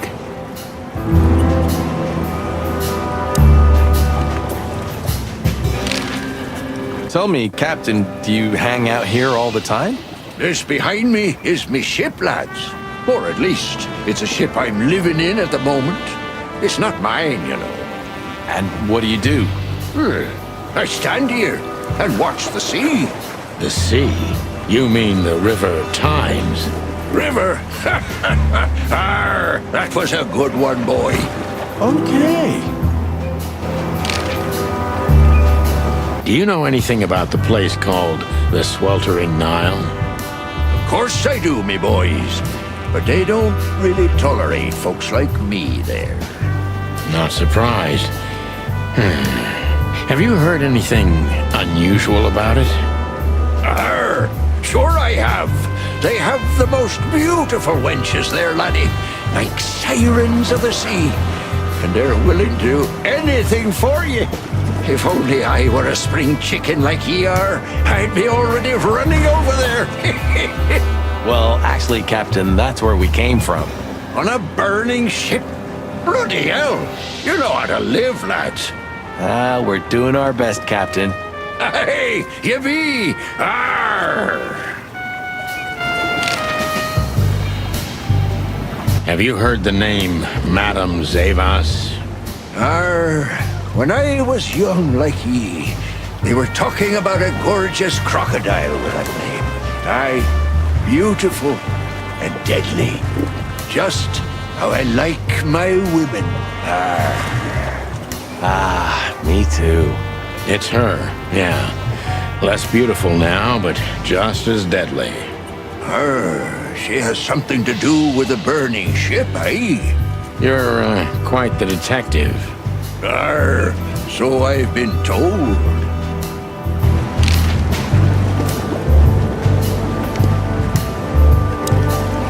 But seriously, have you... You know, I have a feeling this night's just getting started. We were almost finished. Yeah. You don't want to quit, do you? No, Sonny, I don't. Thanks, partner. Yeah.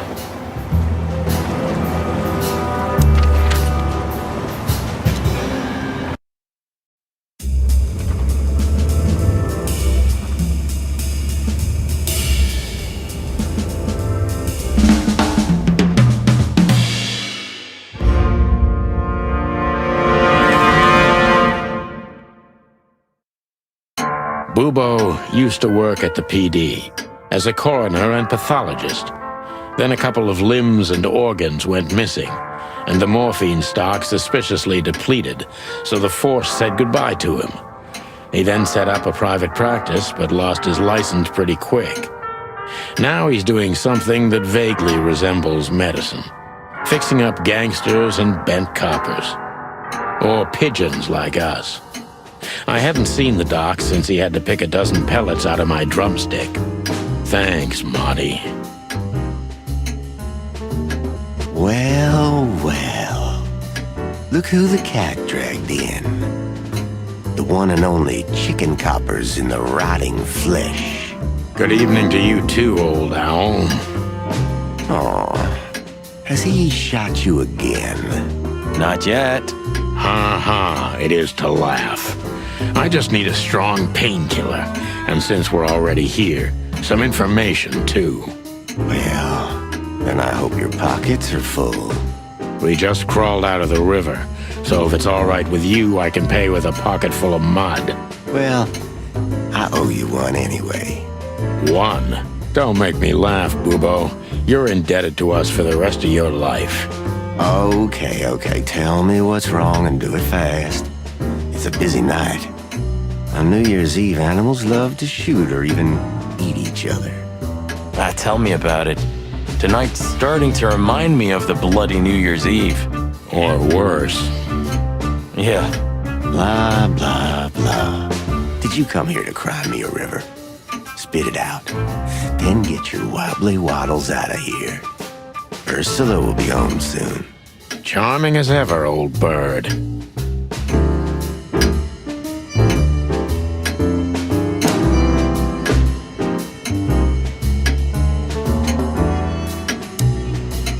You look pretty good, old man.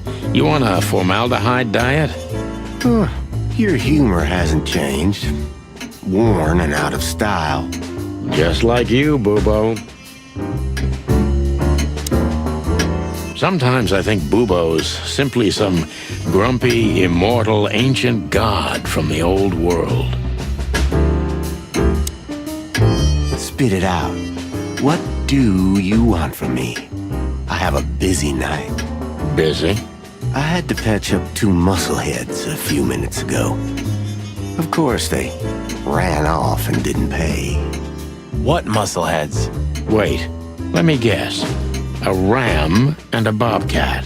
How did you know? Shit. What was their problem? Why did they come here? The bobcat's hand was badly burned and something had sliced the ram. Well, it's not an easy job to haul 2 unconscious roosters onto an abandoned ship and then set it on fire. What have you gotten yourselves into again, you fools?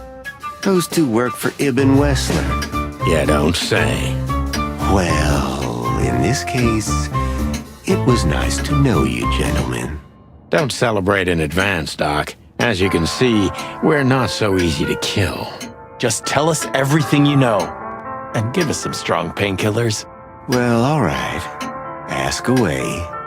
But I must warn you, if Ursula comes home and sees you here, she'll either kick you out or maul you to death.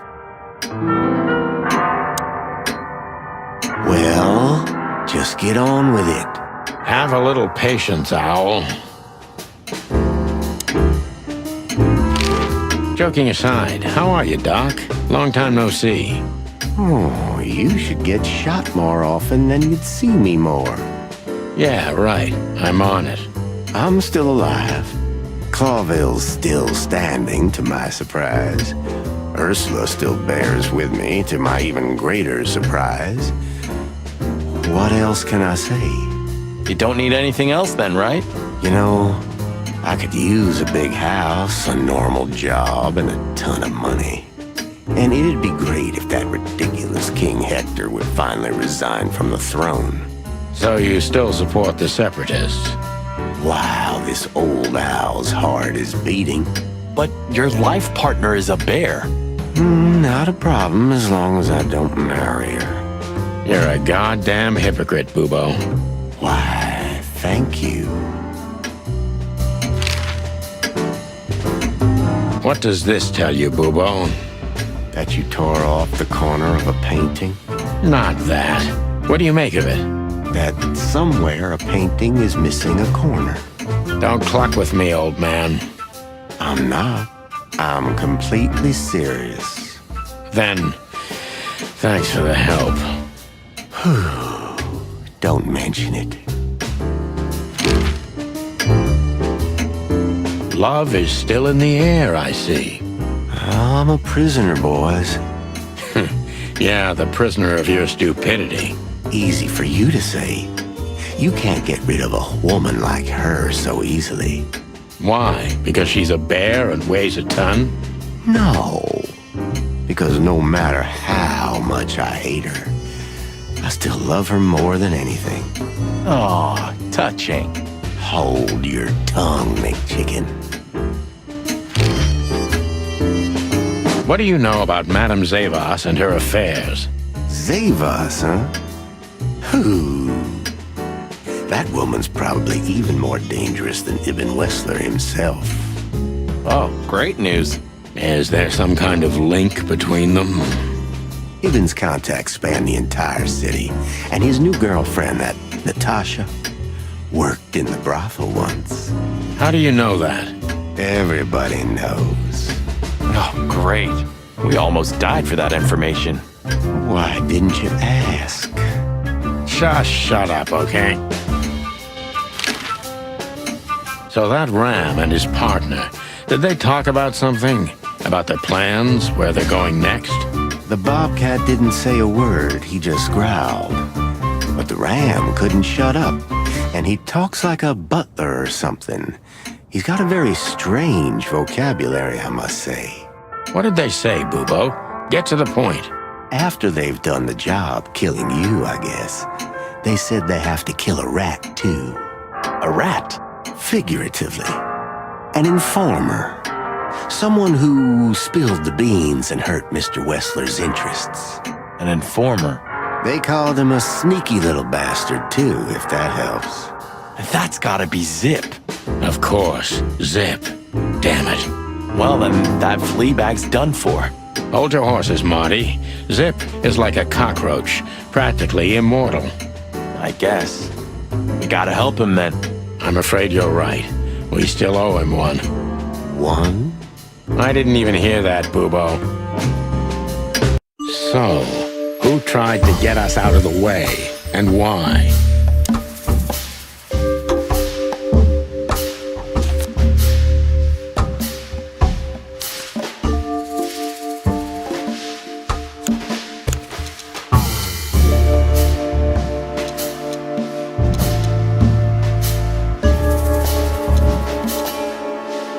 Zavos is in cahoots with Ibn Wessler.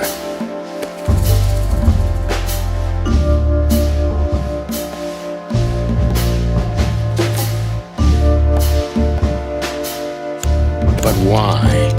Just because Natasha used to work at that place?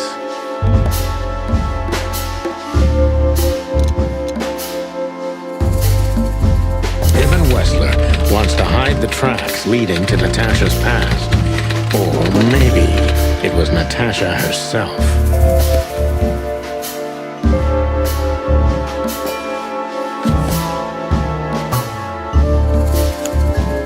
But what does it have to do with Zip? Why do they want to kill the raccoon?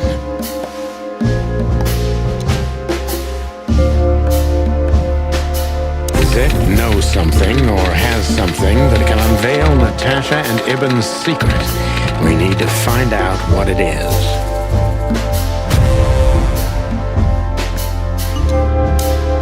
Sonny, there's something else.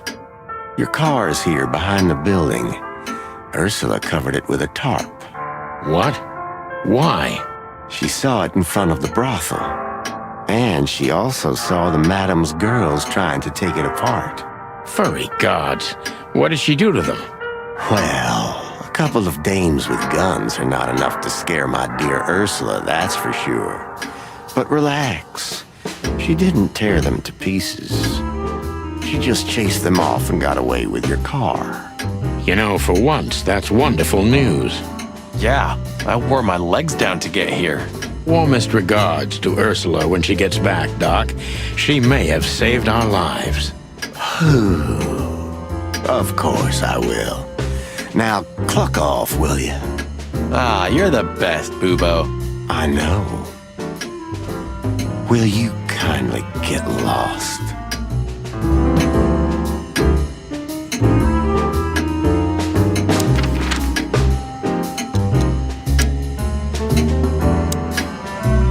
Well, looks like the party's over.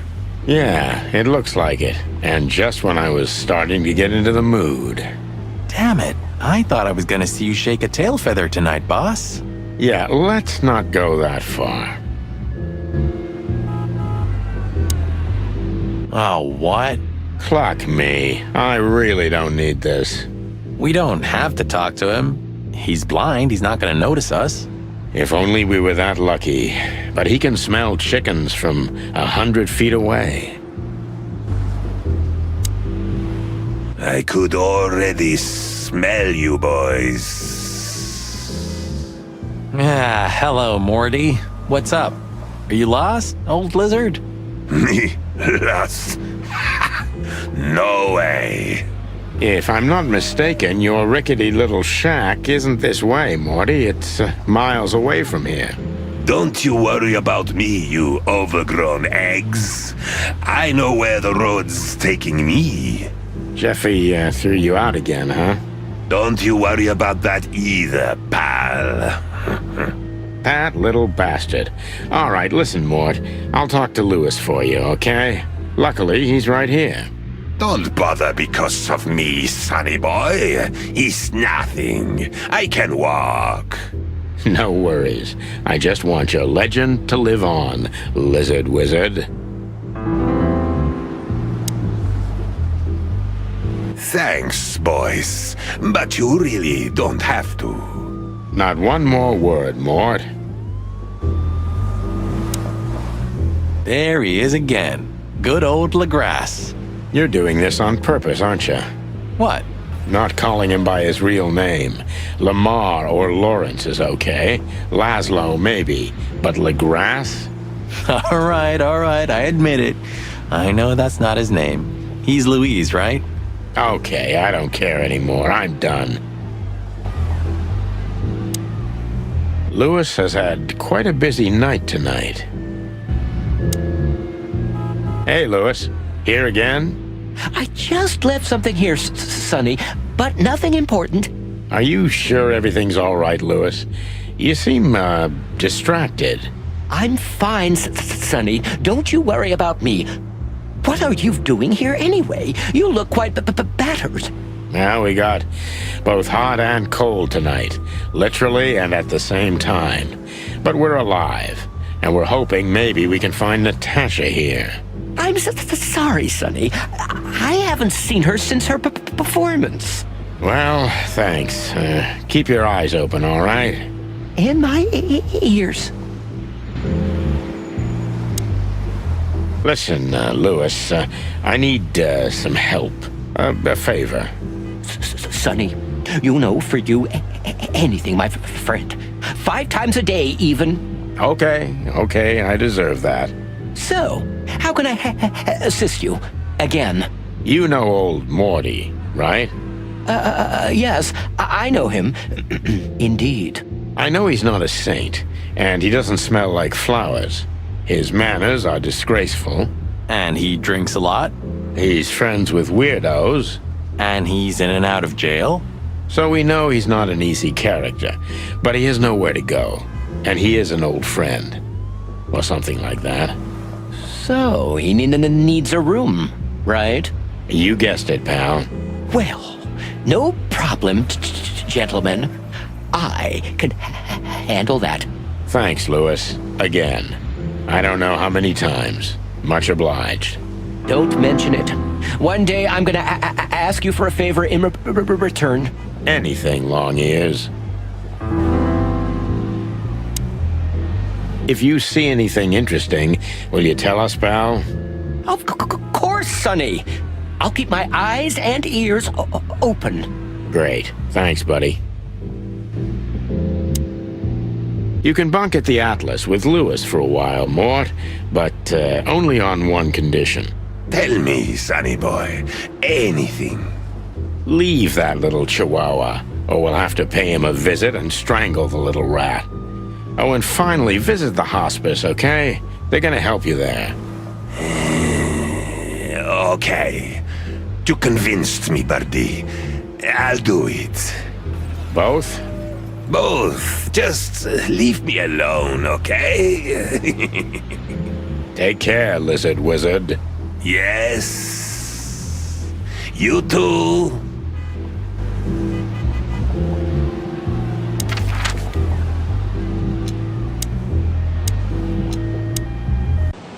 We're busted, boss. Yeah, the boys were quite fast, I admit. What are we gonna tell them? Any chance we were just joyriding around here? Not much. That's why they're gonna believe it. You think so?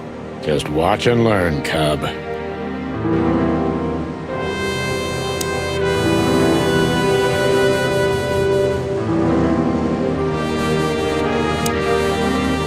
These two, again, of course. Who else? Would you be happier if it were Moses and Plato? Yeah, you're right. We're lucky. There you go.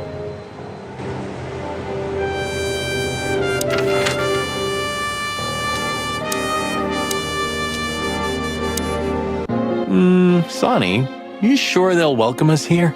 No, they won't, but I don't care. I like this new Sonny.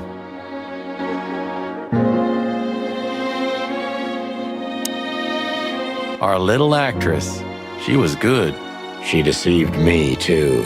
But don't forget, Marty, these girls are capable of anything for their madam.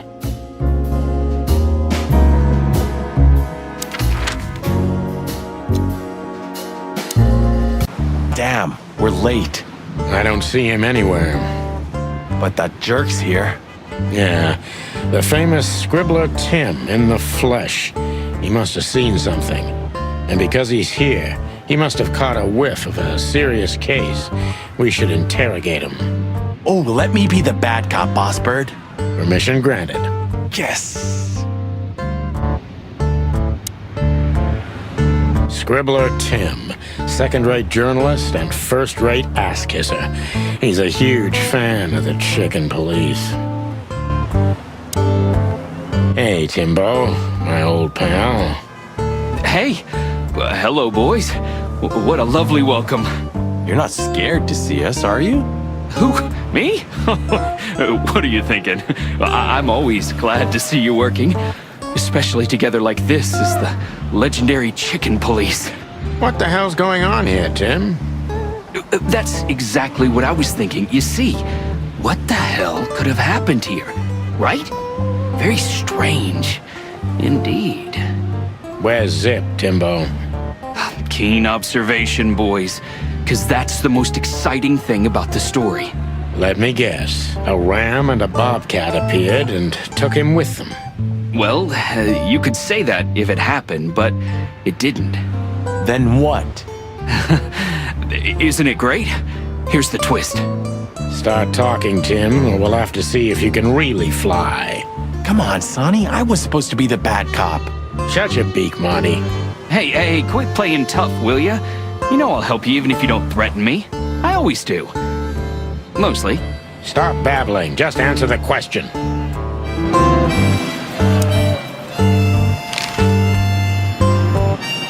Have you seen anything weird around the river? You mean the smoke and burning ship? Exactly. Oh, no. I haven't seen that. What do you know about Madame Zavas, Timothy? What's the old hag up to these days? I only know what everybody does. She's rich, she owns a brothel, allegedly she used to be a spy, and she's an enthusiastic supporter of the Crown and the Royalist Party. What else? Well, I haven't heard anything else, I swear. She's surrounded by secrets. She was a spy, you know. Although... Yes? A little bird told me she's been entertaining quite a lot of foreign guests recently. I mean, real high-quality VIP guests. Who? From where? Well, I don't know, but allegedly, she's welcomed patrons from Stavonia, Averia, and even Nautica. Basically from everywhere that matters. And? Well, that's all. You know I can get into everywhere, but even I give the Nile a wide berth. Those wild girls are capable of anything protecting the madam. Trust me. Yeah, we've noticed. So, what about Zip? I'm telling you, I don't know. He was already gone by the time I got here. Why are you still sniffing around? I was trying to make that fella talk over there. What, the old fly guy? You speak insect? What if I do? I'm educated, you know? All right, Tim, my patience is gone.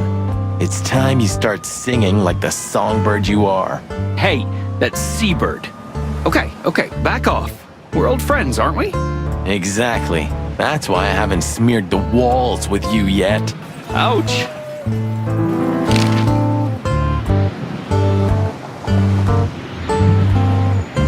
Timbo's a douchebag, so it's not hard to draw the truth from him. So what the hell are you doing around here, Timbo? All right, I confess, but you'll be surprised. I was looking for you boys. The whole town's talking about you. Really? I'm swelling with pride. Everybody's whispering about the chicken police being back together again. And that you've already turned the whole city upside down. Great news. What else do they say? That you've threatened Ibn Wessler's sweetheart Natasha, then trashed Madame Zavas's brothel. Hard stuff. Really? I'm not surprised. Oh, and the best! You set fire to a ship, too. Yeah, right. Ah, and one more thing. A poor girl was found dead at Natasha's place after you visited there. Is that so? And you believe all that? I'm a journalist, Sonny. Doesn't matter what I believe. Yeah, right.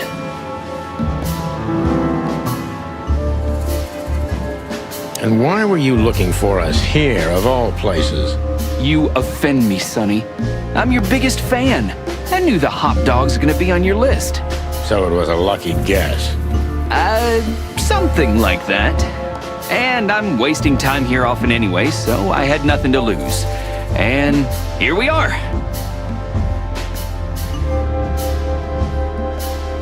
Out with it, Tim. Who squawked? Well, any decent journalist has connections everywhere, Sonny. So have I. So? You don't think I'm gonna betray my source? What do you take me for, a rat? Sorry, I mean, I didn't mean it like that. I have no problem with rats. What happened to Zip, Tim? Okay. When I arrived here, the hop dog was already closed. Zip wanted to shoo me away, but I managed to persuade him to talk to me a little. We're old friends, Sonny, you know? And I have this personal charm. Yeah, right, the charm. Get to the point, Timbo. Okay. So, he was totally crazy. I've never seen him like that before. He was flustered, flailing, and talking absolute gibberish. He must have said something, since you're such great friends. He just said he'd go to the only place where there are even bigger scoundrels than those that are after him. Really? I can guess what he meant. I didn't have a clue. Anyway, after he closed the dog behind me, and then the cops came and took him away in handcuffs, I came to the conclusion that all of this makes no sense. Zip, you clever son of a bitch. Why? Oh, what is it? Oh, tell me. You just keep your beak out of this, Scribbler. I think I've got an idea about what our little friend's up to. Timbo loves to brag, and it's easy to approach him through his ego. Best if we ruthlessly exploit that. Heard any juicy gossip today, Tim, my friend? Natasha performed her new song tonight. It was a blast, I heard. And poor little Bambi died. Oh, and a ship was seen burning then sinking on the Times, but you already know that. Not only know it, we even felt it. That all? It could fill a full issue of the Clawville Chronicle. Isn't that enough? It's more than enough, Tim, old pal.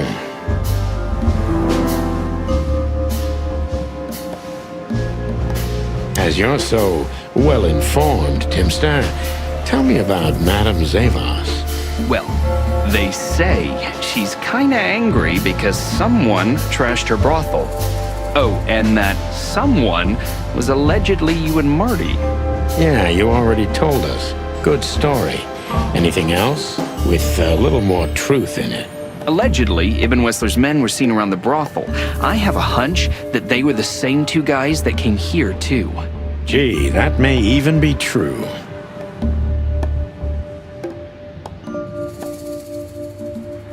Timbo, you pay attention to everything. Did anyone else come here? Besides the coppers? Yeah, a ram and a bobcat, in fact. But you just told us it wasn't them. Wasn't them what?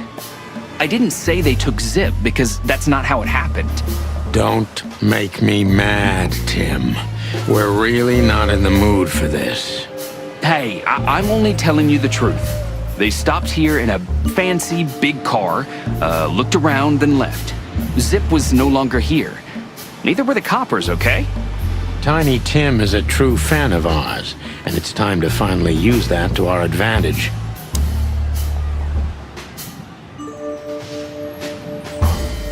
Help your old pals, Tim.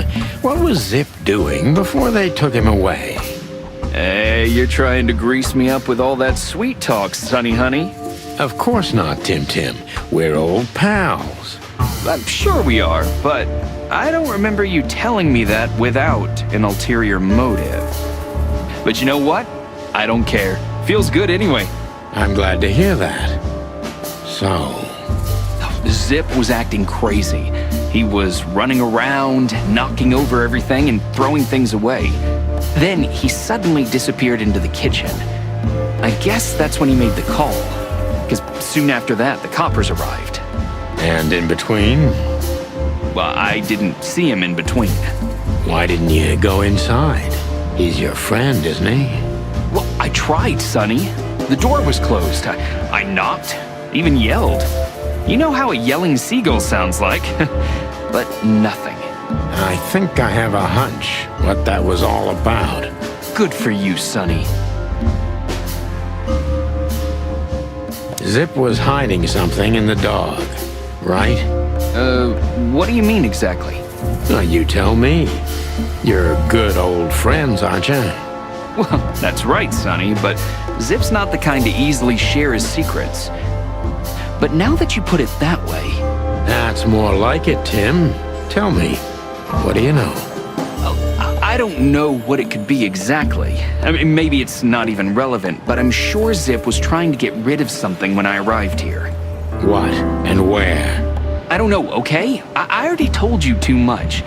If Zip hears about me telling you all this, he's never gonna talk to me again. Tim, unless we find Zip, he's not gonna talk to anyone ever again. Not in this life, at least.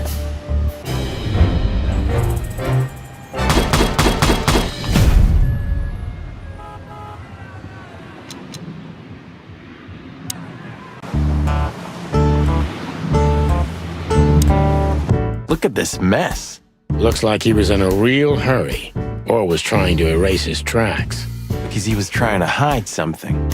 But where? And most of all, what? Let's take a good look around.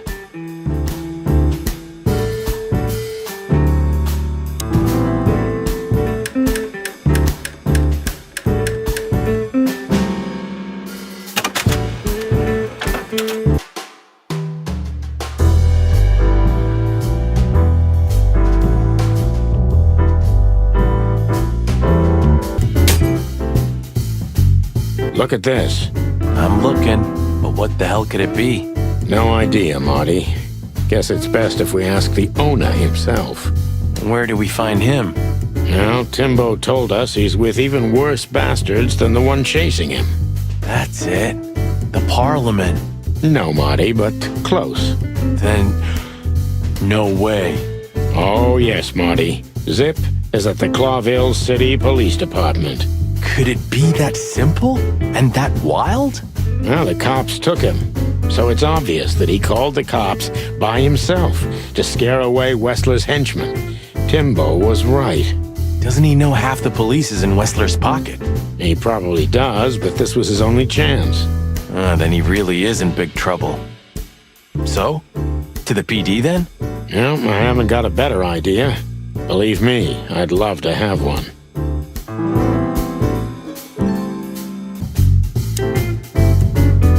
When we get over this whole mess, I'm gonna take you to a concert. No, you won't. Yes, I will. Swear. Yeah, well, good luck with that. You'll see. Just wait.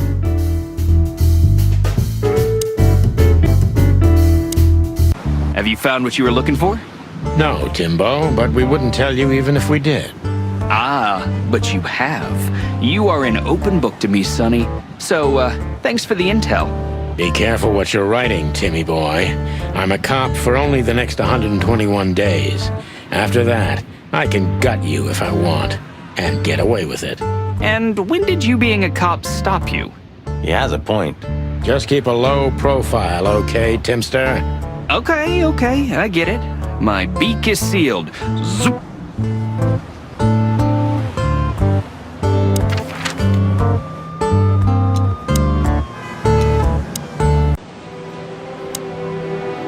Here's the alpha pup. Hey, watch out, he may bite you. A barking dog never bites. Oh, Bosco's not like that. He's as happy as a dog with two tails. Ah, we're criminally funny. Yeah, in a better world, we'd be in jail for it. Sorry, guys. Crime scene. You can come in if you want, Marty, but unfortunately, Sonny counts as a civilian. It's all right, Bosco. We understand. Anyway, I don't think whatever's in there would surprise us much. What? Why'd you say that? Oh, nothing. We've just heard what's going on. It's one ugly case. Yeah, she was young and full of life. At least I think so. Sometimes I feel like I'm too old for this shit, you know. Well, what are you doing here anyway? I heard there wasn't any predation here. It's a simple murder case, isn't it? Yeah, it would be, but the city's too busy tonight. We simply don't have enough officers on duty to cover everything. Sound familiar? Yes, it does. So everyone's doing everything, eh?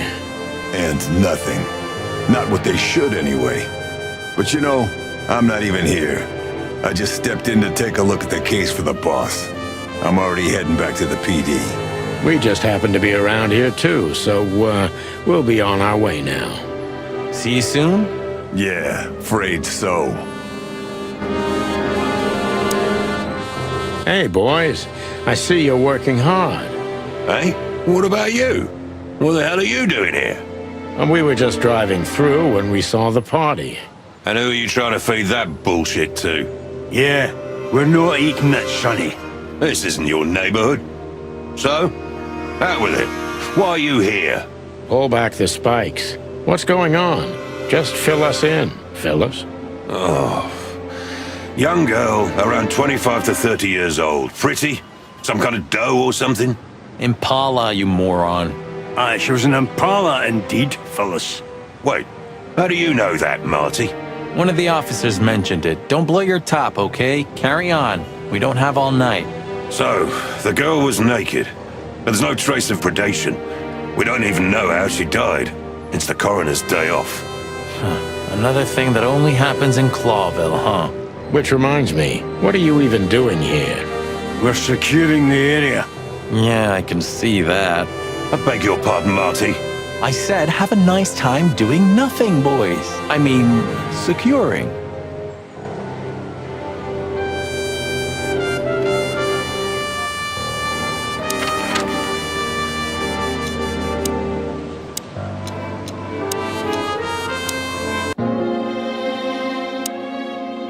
Hello, miss. Gentlemen, Don't worry, miss. We're not here to arrest you. Though I admit the temptation is high. I just was...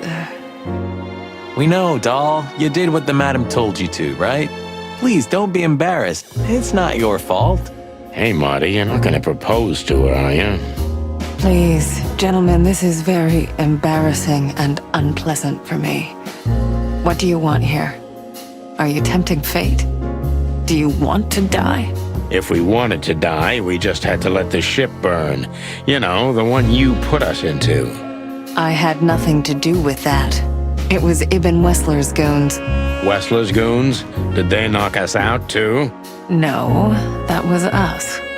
The girls. But we had no choice. I can't tell you more. Tell us this, then. Is the madam here? Yes, but I'm sure she wouldn't want to see you. You have to understand that. We'll see about that, sweet pea. Thanks for the help. But You think this is a good idea, Sonny? We're gonna make the crocodile even more angry. Stay outside if you want, Marty. I don't care. Yeesh, okay, boss. I didn't say anything.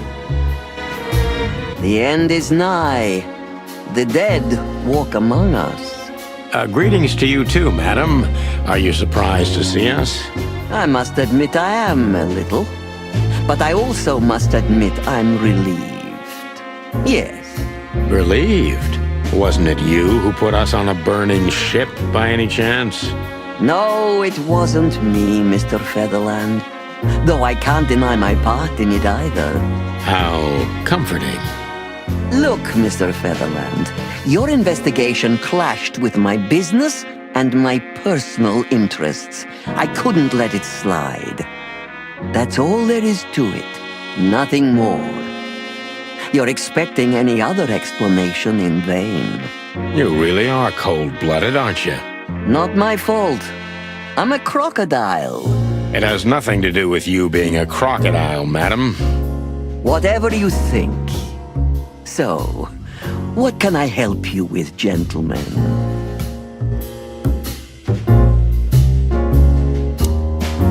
Before you alert your wildcats, we're not here to arrest you, ma'am. We're not even here to confront you with anything. Why then? To what do I owe the pleasure of your visit? I simply want to know why. The answer's frustratingly simple, Mr. Featherland. You'll be disappointed. Try me. I have a contract with Mr. Wessler. And your investigation infringed certain terms of that contract. That's all. Contract, huh? Is Natasha the subject of this contract? You sold her to Ibn Wessler, right? That assumption is offensive. So? I'm not going to answer that, Mr. Featherland. No. I knew it. You know, sister, you could be a famous crocodile. You're still just a snake. And I hope snakes will forgive me that I mentioned them in the same sentence as you. I'm truly sorry you feel that way, Detective. Maybe one day your opinion will change.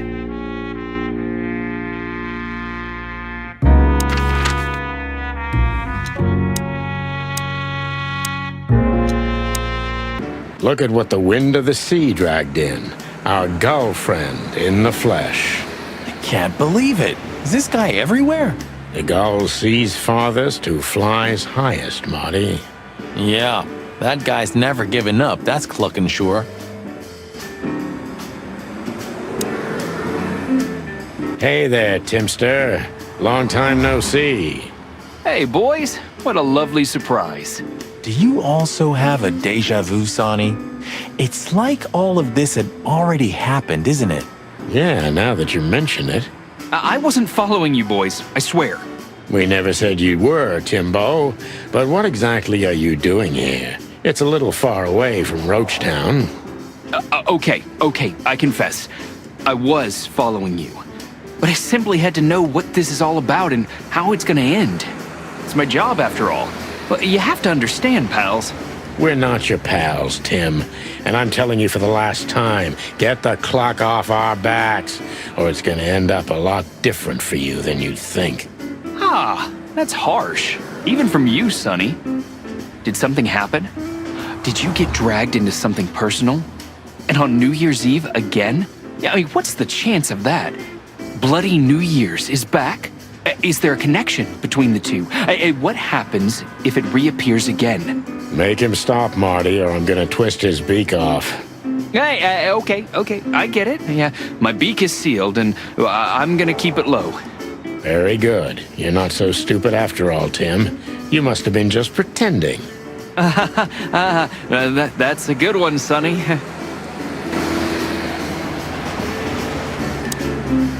I'd be grateful if you didn't follow us anymore, Tim. We know you're a veteran scribbler, but where we're going, I'm not sure you'd make it out alive. Uh-oh. Well, that sounds rather irresistible, Sonny. You couldn't have made it more tempting for him. Oh, shut up, both of you.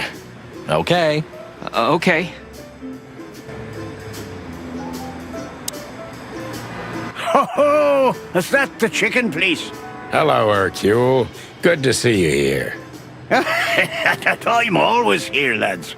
The sun shines, the rain falls, and Hercule Mullins sells newspapers. Just like that, Martin. Listen, Hercule. Wait, Sonny boy. Let me guess. Maybe, I don't know. Ah, I got it. You need some information. You guessed, Uncle. How did you do that? Years of practice, sonny boy. Now, tell me, lads, what's the matter? We're just sniffing around a bit, Uncle Mullen. You know us. You just can't sit still in your asses, can you? It's all right. So, tell me, what would you like to know? Uncle Mullen helps where he can. Thanks, old pal.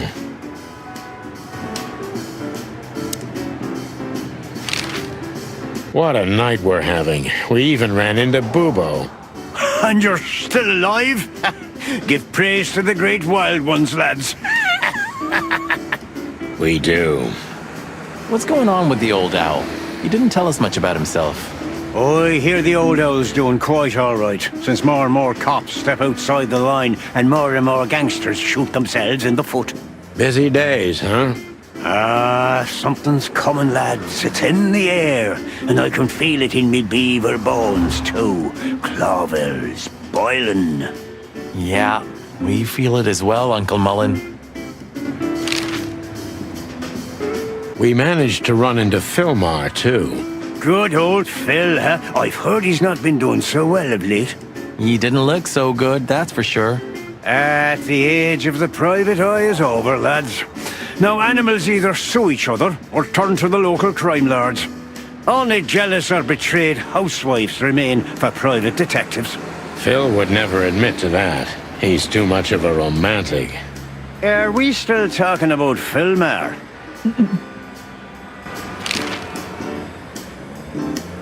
What the hell is Tim doing here? You're still angry at him then?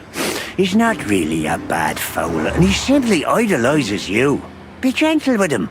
It's not adoration, it's an obsession, and I can't bear obsessive people. Then how exactly can you bear Martin? Hey, old man. The exception that proves the rule, right? If I'm obsessed, then what are you, boss bird?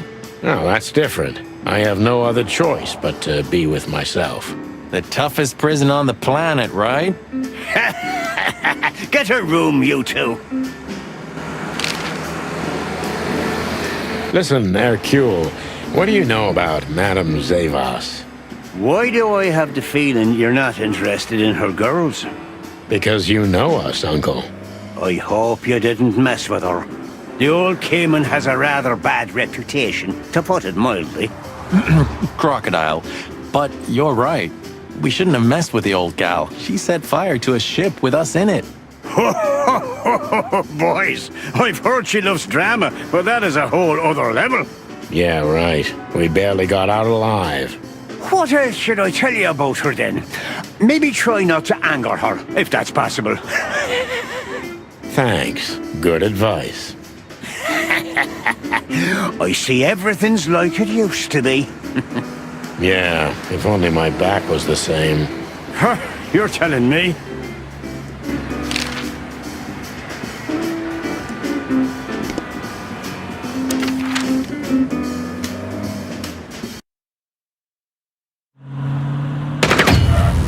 Clucking furry hell! So they know we're still alive? And they'd like to do something about it.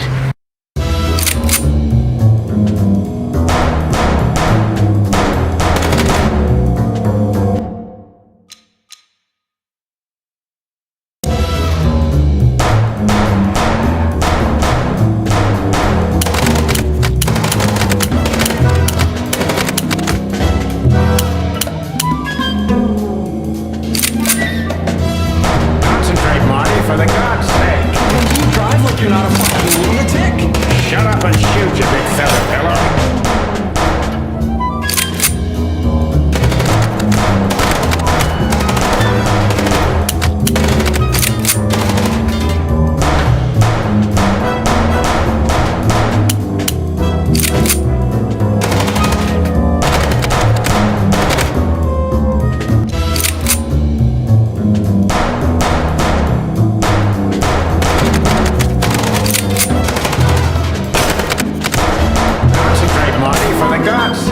Can you drive like you're not a fucking lunatic?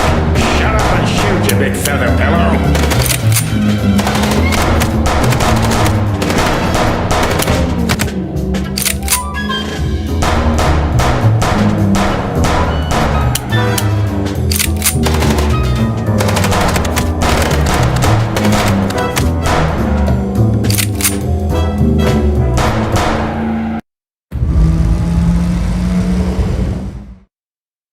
We could only hope we'd arrived in time. If they'd taken Zip to the interrogation room, the hole as we called it, and beaten the truth out of him, we'd lose the trail and end up in a dead end. It was time to be fast and ruthless. God damn it, Zip. Why couldn't you stay out of this? Ah, look who's here. The top of the cops. Idiot's luck. They must have gotten soaking wet because of those holes. Sometimes I wonder how these two are even still alive in a city like this. Wonders of the world, Marty.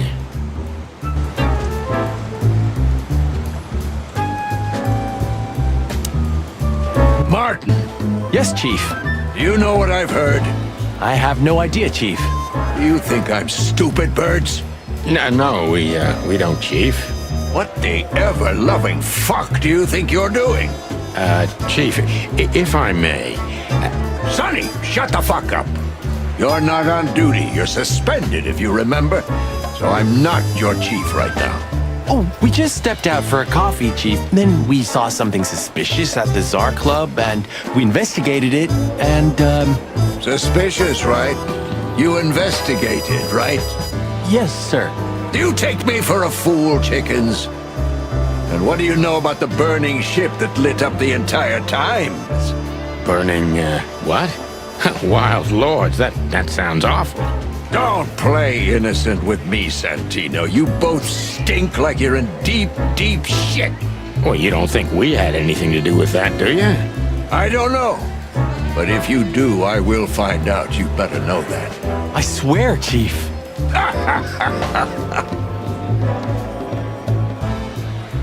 I've had enough of your swearing for a lifetime. Get the fuck out of my sight. Yes, sir. Have a beautiful day, Chief. Don't let me see you again, Santino. Or... I'll try not to be seen, Chief. I'm not your chief. Get lost. The Hound of Hell in the flesh. I don't think any kind of devil would be brave enough to get a dog like this son of a bitch.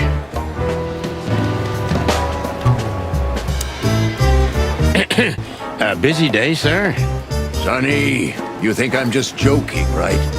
Speak to me one more time, and I'll fire your ass. Understood, sir. Sorry. I hope this doesn't count. Get the fuck out of my sight, Santino. Yes, sir. Sorry, sir. Not gonna happen again, sir. Did anyone ever tell you you're a real pain in the ass, Sonny? Only my mother, sir. Still here? No, sir. Well then, for all the wilds, Sonny, get out of my sight. I don't understand how you do it, Sonny. Do what? You drive him crazy, yet he still doesn't bite your head off. He didn't even suspend you. Because he respects me, Marty. I may be insufferable, but he can't deny I've always brought something to the table. That's why you drive the poor old dog mad? No, I do it because I'm bitter and twisted. Oh, yeah. Still here? Well, for all the what? Zip H. Murphy. Do you believe he's really that scared? Or is it just an act? Zip's a good actor, but he's not that good. If Wessler's henchmen are after him, he has good reason to be afraid. Sorry, boys. I can't let you do that. You know, protocol. You and protocol, Bosco? Don't make me laugh. That's the case, boys, like it or not. Stop harassing the witness. Well, what can I do? Sorry, guys.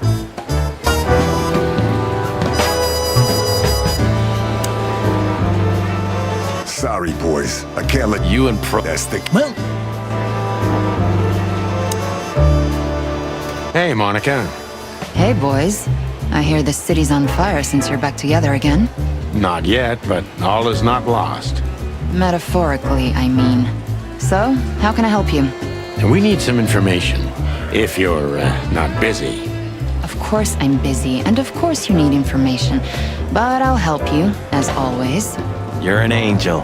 Yeah, I know, Marty.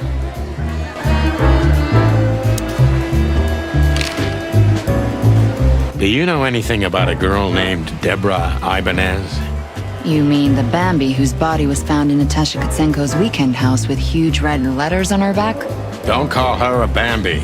So you knew her. Just fleetingly.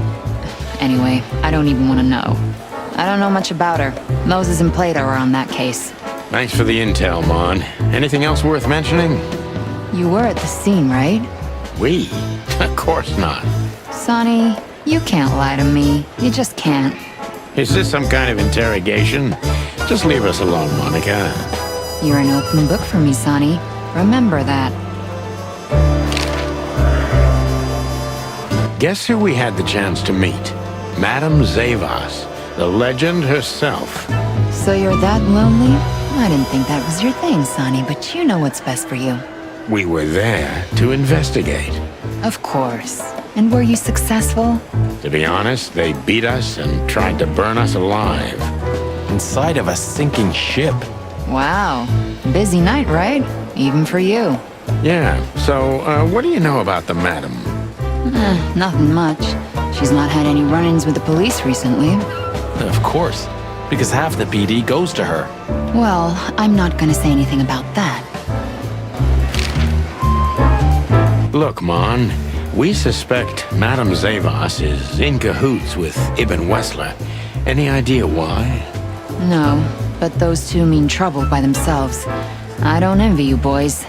Seriously, any ideas? Get out while you can. Right about immediately. Well, you're kind of right. We can't, Mon. We gotta see this through to the end. Famous last words. When did they bring in the trash panda? Not even an hour ago. You're just in time. They haven't taken him into the hole yet. Yeah, I can see. Listen, Mon, would you do us a favor? Can I be honest? Not really. Oh, just a small thing. For old time's sake. Me and my big heart. So, what do you want? Call Bosco over here for some reason, okay? So that we can have a quick talk with Zip. Okay, I guess I can do that. But you owe me one. We'll thank you somehow, I promise. No promises this time. Shoes. Shoes? Size 35, high heels, black. Yes, ma'am. Good. Hey, Bosco. Yes, ma'am. Come over here for a second. Right away.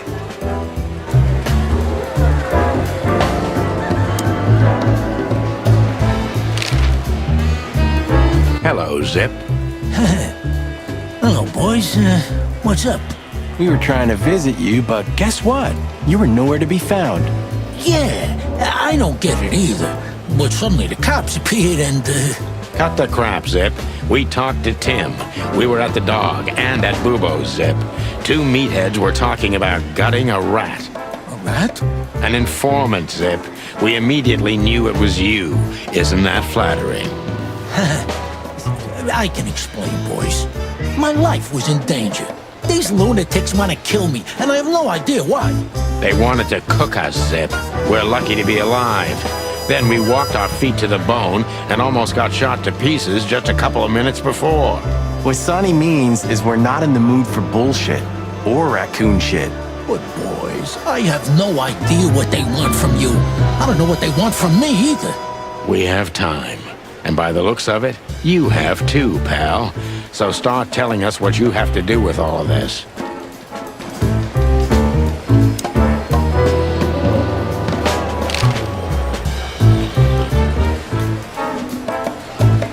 So we were just about to listen to some sweet music when, Didn't that damn jukebox break all of a sudden?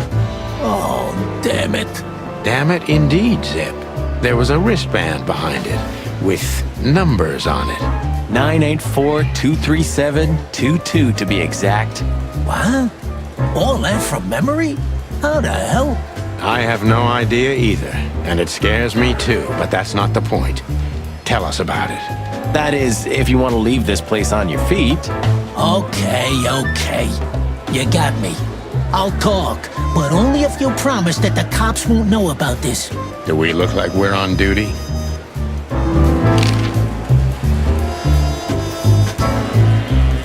Zip is a real opportunist. He's trying to turn everything to his advantage, but we're gonna turn the tables. Who did you escape from? And why here, Zip? Why? Because I like living, that's why. How did you know they were coming for you? I got a tip-off from a friend that I should pack my things and go if I want to live. But I had nowhere to run. You know me. The hot dog's my everything. So you thought you'd be safe here? Of course. Ibben's people are everywhere, but, maybe it's harder to get rid of me at the PD. Well, I wouldn't be so sure about that.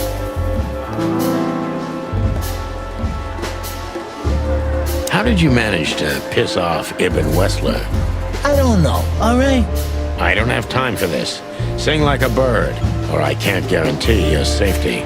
I did something for him, that's all, okay? A tiny little favor. You know how it goes, Sonny. Animals like Wessler make a living out of these kinds of favors. Tiny little favor, eh? Wessler's kind don't send assassins after someone for tiny little favors. You have no idea what's going on in his head nowadays, pal. Fella's gone totally insane.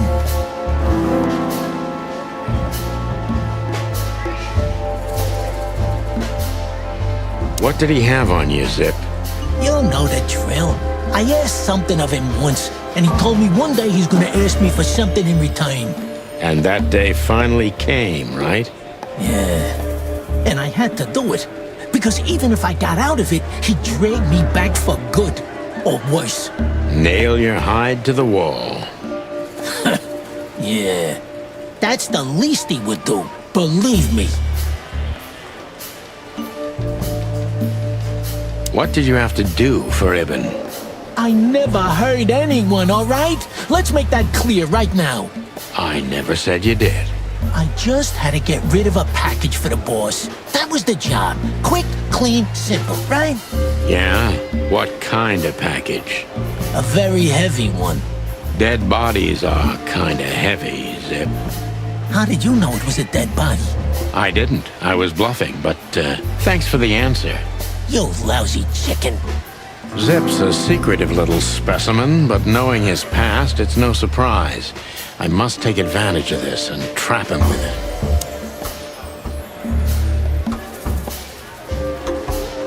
So, a dead body, huh? What kind exactly? How should I know? What am I, a butcher? A zoologist? You still know something about it. It was wrapped up entirely, okay? I didn't see any of it. It was, I don't know, average. Like you and me.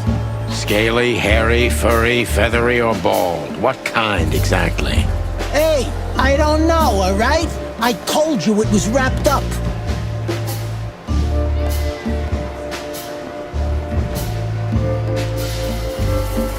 If they let you out, what do you think will happen? I don't know, okay? Maybe it was a stupid idea coming here, but this was my best stupid idea. Maybe I'll win a few days with it. Or a few hours, more likely. If you help us, maybe we can cover this whole mess up. You mean you can be bought, Sonny? What a time to be alive. The unbribable Santino Featherland. I'm suspended, Zip, and I'm talking chicken to raccoon. Oh, I see. You're a foul.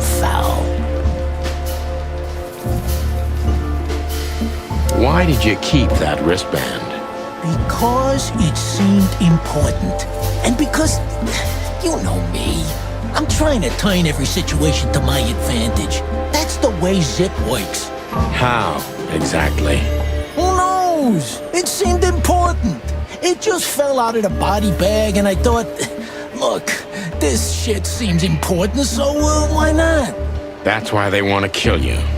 I have no friggin' way of knowing that. Why don't you ask them, huh? What happened to the body, Zip? I don't know, Sonny. All I had to do was drop it in an abandoned part of the hive. Where starvation's most prevalent, I guess. Where insects fight for their survival, right? I couldn't have found a better way to get rid of a corpse myself. All that fresh meat must have been gone in a matter of minutes. Fuck, I don't know. I didn't stick around to see what happened. You make me sick, Zip. You would have done exactly the same thing in my situation. Anyone would have. I got the order, I did what I had to. I wanted to survive. That's Ibn for you. Blackmail. Yeah, something like that. Zip may be secretive, but if he manages to open up, he's also honest. He's not trying to change the subject anymore, so I only have one thing left to do. Ask the right questions.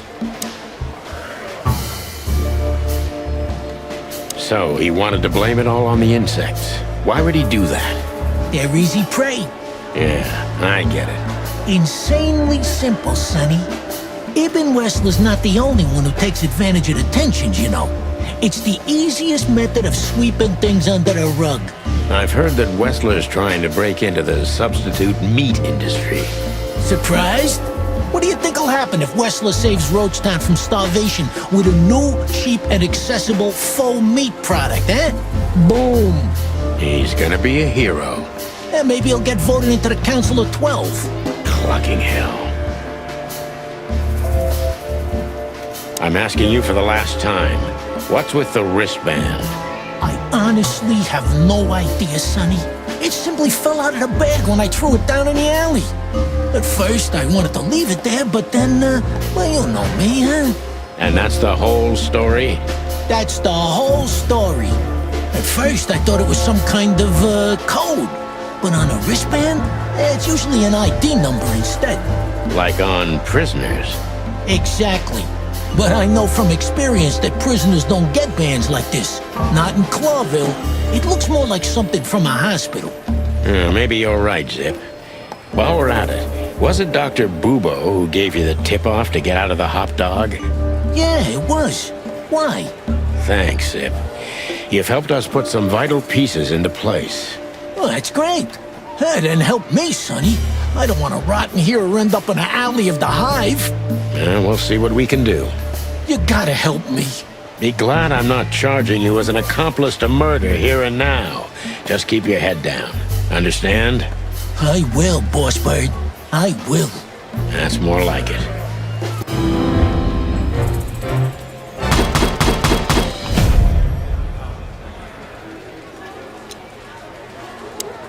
So you're telling me you have no idea what this is?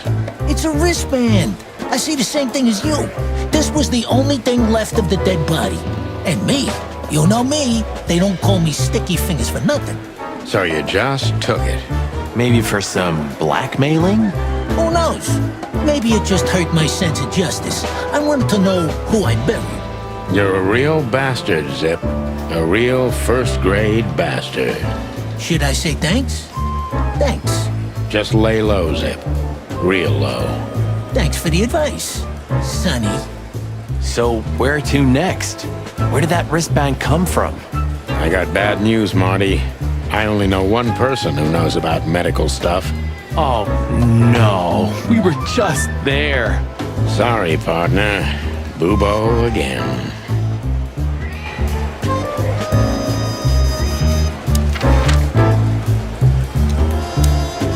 Hello, Ursula, dear.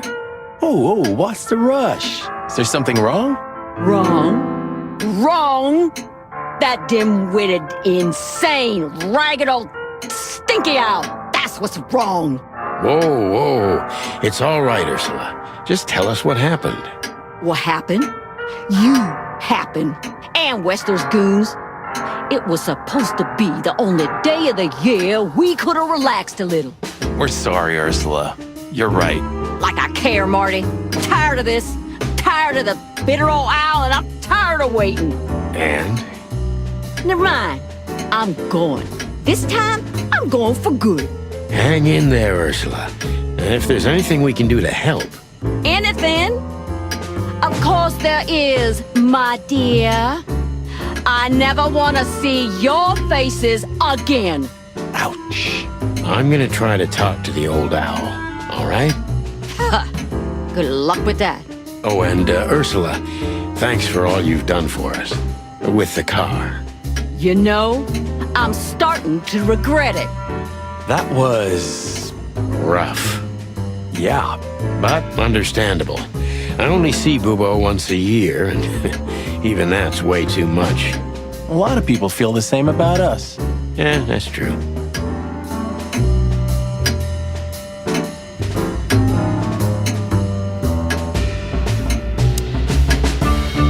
what's up, Doc? Somehow we guessed we'd find you still awake. Stop playing innocent. I've heard that little intermezzo. I have the ears of an owl, you know. We're very sorry, Bubo. I'm sure she'll come back. Of course she'll come back. She loves me. I don't know why. And she's afraid that I'll drink myself to death once she's gone for good. She's not wrong about that.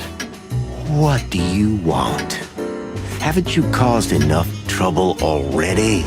We're here for some information. Then we'll be out of your hair. I mean, feathers. Who cares? So what do you want? And be quick about it.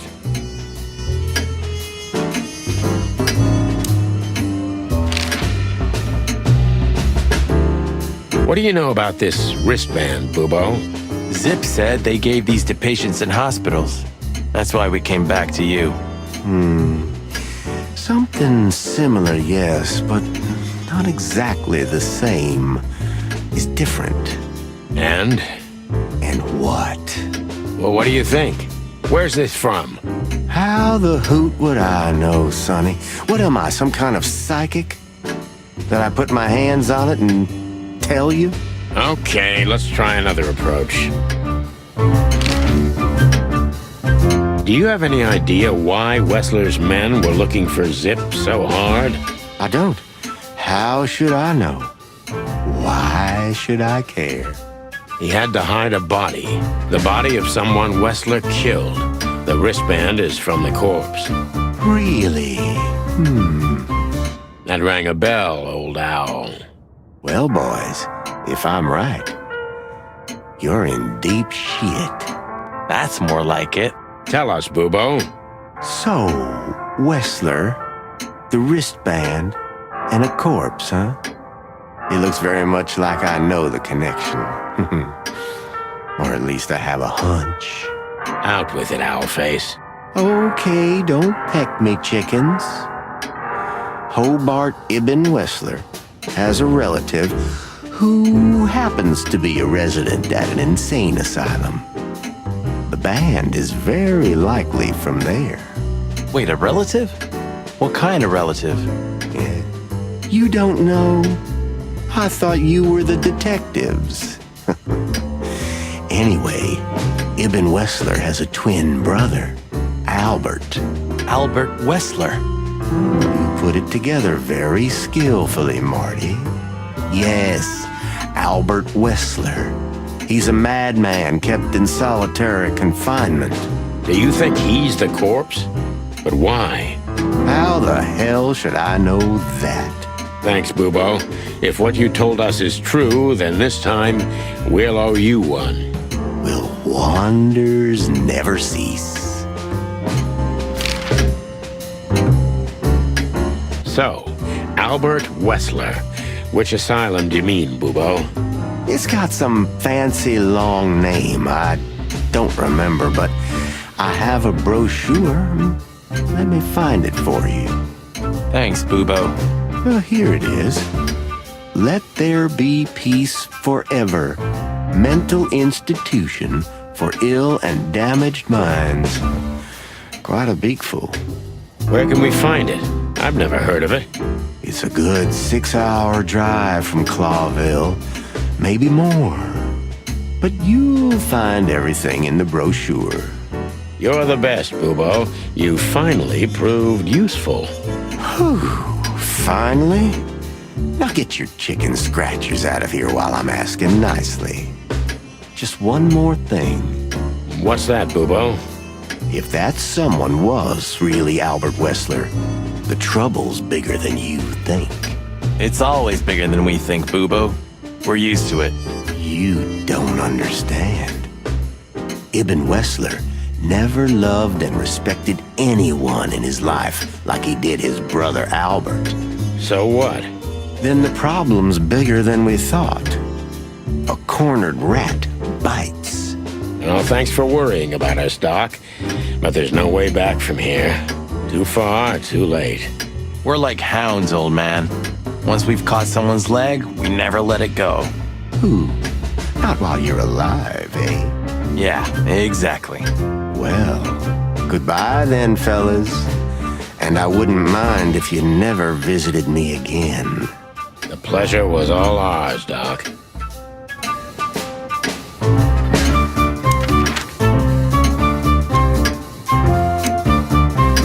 We had to gather ourselves, take a deep breath, and think over what we knew so far. What the chickens had I got myself into? What had I dragged Marty into? Moreover, what had we pulled the whole city into?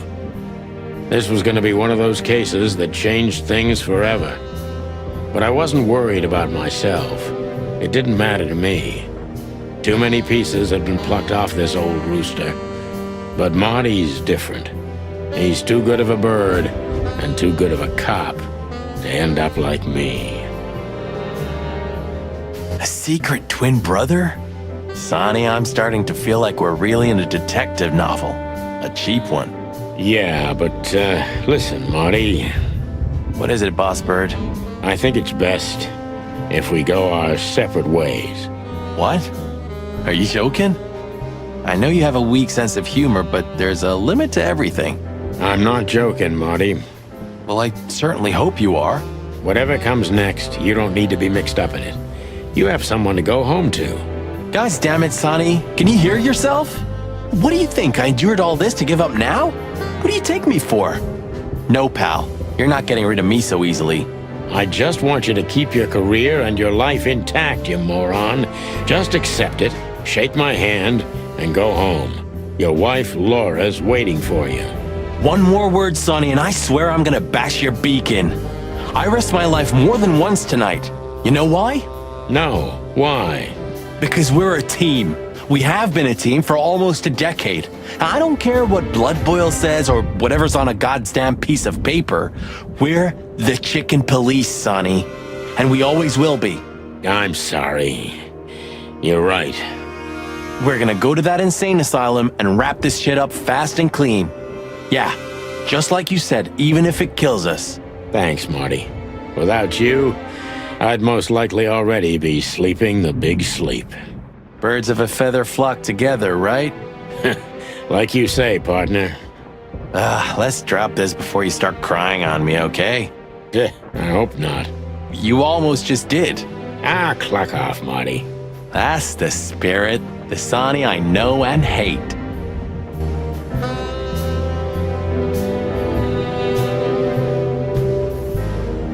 It would be best to board it up. It'd go well with this rundown neighborhood.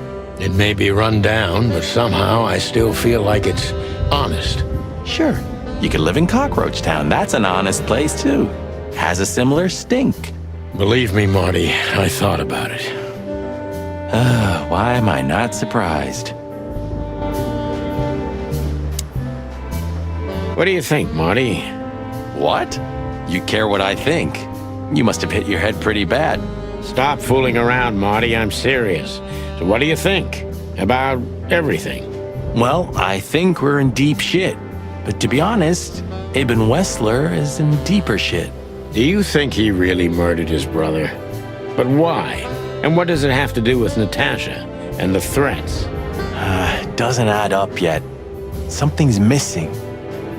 Let's visit the institution and try to find out what we can about this Albert Wessler fella.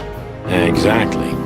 If he's the dead body, we've got to know what the motive was. If we can't, and if he's still alive, we gotta ask him directly. And what do you think, Sonny? I think Ibn, Albert, and Natasha are the three key players in this case, and that all of it has something to do with the brothel. And the fact that Natasha used to be a courtesan? Yeah, that too. Listen, Sonny, about Molly. Oh, just forget it, Marty, okay? She's not part of my life anymore. So that's exactly what I'm gonna do. Forget it. Let's concentrate on the case, and on making it out alive. And helping Natasha, too. Whatever you say, Boss Bird. So you think Natasha's really in danger? It could be, or she could even be behind everything. No, you don't believe that. I'm not sure what I believe, Marty. Let's see. Things got mixed up at the brothel.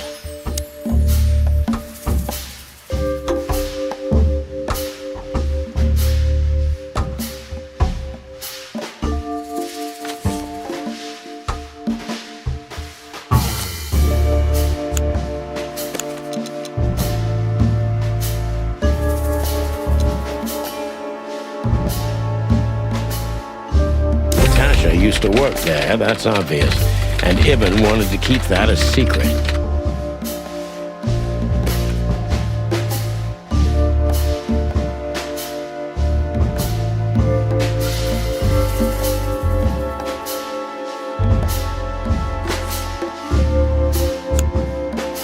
A secret, it seems, somebody else had to pay for.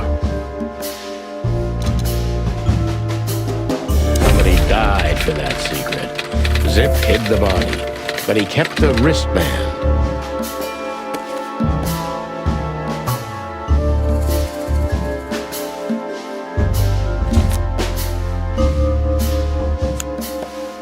Who could it belong to?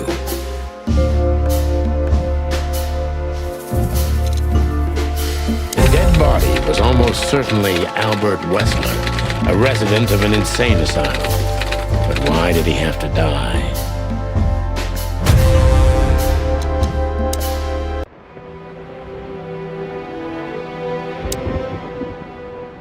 Okay, so the picture is more or less clear.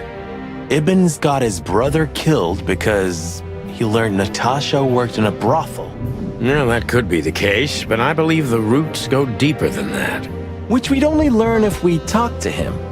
I mean, if the corpse isn't him, because then we'd need a medium. Which would be exciting, but maybe it's enough if we ask the doctor who treated him. That too, yeah. But where's the fun in that?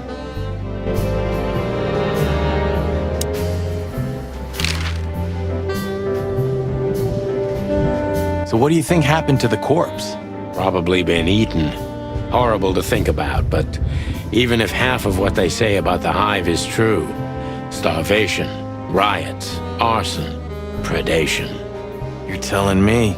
Makes my feathers stand on end when I think about what goes on in there. And we pretend we don't know about it. As if Roachtown isn't even part of Clawville. This won't end well. I'm afraid soon Clawville's gonna burn once again, and because of its own foolishness. Well, that's if another meat war doesn't break out first, 'cause then the whole wilderness will burn. Lovely prospect, eh? Either way, it was a damn clever move for Wessler to hide the body in Roachtown. It's the only place no one will ever find it. Like the belly of a burning ship.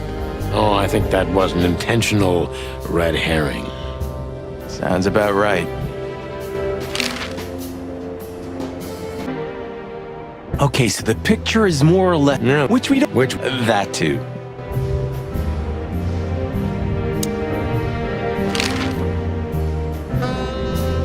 So where exactly is this place? A few hours' drive from here, in the middle of nowhere. It's a creepy old mansion, of course. You think it's a good idea to go there? What if it's a trap? I told you, you can still go back. Huh, wouldn't you love that? No such luck, boss. If I get killed or locked up forever in an insane asylum, that's gonna be on you. Thanks, pal. I deserve that. You still trust her? I never trusted her, Marty. I mean, you believe her? I'm sure she was honestly afraid. People don't fake it that easy. But I can understand why she didn't tell us about her, former profession. Or how she knows Molly. Yeah, that too. And the death of Deborah complicated things even more. Hey, Sonny, she didn't seduce you, right? I mean, Natasha. Ah, don't be stupid, Monty. My old ticker hasn't been beating for a long time. Not that way, anyway. Yeah, all right, boss. Who'd have thought? I believed that little rat. I thought he'd changed. Idiot. There's a point when it's too late to change, Marty. His past caught up with him. Whatever he did since then doesn't matter. Not much. Exactly. And that's the case with us, too. That's why I won't back down. Even though a voice in my head is screaming right now, leave it all to hell and have another drink. Maybe we should do that. Maybe we should.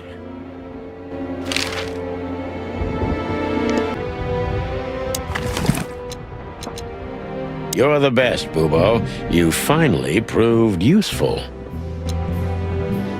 Why did you keep that wristband?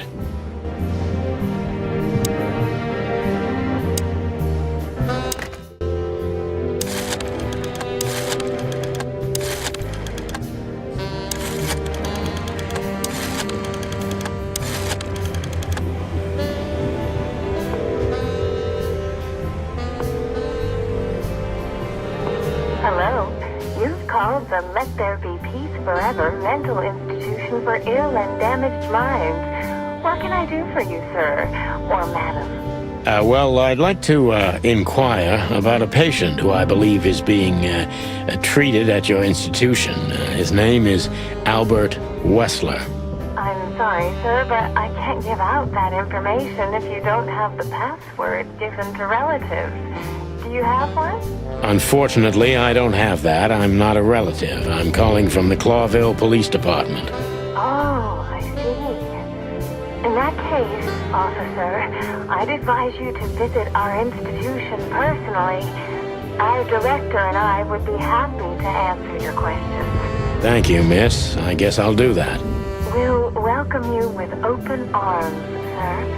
Have yourself a beautiful, starlit night. Oh, thanks. Goodbye. See you soon. So, we have to go there. The thought gives me goosebumps. Chicken bumps aren't good enough for you? Ha ha ha.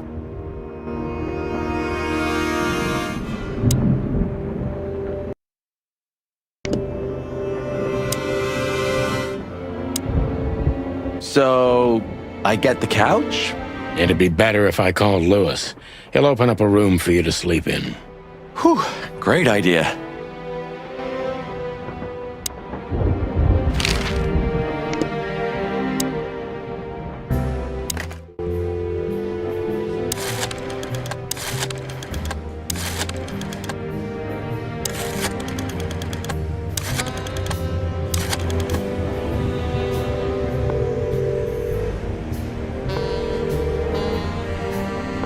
Hey, Lewis, it's me again. Oh, hello, Sonny. What's up? Were you sleeping, pal? Me? Oh, I wasn't. Anyway, I'm always at your service. Would you open up a room for Marty? Naturally, Sonny. Thanks, Lewis. I'm not even gonna say it. I will. You owe me one. Adieu. Yeah.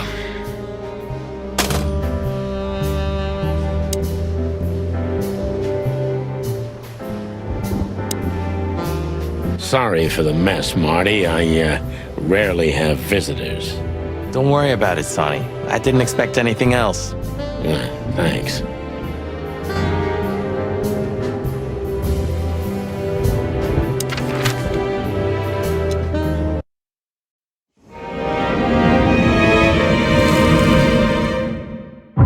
I slept like I used to sleep years ago.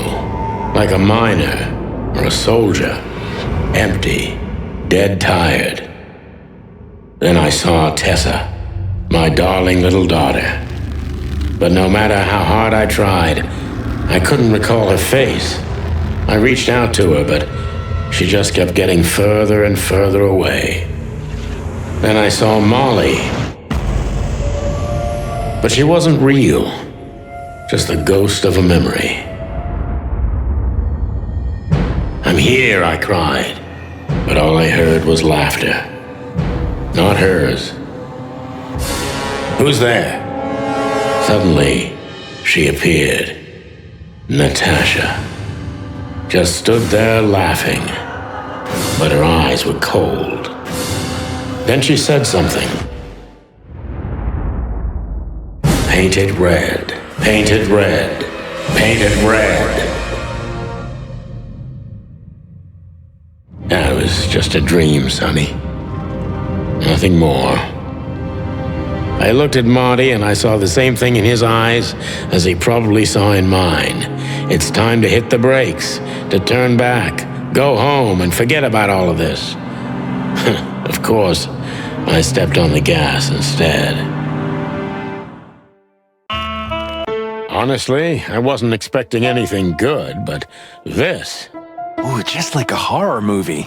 I was thinking the same. Appearances can be deceiving. Let's hope so.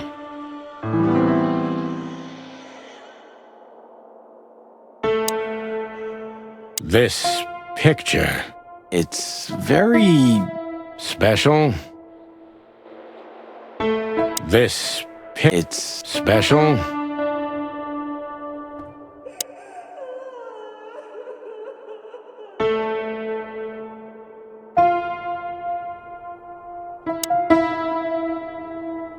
like an angel from heaven, isn't she? Yeah, half of her's still up there, I think. That's rude. Oh, boo-hoo. What do you think? Can she hear us up there? Sonny, stop being so heightist. It's a different world nowadays, you know? Yeah, okay. Cry me a river. I'm forever amazed by what an asshole you are. Of all the great wild ones, Greetings, miss. is it really you? Well, yes. Yes, it really is you, the chicken police. I'm afraid so.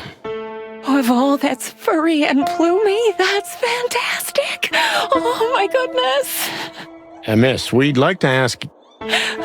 Please, don't be scared. I'm just really excited. You know, I've read every book about you and your adventures, and I even collected newspaper articles when I was a little girl. Indeed. You can't imagine what an honor it is to meet you in person. We really... Oh God. Take a deep breath, Miranda. Take a deep breath. Are you okay, miss? Yes, I am. I just needed some air. So, dear detectives, Santino and Martin, what can I do for you? Well, miss, we have some questions, if you don't mind. I'd love to answer all of your questions, detectives.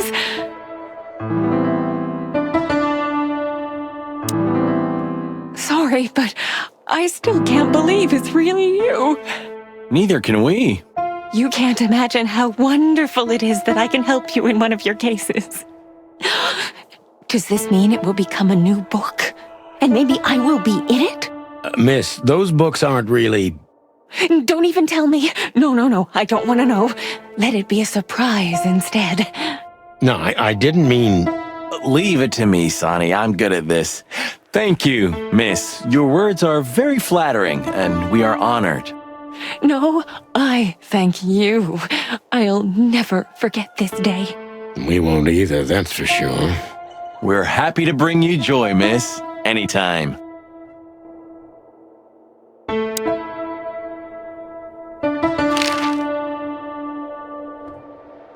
Say, miss, what can you tell us about this place?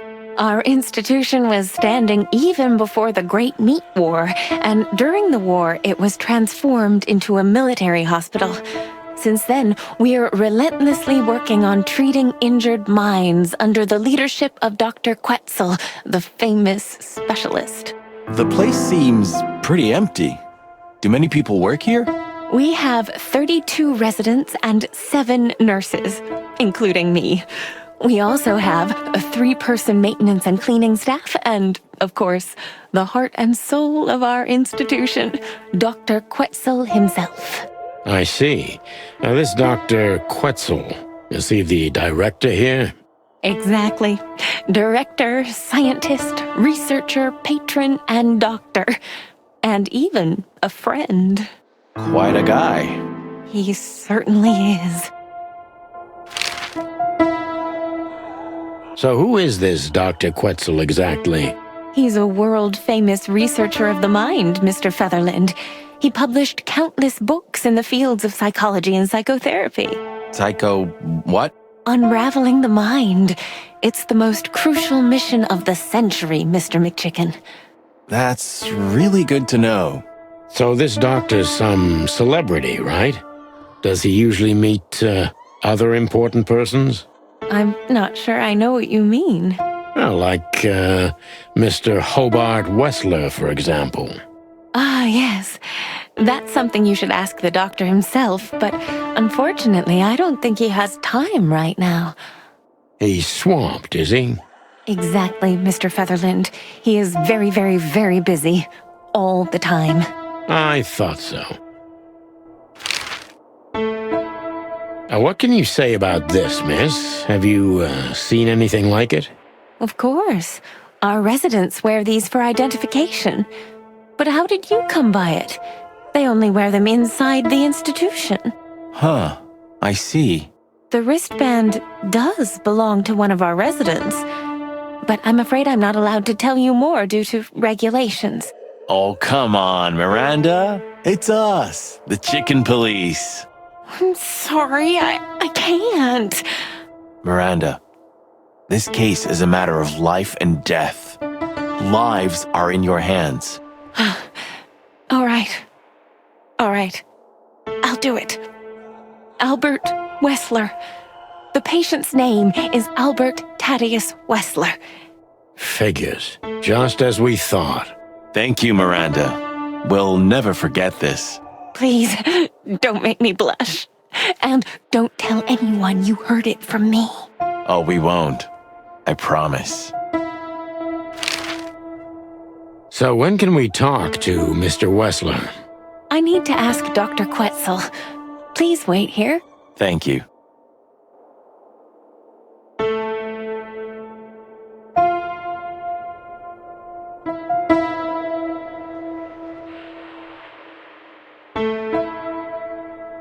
This guy seems strangely familiar to me. You don't say. You've been treated here too. That would explain a lot. Oh, don't be stupid. I'm serious.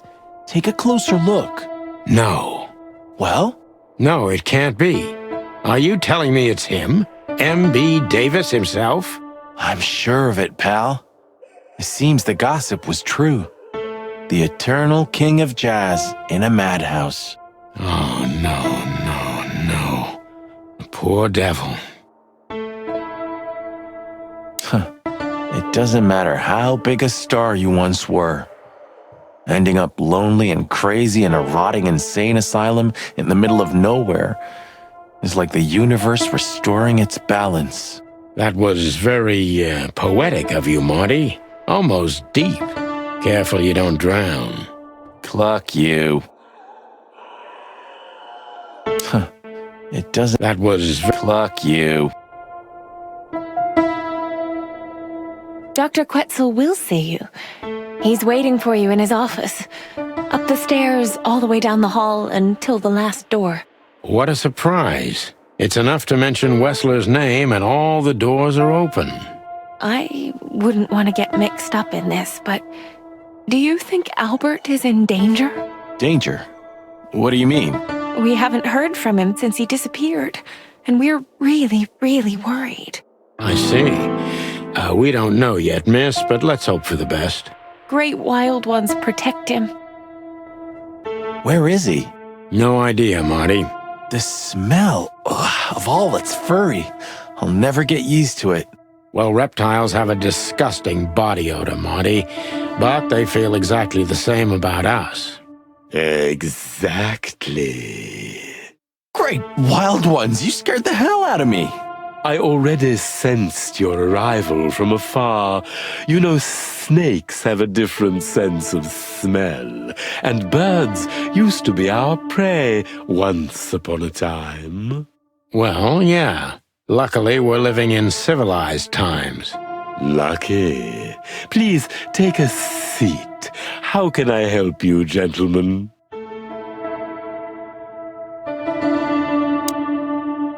A snake. I can't help it, but they make my feathers stand on end. To be honest, gentlemen, your visit is anything but a surprise.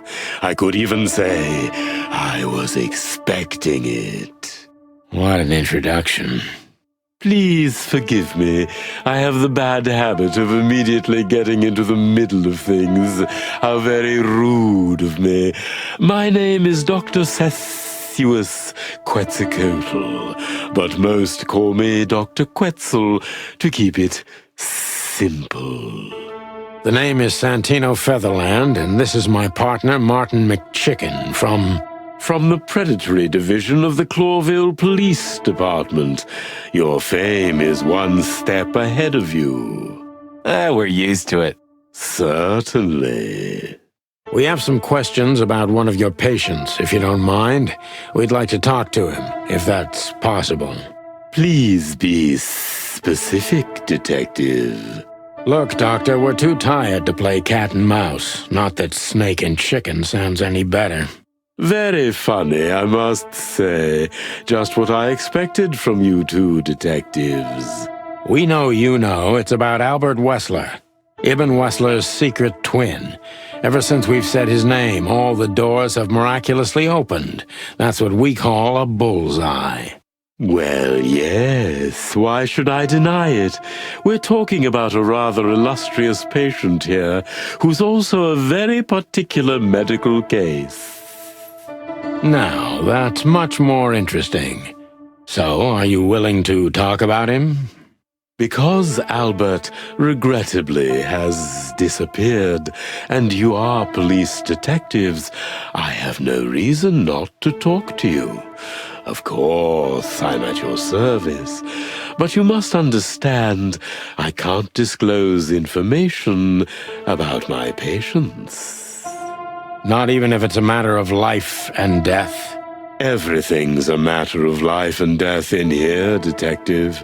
This is a hospital, even if it's primarily for the mind, not the body. Still, I'd like to give the impossible a try. Please, Detective, just do your job, and I'll do mine.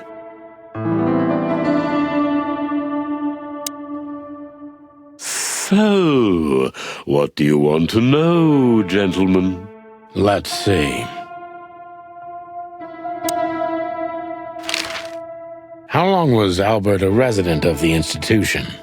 For quite some time. His first symptoms surfaced in his teens. Depression, panic attacks, and schizophrenia. Was he brought here immediately after the first signs that something wasn't right? You know, the biggest problem with an opinion on insanity is that animals are ashamed of it. That's the reason our institution stands out here in the middle of nowhere. Because animals would rather hide what they're afraid to face. I couldn't have said it better myself. As far as I know, the Wessler family wasn't exceptionally wealthy. Indeed, they were rather poor, but we offer our services gratis. Then how do you sustain yourselves? By the grace of the treasury of King Hector III, of course. I wouldn't have guessed that. My family and the royal dynasty had always been on good terms, Mr. Santino. What kind of a place is this exactly? I assume it wasn't built as an insane asylum. It used to be a mansion. Construction started during the occupation in 622. Then it stood empty for almost a century, until finally it went to the crown of Cloville when Hector's great-grandfather took the throne. The rest is history. How long have you been working here? I've worked here for more than 30 years, but it's been in my family's possession for almost 150 years. So if I count correctly, as soon as it went to the crown, it was seized by your family. That's almost accurate, Mr. Featherland. What a lovely inheritance. Tell me, Doctor, do you know Madame Zavas? Just like everybody else, I've heard of her, but I never had the pleasure of meeting her in person. I'm sure she's an interesting case. Oh, you can be sure about that. I'd gladly get you two together if I had the chance. A spare cell would suit her very much. Is that so? As it turns out, she likes small, narrow, secret places. Oh, I see. What a coincidence.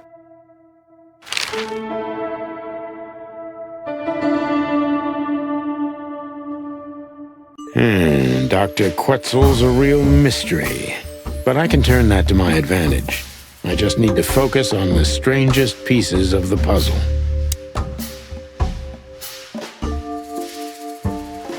So when did Albert become a resident of your institute? Albert and Hobart, or Ibn as you call him, arrived here almost exactly 4 years ago. Could you describe that day more specifically? It was not long after New Year's Eve, maybe the first week of the year, if I'm not mistaken. It was sleeting that day. Wind was banging incessantly on the windows. The power was going out for short periods of time. What was your first impression of them? I already knew the Wessler name. I knew who they were. Or at least I knew one of them, Hobart Wessler. He was famous. Gangster, moneylender, celebrity, lover. And Albert? He was new to me, an invisible gray ghost. The family had tried to keep his existence a secret. Why? Because they were ashamed of him, of course, Mr. Featherland. That's how it usually is. What was your first impression of him? He was silent, but observed everything that surrounded him. His eyes were constantly moving, never stopped for a second. Was he afraid? I wouldn't say so. It seemed to me that he wanted to move into our institution voluntarily. It looked as if he couldn't wait to be here, alone, locked up in silence and darkness. Didn't you think of that as unusual? Of course I did, but who am I to judge? It was rather special treatment.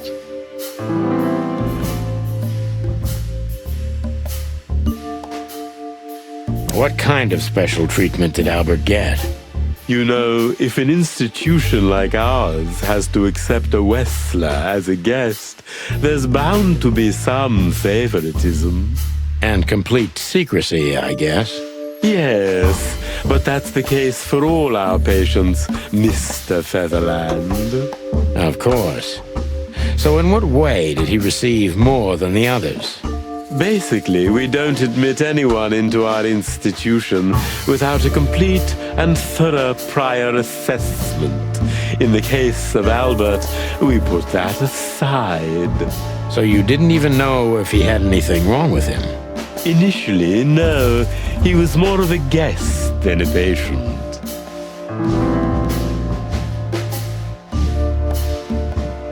How did you see Albert when you first met? Albert was shy and reserved, like a ghost. He almost never touched anything.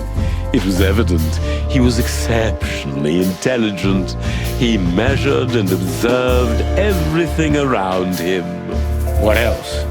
He was delicate and graceful, almost like a woman. Yes, he was rather feminine. He was an artist, Mr. Featherland, a magnificent painter, and rather good writer, too. Sometimes I even heard him sing. Why did he have to be locked up? I asked the same thing at first.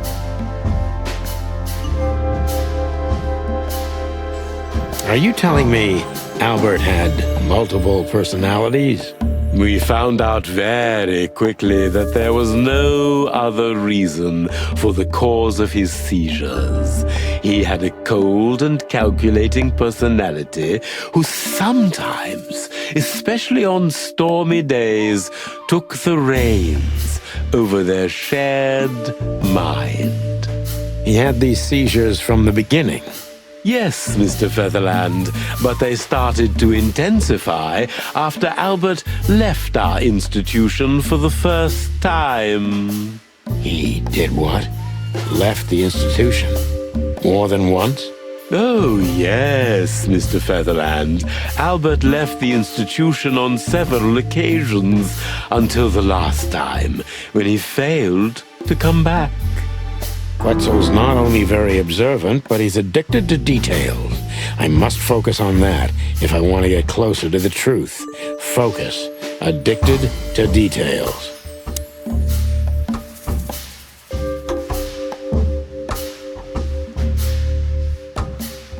When and why did Albert leave the institution for the first time? It was about 2 years ago. Mr. Hobart Wessler appeared and demanded we let his brother go free.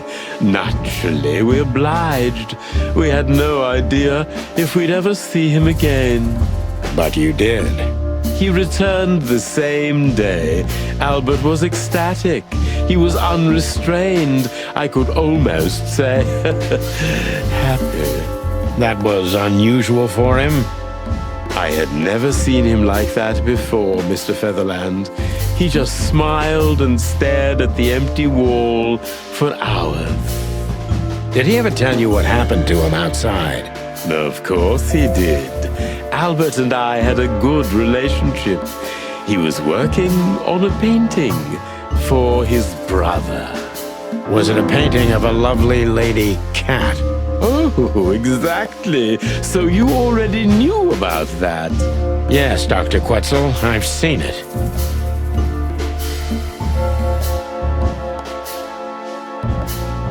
Did Albert tell you how he felt about the painting? From the first moment he loved it. He was fascinated by it. But who could blame him? A little diversity, fresh air, a beautiful lady, and of course, on top of all that, he could finally do what he loved best, paint. Which could be a surprisingly effective therapy. It could have been. Unfortunately, these excursions have greatly intensified his seizures. They have become more frequent and extreme. So Albert left on many occasions to continue working on the painting. Exactly, Mr. Featherland. Every time he came back, he was like a different person. But unfortunately, his seizures also multiplied and became more dangerous. More dangerous? Albert was hurting himself. And on one occasion, he even tried to hurt me. It was unprecedented. It seemed his confined personality was taking over their shared mind entirely, piece by piece. Do you think the painting caused it? Not the painting, Mr. Featherland. But its subject. Exactly. He was obsessed. Right until that fateful day when he returned to us for the last time. What exactly happened that day, Doctor? It wasn't Hobart who brought his brother back that day, but two of his gorillas. Not literally, I mean. And Albert was in a terrible, terrible state. What happened to him? I don't like to talk about that, Mr. Featherland. It could be vital to the case, Dr. Quetzal. Don't back down. Oh, you're right. There's no use turning back now. So, Albert's tongue was torn out, or cut off, I don't know exactly, and he was blinded in one eye, or rather, one of his eyes was missing entirely. So you're saying Albert was brought back horribly mutilated? Yes. And they didn't give any explanation as to what had happened. They simply told me it was some kind of accident. Dr. Quetzal is cold and professional, but he's also very confused. Maybe it's cruel, but I must exploit his vulnerability if I want to learn everything about Albert. Focus. Confused.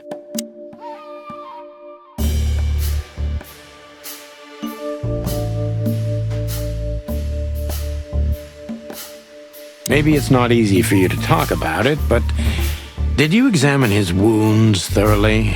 I'm not that kind of doctor, Mr. Featherland, but even I could determine his tongue was either cut out or bitten off. And his eye was gouged out. He also had several broken bones. But there's no doubt it wasn't an accident. I don't believe it was, Mr. Featherland. I totally agree.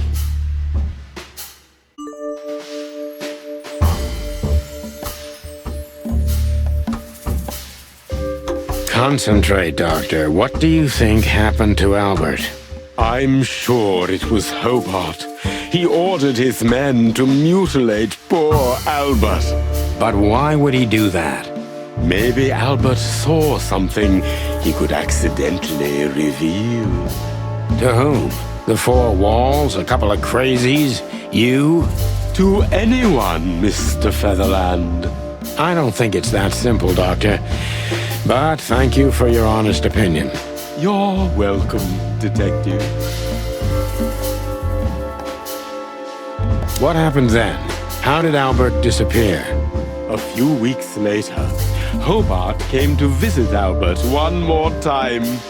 Albert had been in terrible condition by then. We even had to transfer him to another cell, a more safe one. What did Hobart do during the visit?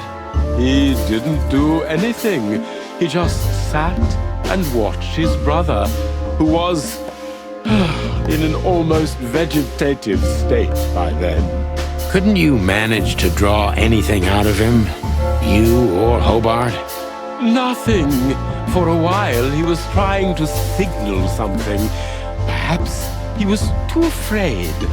And most likely his fingers had been broken too, so he couldn't even write. Do you think Hobart could have killed Albert? It's horrible to say it, but I'm sure of it. How did he disappear in the end? Did someone come for him? That's what's most eerie about it all, Mr. Featherland. He simply disappeared. His door, which only I had a key for, was open. Did anyone see anything? No one. We interrogated the staff, even the patients. He simply vanished off the face of the wilderness. We don't know what happened to him. Unfortunately, I have a hunch.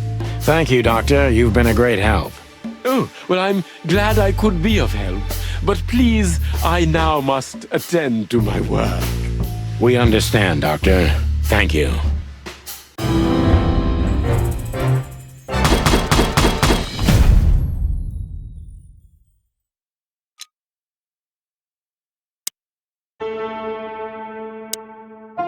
That's quite shocking information.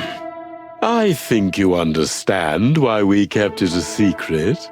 If it wasn't for Mr. Wessler's demand, we'd never let any of our patients walk freely outside our institution. Then the accident happened. Accident? Ha! We didn't believe it, not for a second. After Albert came back to us, horribly mutilated, he was different. Different how? If someone got one of his eyes poked out and his tongue torn out, he'd be different, but not like this. Albert was a different person. We believe you, Doctor. So, can we take a look at Albert's cell? I'd rather call it his room. Mr. Wessler lived in exceptional circumstances. Thanks to the Wessler name, I guess. Yes. Well, we try to make all of our patients stay as comfortable as possible, but Albert certainly enjoyed special favoritism. I hope you don't mind if we take a look around in there. That's not going to bother anyone. Well, that's, surprising. I've never seen a cell like this before, that's for sure. I wouldn't mind living here myself. It seems that being a Wessler gets you privileges. And a healthy dose of danger. Mostly that, yeah. Let's take a good look around. I'm sure we'll find some answers here. I can almost smell them. Well, I smell paint, ink, plaster, some kind of oil, aging paper, slight smell of rat, and Great Expectations. What the dickens? Unmistakable. Yeah. This place is bad for you, pal. But if you've already jump-started your beak holes, then sniff out the solution. I'm on it, Boss Bird.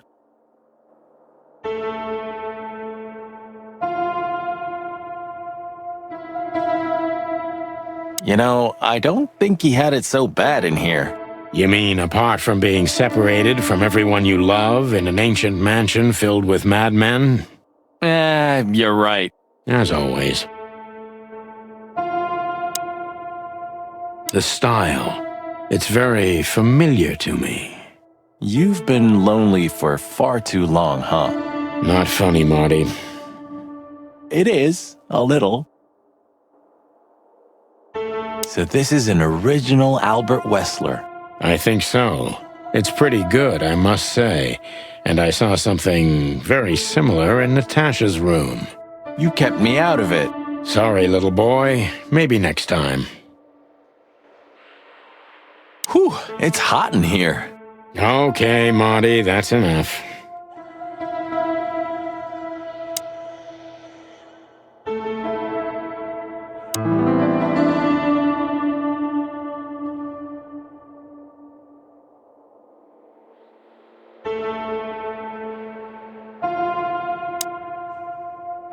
Identical twins. And looking at it, they may have easily loved the same woman. 2 men and 1 woman. Nothing good ever comes of that. Well, I wouldn't say that exactly. Of all the wild ones, Marty, please, stitch up your beak, okay? Just use your imagination, old bird. Look at that. A letter.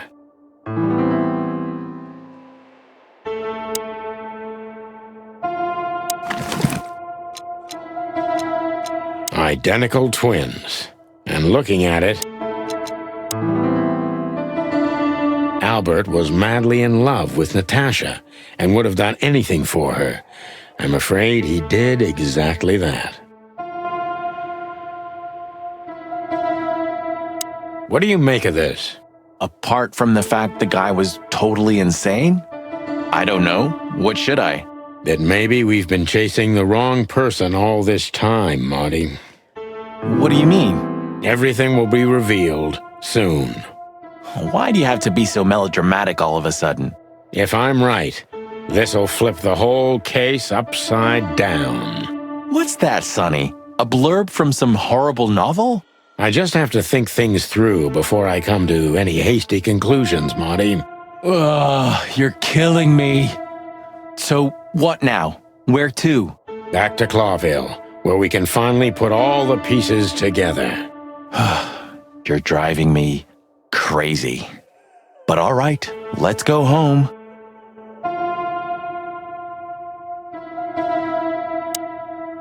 So, detectives, have you found what you were looking for? I'm afraid we have, Doctor. And more. I wouldn't dare to say I'm happy to hear it, but I'm glad to be of service to you. Well, thanks, Doc. I hope I don't offend you by saying I hope we're not going to meet anytime soon. Not on account of either of our jobs, am I right? Exactly.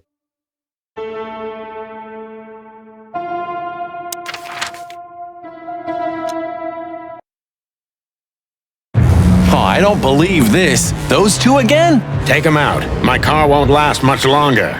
Don't worry, Sonny. I was born to do this.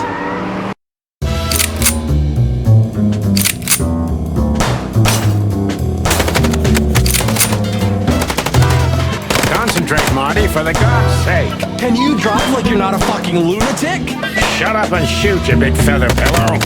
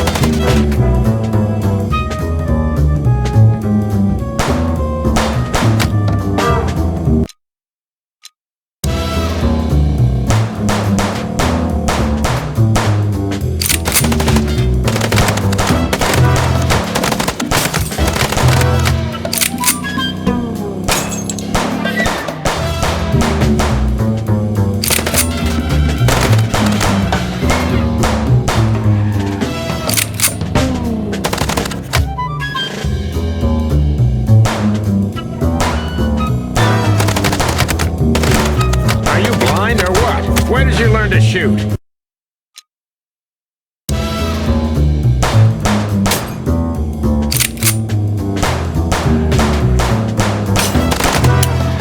Concentrate, Marty, for the God's sake.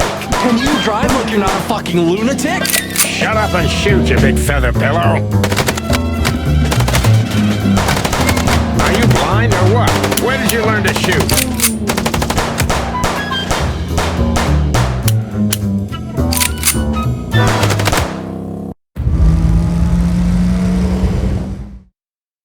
Whew. Well, that was close. A little too close for my taste, and it only strengthens my belief. Wessler is desperate. He knows if we survive, he's done for. Well, come on, what did you work out? Will you tell me already? Sure. Let's put the picture together, piece by piece. Let's start from the beginning. So, we got a case.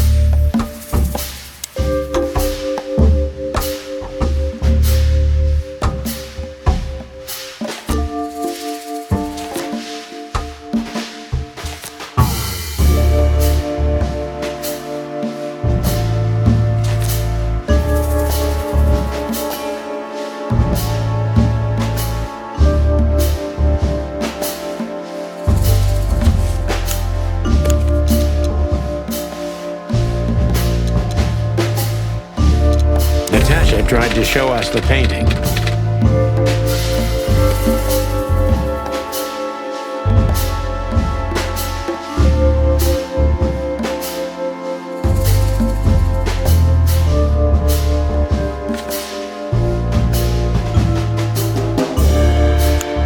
And that painting would have shown us the way.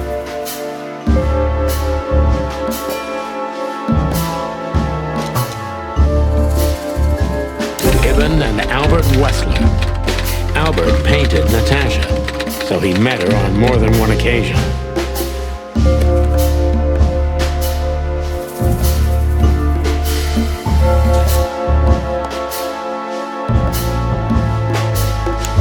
Which made Albert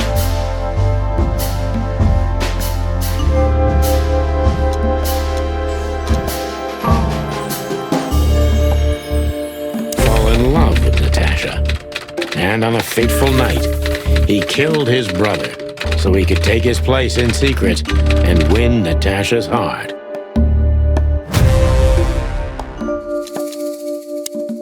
So what happens now? The inevitable, Marty. We're going to the Wessler mansion to confront Ibn with the facts. You mean Albert, right? Yeah, exactly. And of course, Natasha. Do you think she knew about it?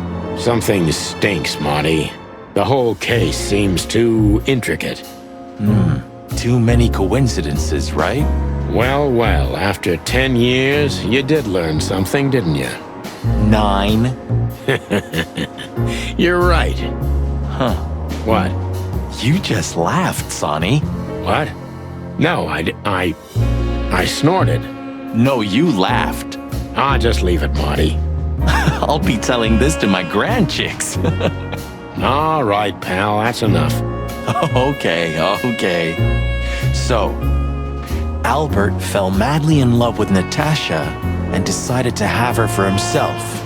And his best chance was to trade places with Ibn Wessler. So that's why the torn-out tongue.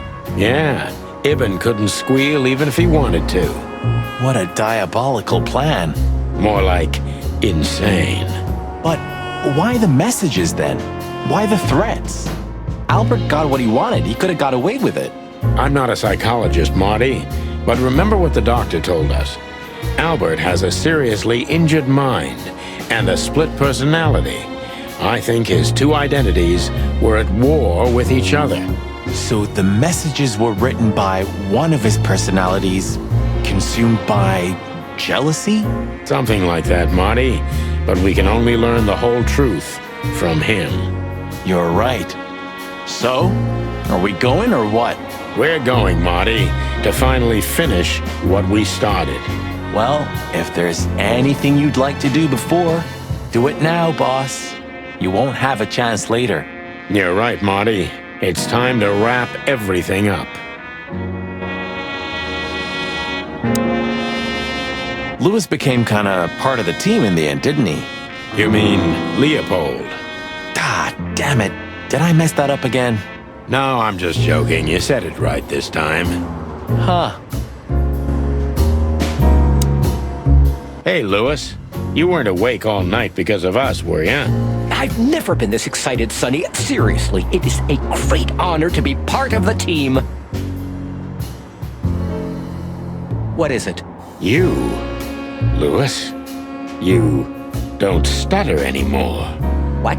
Just now, you didn't stutter. Not even a little. Oh, I must be exhausted. It happens sometimes. And it's back. So, thanks again, Louis. You always get us out of trouble. Come on, boys.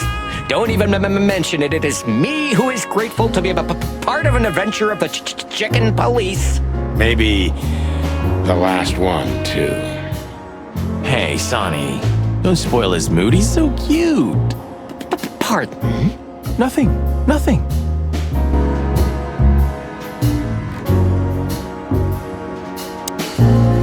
Look, Sonny. I think if we go now, there's no turning back. Not today, at least. So, are you ready? I'm still thinking about it, Marty.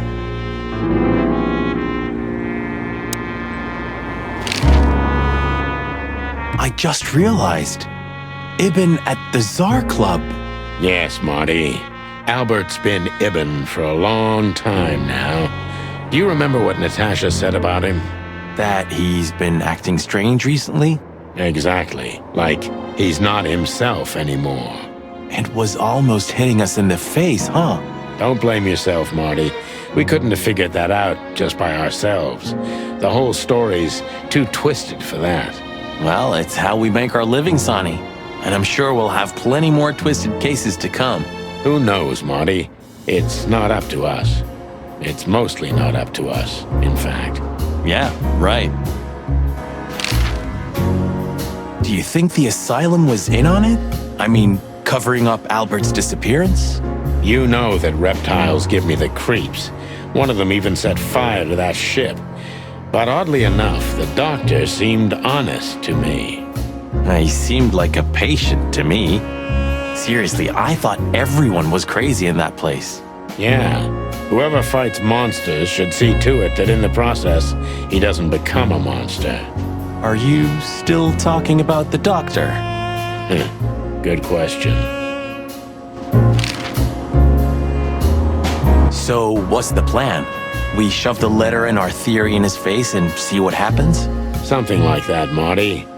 I think our presence will be enough for the truth to come out. I really hope you're right, Boss Bird. We have no other choice. So I hope so, too. Do you think it's a love triangle? I mean, could Natasha love Albert as well? Good question, Marty. But I don't think so. When I first spoke to Natasha, she told me she loved Ibn in her own way. In her own way, huh? And could she love two rats in her own way? Maybe. Maybe she even suspected the truth, but didn't dare admit it, even to herself. So, what do you think, now that it's clearer? I don't know, Marty, but I believe Natasha didn't mean to be bad. Not intentionally, at least. I'm not as sure of that as you are, boss. But we'll find that out pretty soon, I guess. I think Natasha was very much aware that wherever she goes, disaster follows her. But it's not her fault, and she can't do anything about it. There are people like that. Really? You don't say. Someone remarkably similar came to mind right now. You mean me, right? Who can even read minds? Maybe you're right, Marty. Maybe you're right.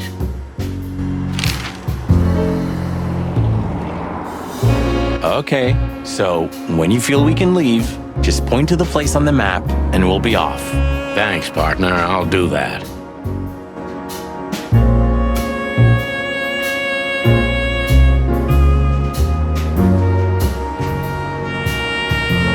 Did you forget anything, Sonny? No, I just thought I'd take a look. Might be the last time I see it. You becoming sentimental? Who knows? Maybe I am. Oh, that's cute. Should I say it? I know, Sonny. I can still get out. But you won't. On the beak. Thanks, pal. Forget about it. I'd be bored to death otherwise.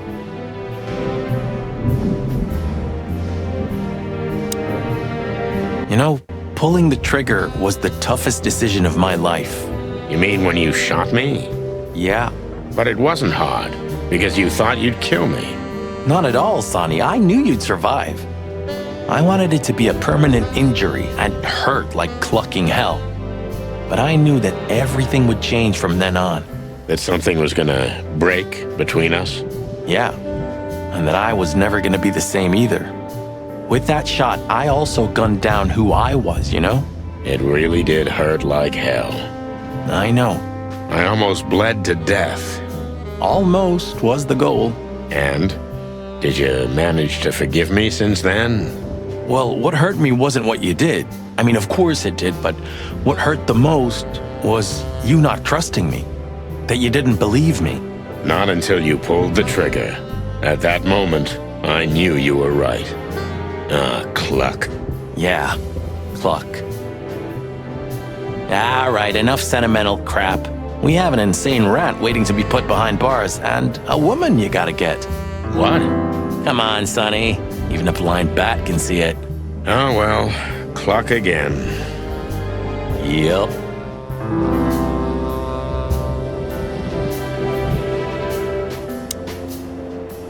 You didn't have the chance to tell me what happened to your brother. He left Clawville, and I haven't talked to him since. Oh, I'm sorry. But I received an unexpected letter 2 weeks ago from the Su-Ra province. Someone dropped it off at my door. Was it him? He wrote the letter, that's for sure. I could smell the jungle when I opened it. But whether he was the one who delivered it, I don't know. Have you tried to find him? He'll find me if he wants to, Sonny. I know he's not guilty, and that's enough. But he's still wanted in Clawville, right? Yeah. Well, I'm sorry for playing a part in all of this. I know, Sonny. The past is the past. You know, you've truly changed, Marty. You tried to hide it, but you've changed. Thanks, boss. Just, don't call me boss, okay? We're partners.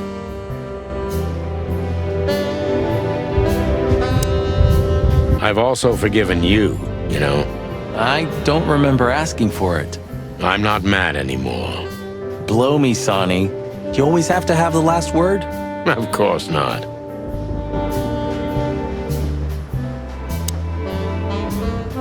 I've also forgiven you. I'm not mad. Blow me, Sonny. Of course not.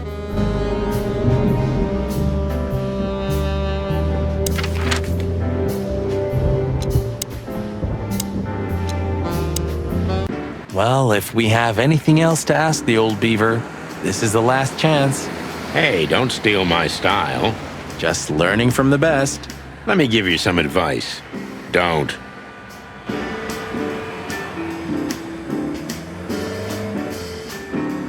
Oh, look what I found. Furry gods. Another chicken police story. And one of my favorites, too. Meredith outdid herself when she wrote this one. Yeah, I can imagine. You know, Sonny, you could read one day. They're not as bad as you think. If it's about me and you, then I want none of it, thanks. Reality's more than enough.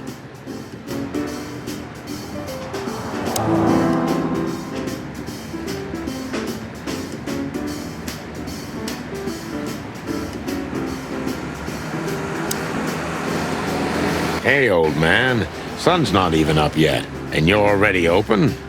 You know what's my secret, sonny boy? What? I never close. That clever. How can I help you, lads? I see you're going somewhere. Well, Sonny's going to die. I'm just wrapping up a delicate case. So, you'll be off to the Westler residency then? You're sharp, old beaver. Well, me dear lads, I'm glad I got to know you. Hey, don't you start too. That I'm just kidding.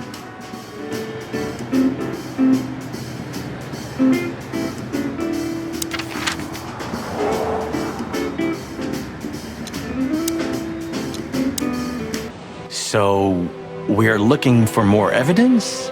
No, I was just thinking we could take another look. You know, just in case. Okay, sure. But... Don't even ask, Marty. You're really becoming sentimental. One more word and I swear I'm... Yep, I'm gonna shut it. You don't want to go in there just like that. It's a closed crime scene. I hope you're just messing with me, Marty. Of course I'm messing with you. Let's get inside there and see how much the boys have messed up the place. You know, Sonny, when we entered the room and saw the girl... Deborah. Yeah, her body. I called you every name in the book inside my head. I just had enough, you know? I wanted to quit. What kept you with me? Was it just curiosity? No. I just wanted to see your downfall, boss. I wanted to be there when you met your end, get humiliated or even shot. Wow. Well, thanks for your honesty, Marty. But then everything changed on the ship. On the ship? Why there? I don't know. Being tied up with you, waiting for certain death. I know I lashed out at you, but in truth, I felt there was no place I'd rather be. It was my place on that fucking burning ship with you, even if we both died there. Know what I mean? I think I do, Marty. I think I do. So, I guess there's nowhere to go but forward, huh? Nothing left to do but kill a rat. As the chicken police. For the last time? For the last clucking time, partner. Swear? I swear. All right. Let's hit the road.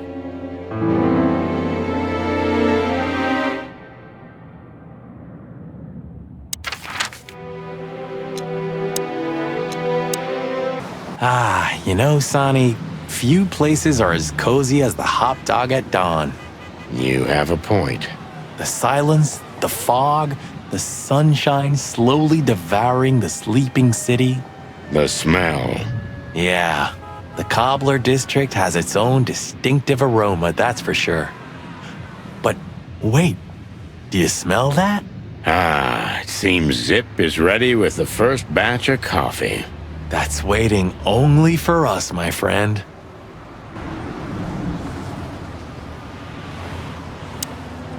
Well, he's out.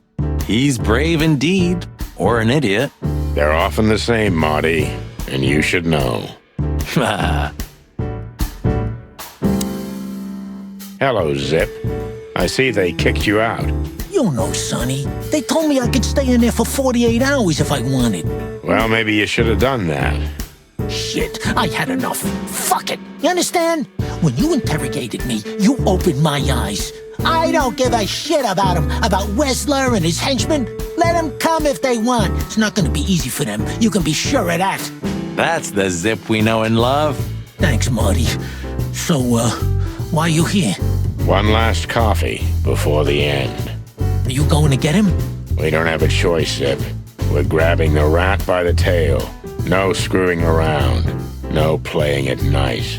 I see Ibben's really got to you. Just Sonny. I'm like this all the time. Yeah, that's true.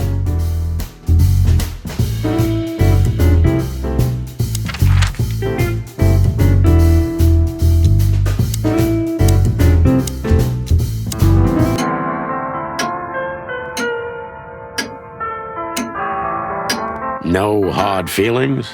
What can I say, boys? I have a big, soft heart. You sure do, Ursula. Would you like a nice hot cup of tea? No, thanks. We just came to say goodbye. Why? You going somewhere? Traveling?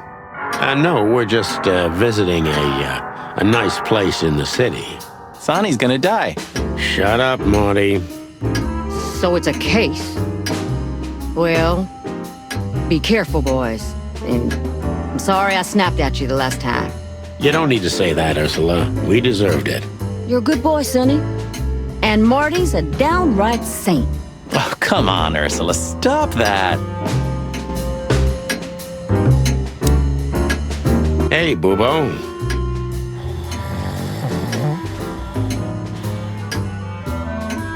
Hello, old man. Is he asleep? But his eyes are open. Boobo! Hey, what is it? I wasn't sleeping. You were something. What the hell are you doing here, chickens? Sonny wanted to say hi before he suffers an unpleasant death of lead poisoning later tonight. Would you shut the clock up, Marty? You're not funny. I am a little bit.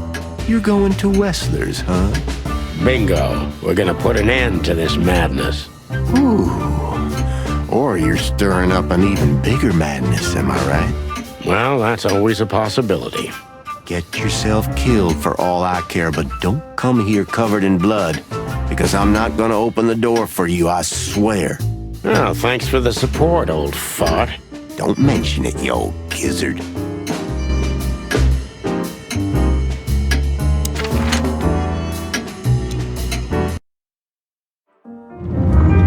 The sun was shining, and all the ducks were in a row. I felt ready. The pieces of the grand puzzle were laid out on the table. I just needed to piece them all together.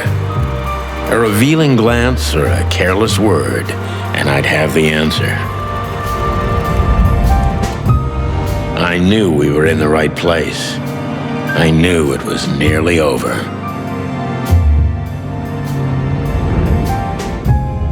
Was Natasha really just a victim? Or did she know everything? Was she controlling the puppets from behind the curtain? Well, if you don't know where to go, go straight ahead. What could possibly go wrong?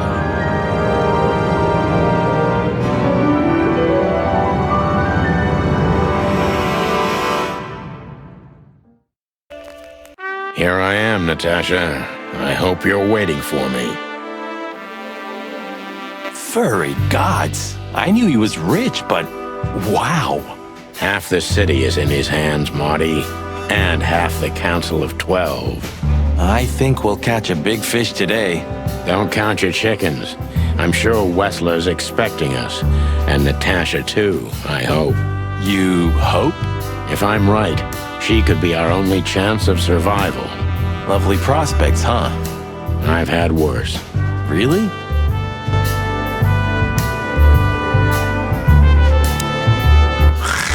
Hey, not so fast, chickens. Please excuse my partner.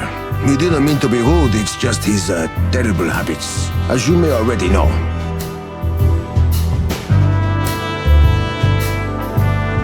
Not as long as I'm here, boys. We'll see about that, furball. Look who's here. What a surprise. Our biggest fans. What do you think? Should we give them our autographs? Ah, look what the cat dragged in. Funny, I don't recognize them. Well, maybe if they had some guns with them? Tommy guns? Oh yeah, now I remember. The two suckers in the luxury van you shot to pieces. Twice. Exactly. What are you doing here, chickens? Would you like us to finish what we started? We'd love to have fun with you boys, but we need to talk to your boss. And while we're at it, the lady of the house is also expecting us. Is that so? Yeah, that's so horny. In that case, I guess there's no reason for us to waste your precious time. Isn't that right, Gabriel? Get the hell out of our sight while there are still feathers on your skin, chickens. Easy, pal. We're not even here anymore. Until next time, boys.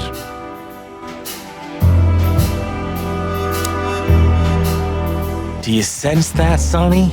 I do sense something. A case of hyper-stupidity. And utter incompetence. You're right. Don't shit with me, you foul! It won't work well for you. I'm afraid my partner speaks the truth, gentlemen. Such tall and handsome creatures, aren't they, partner? Sure are, partner.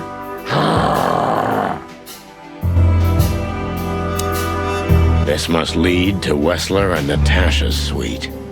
Let's get the big guns out and kick the door down. No need for that, Marty. We'll wait until they invite us in, like real gentlemen. Then maybe we'll need the guns. But I hope it won't come to that. Oh, my trigger finger's itching, Sonny. Someone's gotta pay. Relax, Marty. Someone is gonna pay. Tonight. Yeah, just don't let it be us.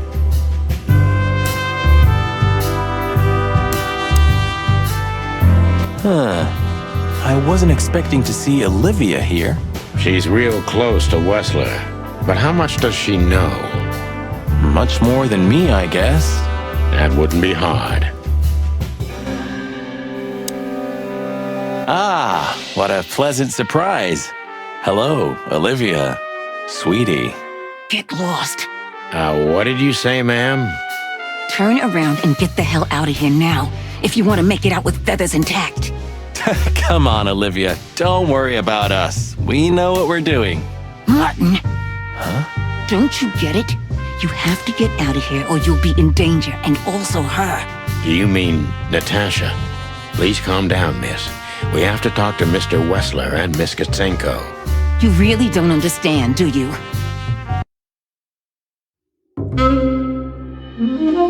What do they not understand, Olivia?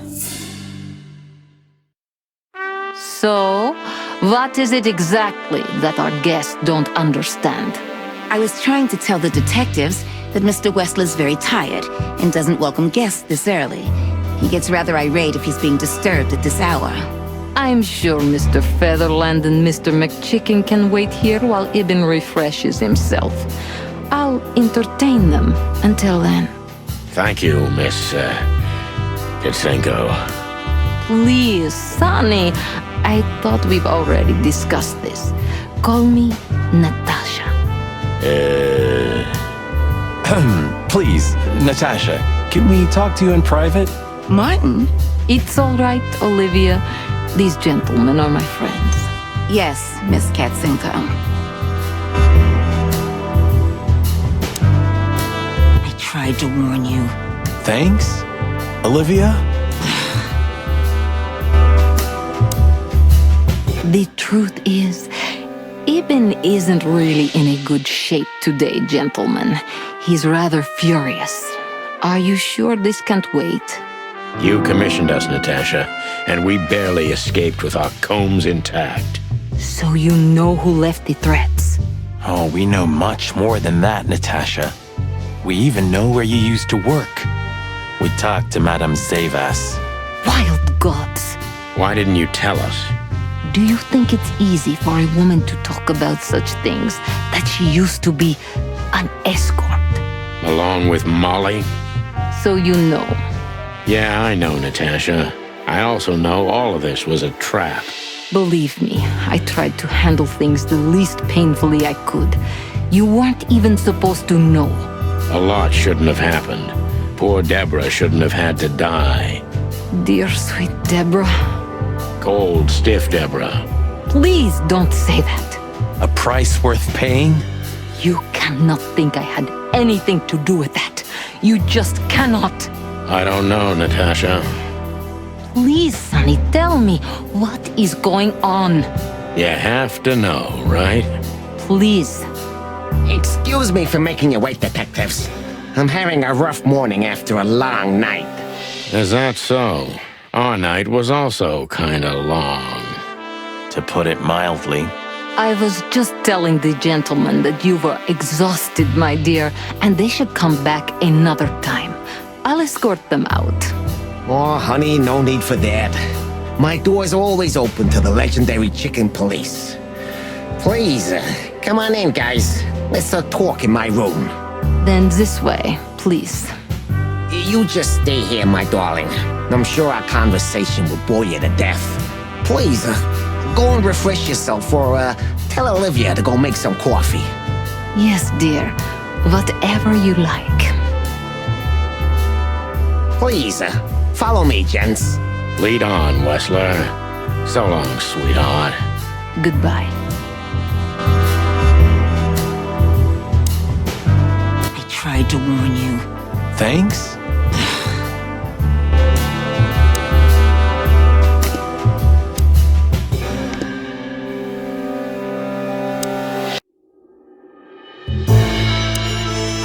Interesting. Now that I know who he really is, he doesn't even resemble Ibn Wessler. So, what do you want to know? I've heard you've been through a rather eventful few days. Oh, you have rather good informants. That's true. I should tell you, I see and hear everything that happens in the city. And you are exceptionally resilient. No offense. None taken. But tell me, are we gonna flatter each other for a long time, or are we finally done with the courting? Straight to the point. I like it. Yeah, so let's continue like that, shall we?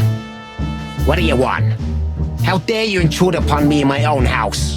Oh, forgive us. Our moral compass has been confused a little bit after someone tried to kill us several times in the last 48 hours. With fire, with machine guns. I could go on.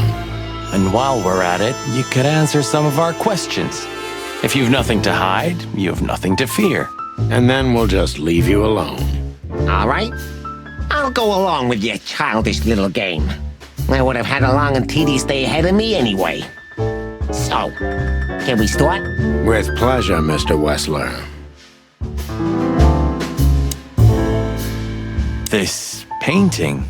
It's beautiful and rather provocative. Almost makes my comb stand up. I'm not surprised. But the corner is missing. You're right, Sonny. You're quite the observer. Well, yeah, this painting's unfortunately damaged. I don't know where the missing piece could be. You don't know? Well, if you're interested, we know exactly where it is. Really? Really. It's here with us. An insignificant little piece, isn't it? But there's an exciting cat scratch on it. More like a rat scratch, because it's a monogram. A.W. That's Albert Wessler. He's a great painter. I don't know if you've heard of him. Enough! Out with it already. What are you trying to say? I have no time for your childish charades. Easy, Wessler. We'll get to that in a bit. It's unbelievable how much trouble one single painting can make. Yeah, I don't know what you mean, Detective. I'll make it clear for you soon enough. Be patient, Mr. Wessler. Even my patience has its limits, you know. I'm not surprised painting it drove Albert crazy.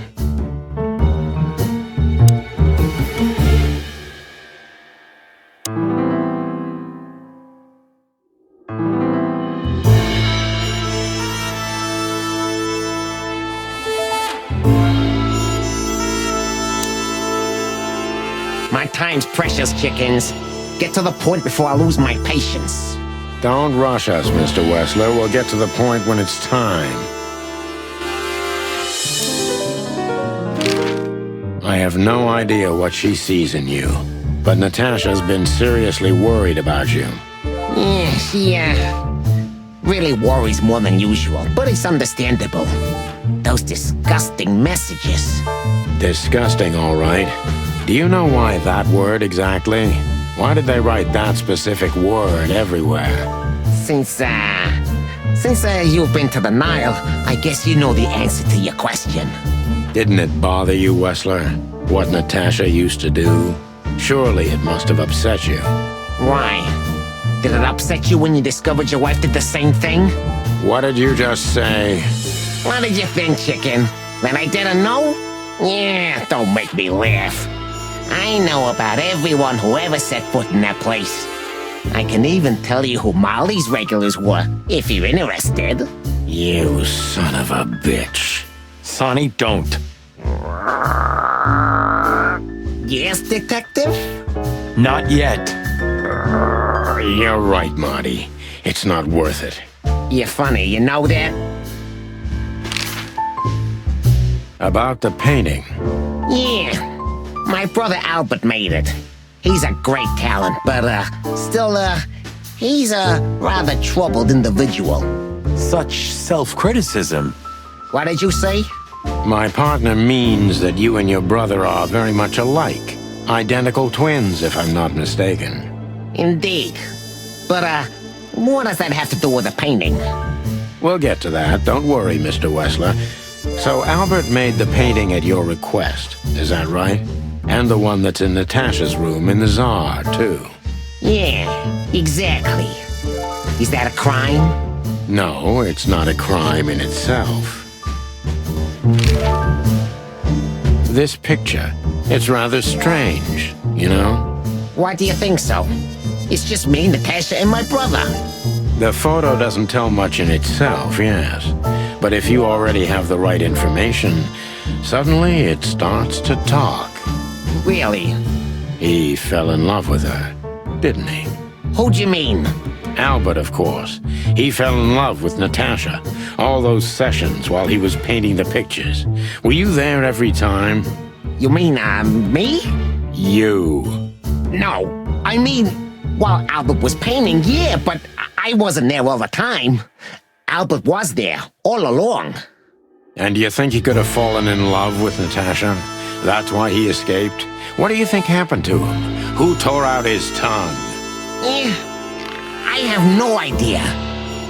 Did Natasha know about what happened to your brother?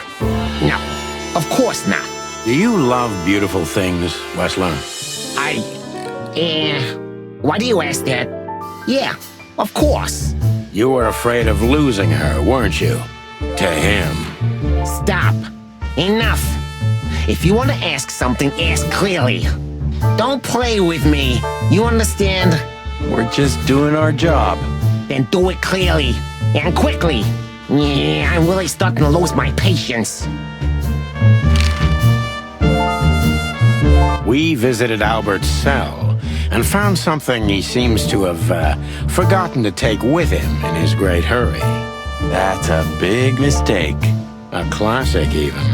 What the hell are you babbling about?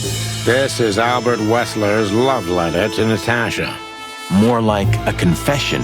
In which he tells her he's capable of doing anything for her, even the most horrible things. Yeah, this letter doesn't prove anything at all. Albert is mad, insane. He's not normal. No one would believe his word, don't you understand? But they believe yours, right? Because you're not Albert Wessler. You're Hobart Ibn Wessler, aren't you? How good it feels to be in his skin. How dare you? Just tell him, Sonny. I'm getting tired of this. You're just a cheap fake, Albert. You couldn't follow in your brother's footsteps even if you wanted to. No matter how hard you tried, you couldn't get Natasha either. Am I right? What? What did you just say? She hates you, doesn't she? She doesn't know. She doesn't understand why. But she hates you. It's instinctive. Yeah, what do you know? What could you possibly know about suffering and loneliness and the darkness? What could you know about hate, huh?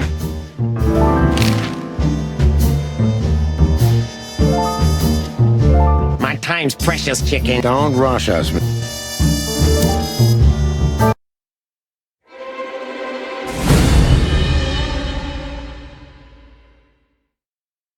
Albert is an imposter.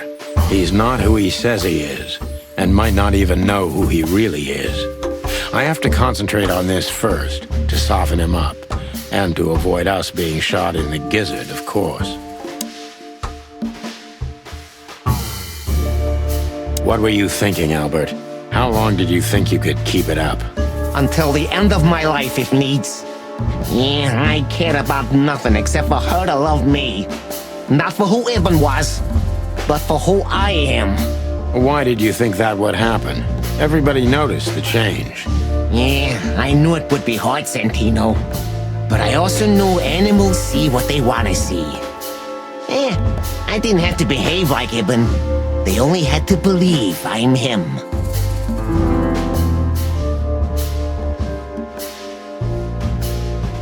Why did you decide to take your brother's place? Yeah, as you're curious, from the moment I laid eyes on Natasha for the first time. But I had to convince myself that this was the only way.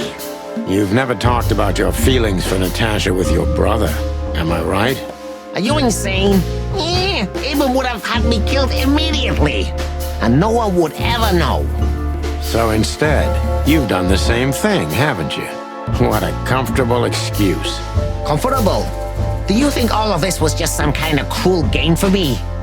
I had to destroy the person I loved and respected the most. Cry me a river. Yeah, you know, there's only a thin, fragile membrane between love and hate. If anything touches it, it tears immediately. You felt like this before, haven't you? Yeah, I can see it in your eyes. You can analyze me until the sun goes down, Wessler, but you won't get far with that. Yeah, evasive answer. So I'm right.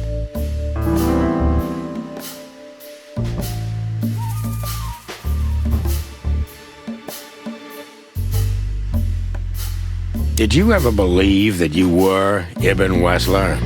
Did I ever believe? I still do. I believed it all along. Don't you get it?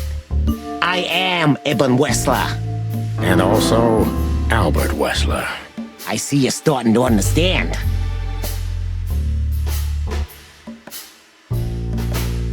So you feel you're two people at the same time, even now? Does it sound crazy? Maybe it is. But Ibn lives inside me. Sometimes he's even stronger than Albert ever was. Do you think you can avoid the gas chamber with this, Albert? I don't have to avoid anything, Sonny. You and your friend, will never leave this place. It's better if you start getting used to the thought. You're not the cold-blooded killer you'd like to think you are. Yeah, do you think so? Try me, detective.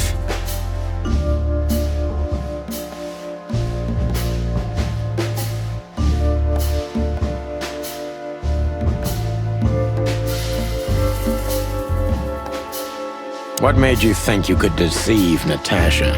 Because Natasha loved Ibn, in her own unique way. Yeah, and if there's anything that can blind an animal, it's love and hate. Everything revolves around these two things, Mr. Featherland. Is everything black and white to you? No. That's exactly what I'm talking about. Everything is gray in this world. Only two things have color. Love and hate. I see you understand now, Sonny. Yeah, we're not that different, you and I. Albert, you're everything I'm not. And I'm everything you're not, believe me. Yeah, if that makes it easier for you, detective. That was your plan. Take his place and live happily ever after. Why, isn't it good enough of a plan, Mr. Featherland? It was perfect, even in its imperfection. Which is? Ibn's ghost. His what? Please don't take it literally, Mr. Chicken. I'm not talking about spirits. When Ibn died, I didn't just take his place, but also his role. He himself, his essence, if you will. Yeah, though I guess that's too much for you to understand. So you mean Ibn's here with us even now? He was here all along. Don't you get it? I am Hobart Ibn Wessler. I must get serious, because looking at the gun in Wessler's trembling hand, I'm afraid I don't have much time. Albert is a cruel psychopath, but maybe I can turn that cruelty against him. When was the moment you decided to kill him, Albert? When I drew the last stroke on that fatal painting, Mr. Featherland. When I glanced at it for the last time, and then at Natasha, who was shivering under the weight of my gaze. You simply fell in love with her? End of story? Not in the slightest, Mr. Featherland. Love is, just chemistry. What I felt was more than that. Everybody thinks that, Albert.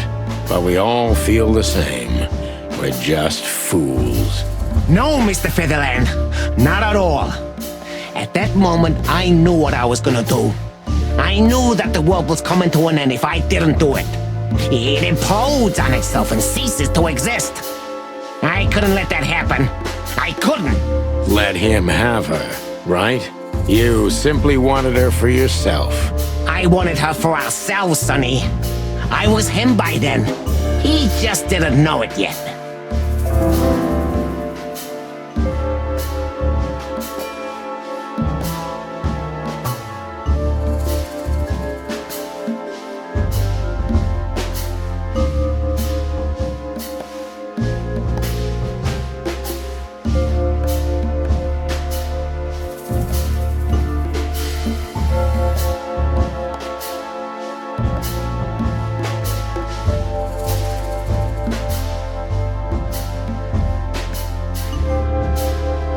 Do you think you can explain everything with your insanity? Don't be a fool, Sonny. Insanity is just a temporary state. Just a stop on the way to enlightenment. So you admit you're insane. That's surprising for your kind. Of course I'm not insane. Ah, well, here we are. Albert was insane. He lost all connections to reality. But I saved him. You mean you're Ibn? Both of us, Mr. Featherland. Okay. I almost understand everything now. Don't mock me, Mr. Featherland. You're still at the wrong end of the gun, you remember? It would be hard to forget.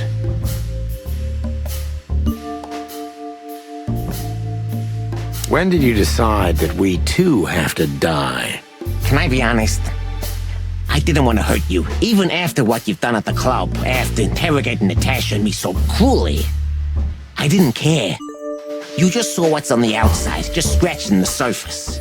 Until we found Deborah. I didn't even know about you finding her until the phone call from the Nile. Then it all became clear. I understood I underestimated you. I had to remedy that mistake before it was too late. You remove anyone if they happen to cross your path, don't you? Without batting an eye. Ibn will always be like that. Albert the opposite, so don't think I wasn't struggling, but eventually, yeah. Courage won, every time. You mean fear? Yeah. What do you know about these concepts, detective? You spent your life chasing petty nobodies until you turned into one of them. I may be a nobody, Mr. Wessler, but at least I know who and what I am. I'm Santino Featherland. Tell me, can you still tell who you really are? Albert, Ibn, both of them? Neither. Enough, Santino. Enough games. Ask your last question before I get tired of you and pull the trigger. I'm very close to breaking him, but if I'm too hard on him, I could quickly be signing my death warrant. It's time to dig a little bit deeper and uncover Wessler's wounds. Natasha was kind to you, right? Too kind. Natasha was, simply amazing, gentle, kind, lively, but still so, distant. You're telling me. It's like she was from another world. A world where everything's full of charm and grace and everything's fragile and delicate. Do you understand? I think I do, yes. I knew Albert's touch would harm her. Albert is rough. Albert can't keep such a delicate thing in his arms. That's why you had to become Ibn, am I right? I didn't take Ibn's place, Mr. Featherland. I became one with him, can't you see? This is the only way I could comprehend and accept the miracle that was Natasha. Was? I think I've corrupted her. She's not that gentle and pure creature I painted on the canvas anymore. I ruined her. She became rotten under my hands.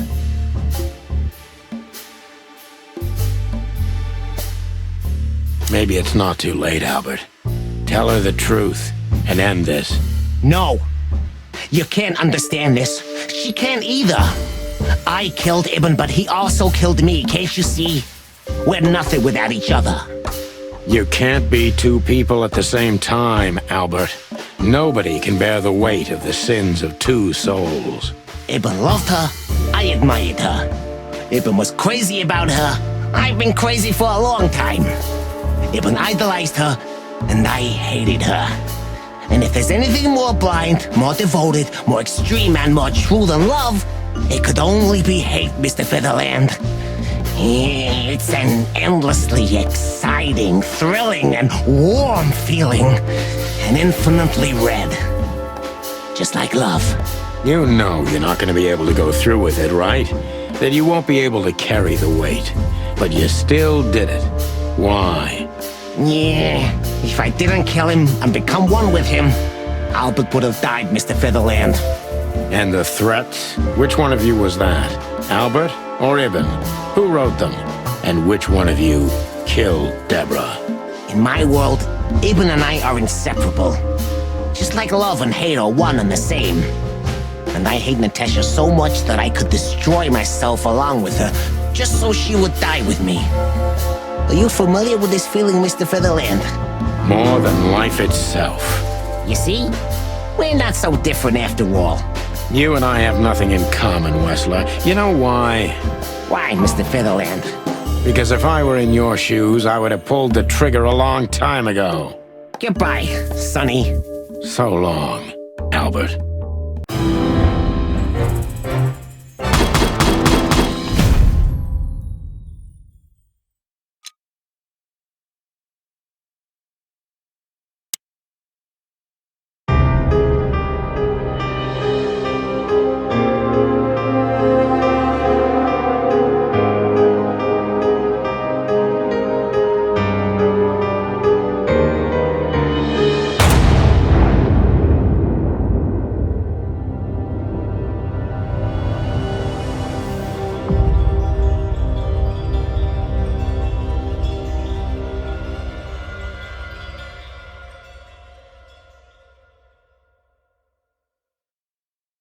So, you heard everything.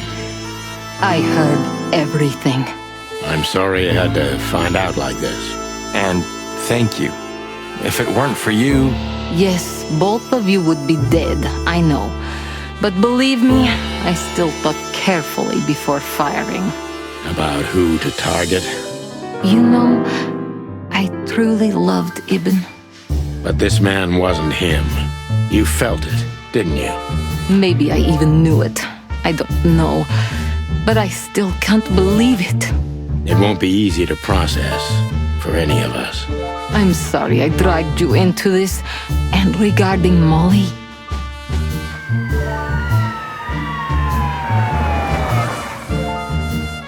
The cops. But how? How do they know? I have no idea, Marty. Do not look at me. I did not call them. Olivia? Don't worry, Natasha. They won't lay a finger on you. I promise. Please, Sonny.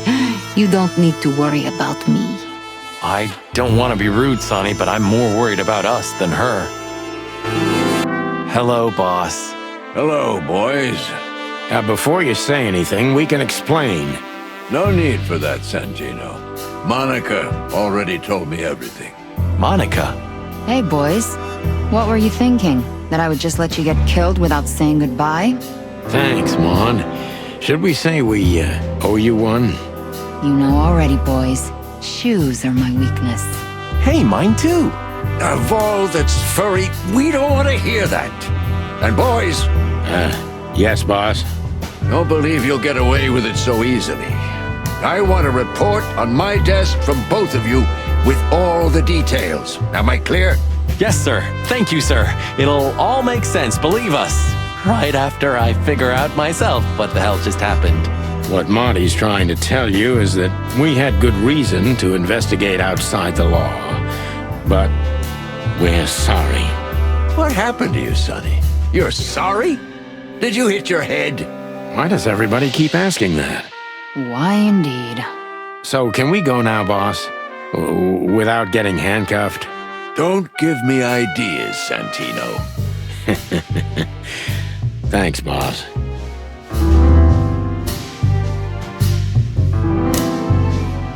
So, what now? Where to next? I think I should mourn, right? You should. But I don't know what to feel anymore, Sonny. I understand, Natasha. You know, if you need anything... Yes, I know where to find you. See you around, sweetheart. Ma'am. Goodbye, detectives.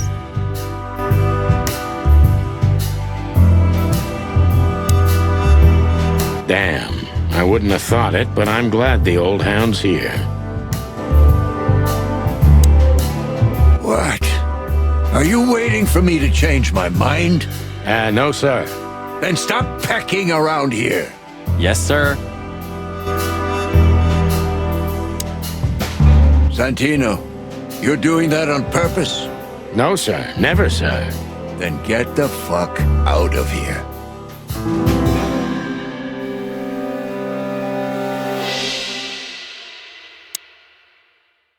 Ah, look what garbage the wind brought in. Good gods, is this guy everywhere? Our faithful chronicler. I swear I'm gonna hang him someday. How the hell did you find your way here, Tim? Always where the trouble is. Sometimes I think you're the criminal mastermind behind all the dark dealings in this city. I wish. I wish too, because then we could legally throw you in jail. I love your sense of humor, Sonny. I wasn't joking. So, where did you get the scoop? Are you kidding me? The whole city's talking about you. You've left quite the mess behind. That I admit. Well, it's a miracle that all of the city's smear sheet journalists aren't here already. Oh, while we're at it, will you give me an exclusive interview? Clock off, Tim. Hey!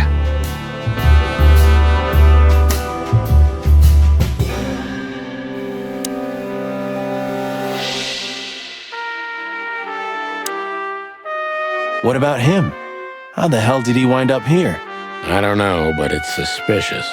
You think someone hired him? Could be. You? What are you doing here? I was just driving around. You know. Trying to feed your grandpa? So? Was it a case?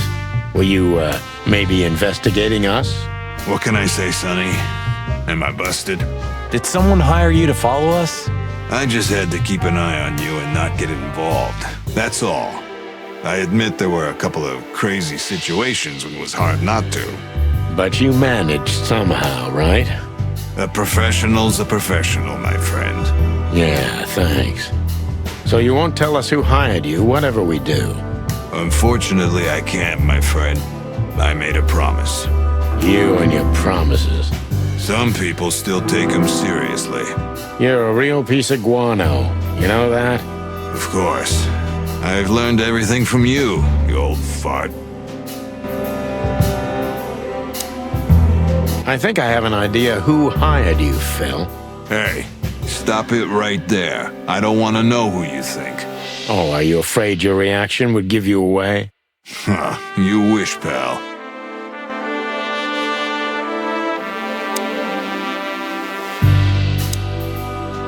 Just one quote, guys. They say you've taken down the whole Wessler Empire. They say... I say you're full of shit, Tim, and you can quote me on that.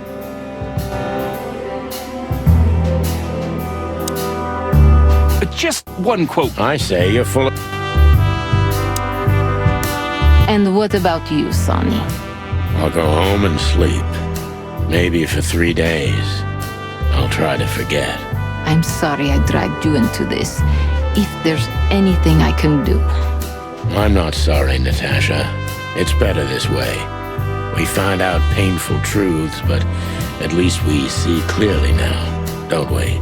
Yes, I think you're right.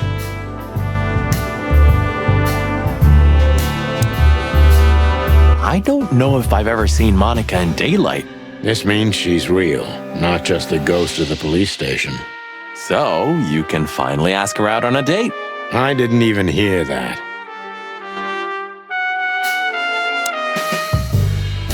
Thanks again, Mon. If not for you, those furheads would have put holes in us. No wonder, since you put holes in their boss. Well, actually, that wasn't us. Then who was it? Natasha. Really? I wouldn't have thought it of her. It's a pleasant surprise. It was for us too, believe me.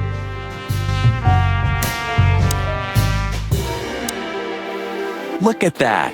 The mongrel caught himself some big game. Now he can wag his tail. Yuck.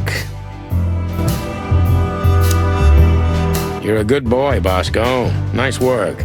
You know, folks, somebody's gotta take care of the real police work while you're tearing up the city. Sorry for the mess, Bosco, but you know us. Yeah, unfortunately, I do. How did you catch them?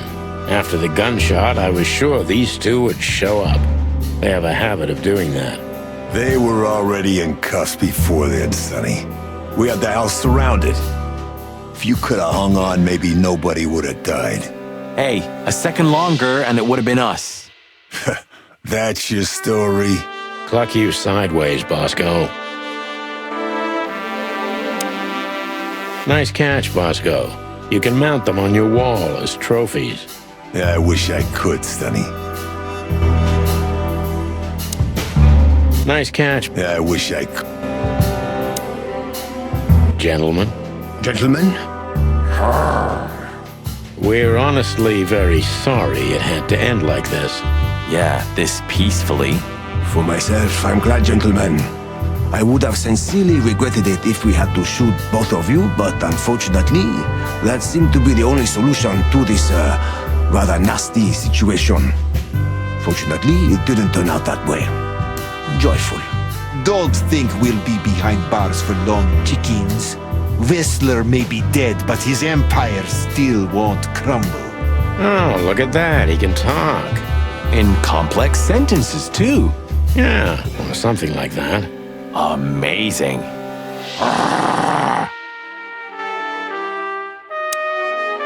I hope we'll meet again, gentlemen. So do I, Shakespeare. And while you're sitting in your cell, you could teach your famous manners to your friend, too. Maybe I will, Mr. Featherland. I certainly hope so, pal. Do you think she was part of it? I don't think so, Marty. She seemed entirely honest. Maybe she was the only one who was honest with us the whole time. You may be right. Hey, Olivia. Marty? I just, wanted to thank you. For what exactly? For trying to save us. I didn't do it only for you, believe me. I loved my job while I had it. Now my employer's dead, so I don't have a job anymore. I didn't even think of that. Of course you didn't. Can I do anything to help? I think I'll manage. I always do. If there's anything at all. Thank you, Martin. There's no need for that. Nice catch. Yeah, I wish.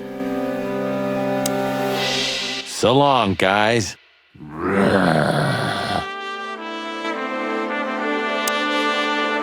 If there's anything at all. Thank you, Martin.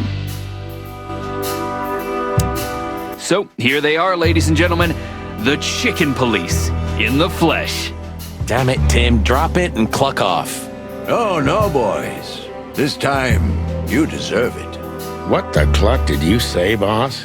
Stand up straight and try to look like someone who's glad to be alive. Yes, sir. We'll try. Ooh, attention Chicken Police. Say cheese.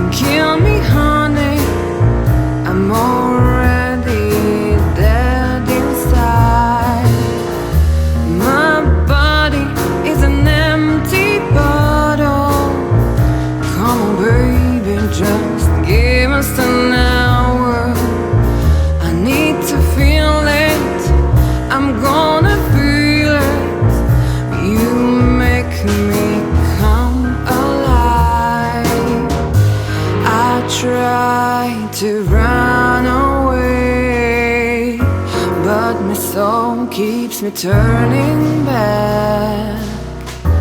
I'm tired of being sane. Chloe still lying in my bed.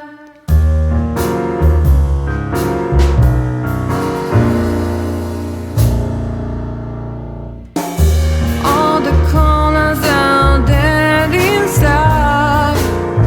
The whole world goes to black and white. The moon is falling, I hear you calling. My city is on fire. I hear a bang and my heart beat skips. Rock hard knuckles and easy checks. Where are you, baby? I'm still your lady. I'm gonna burn you down. I try to run away, but my soul keeps me turning back. I'm tired of being sane. Chloe's still lying in my bed. And it's dead.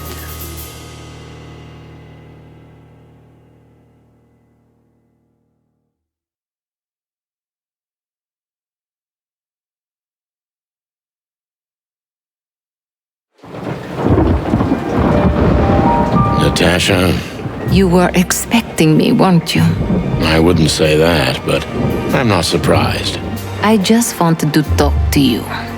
About what exactly? You know very well. What do you think, Natasha? Why didn't she tell me? Because she loved you. Yeah. If it wasn't for you, she may have never left the place. Perhaps she'd still be there. Ah, sheep shit. We used to dream about falling in love with a nice man who comes and saves us someday. A knight in shining armor. You know, like in the fairy tales. And how did that work out for you? She fell in love with a good guy. I didn't. I envy her. I'm not that good guy, Natasha. But if it's any consolation, she could have found him. Maybe she's living with him right now, somewhere on the other side of the world. Well, goodbye, Sonny. So long, sweetheart. Hey, Natasha, you have a light? I've been trying to smoke this sorry-ass cig all day. It's driving me crazy. Maybe you don't really need it. Maybe you're right. Maybe.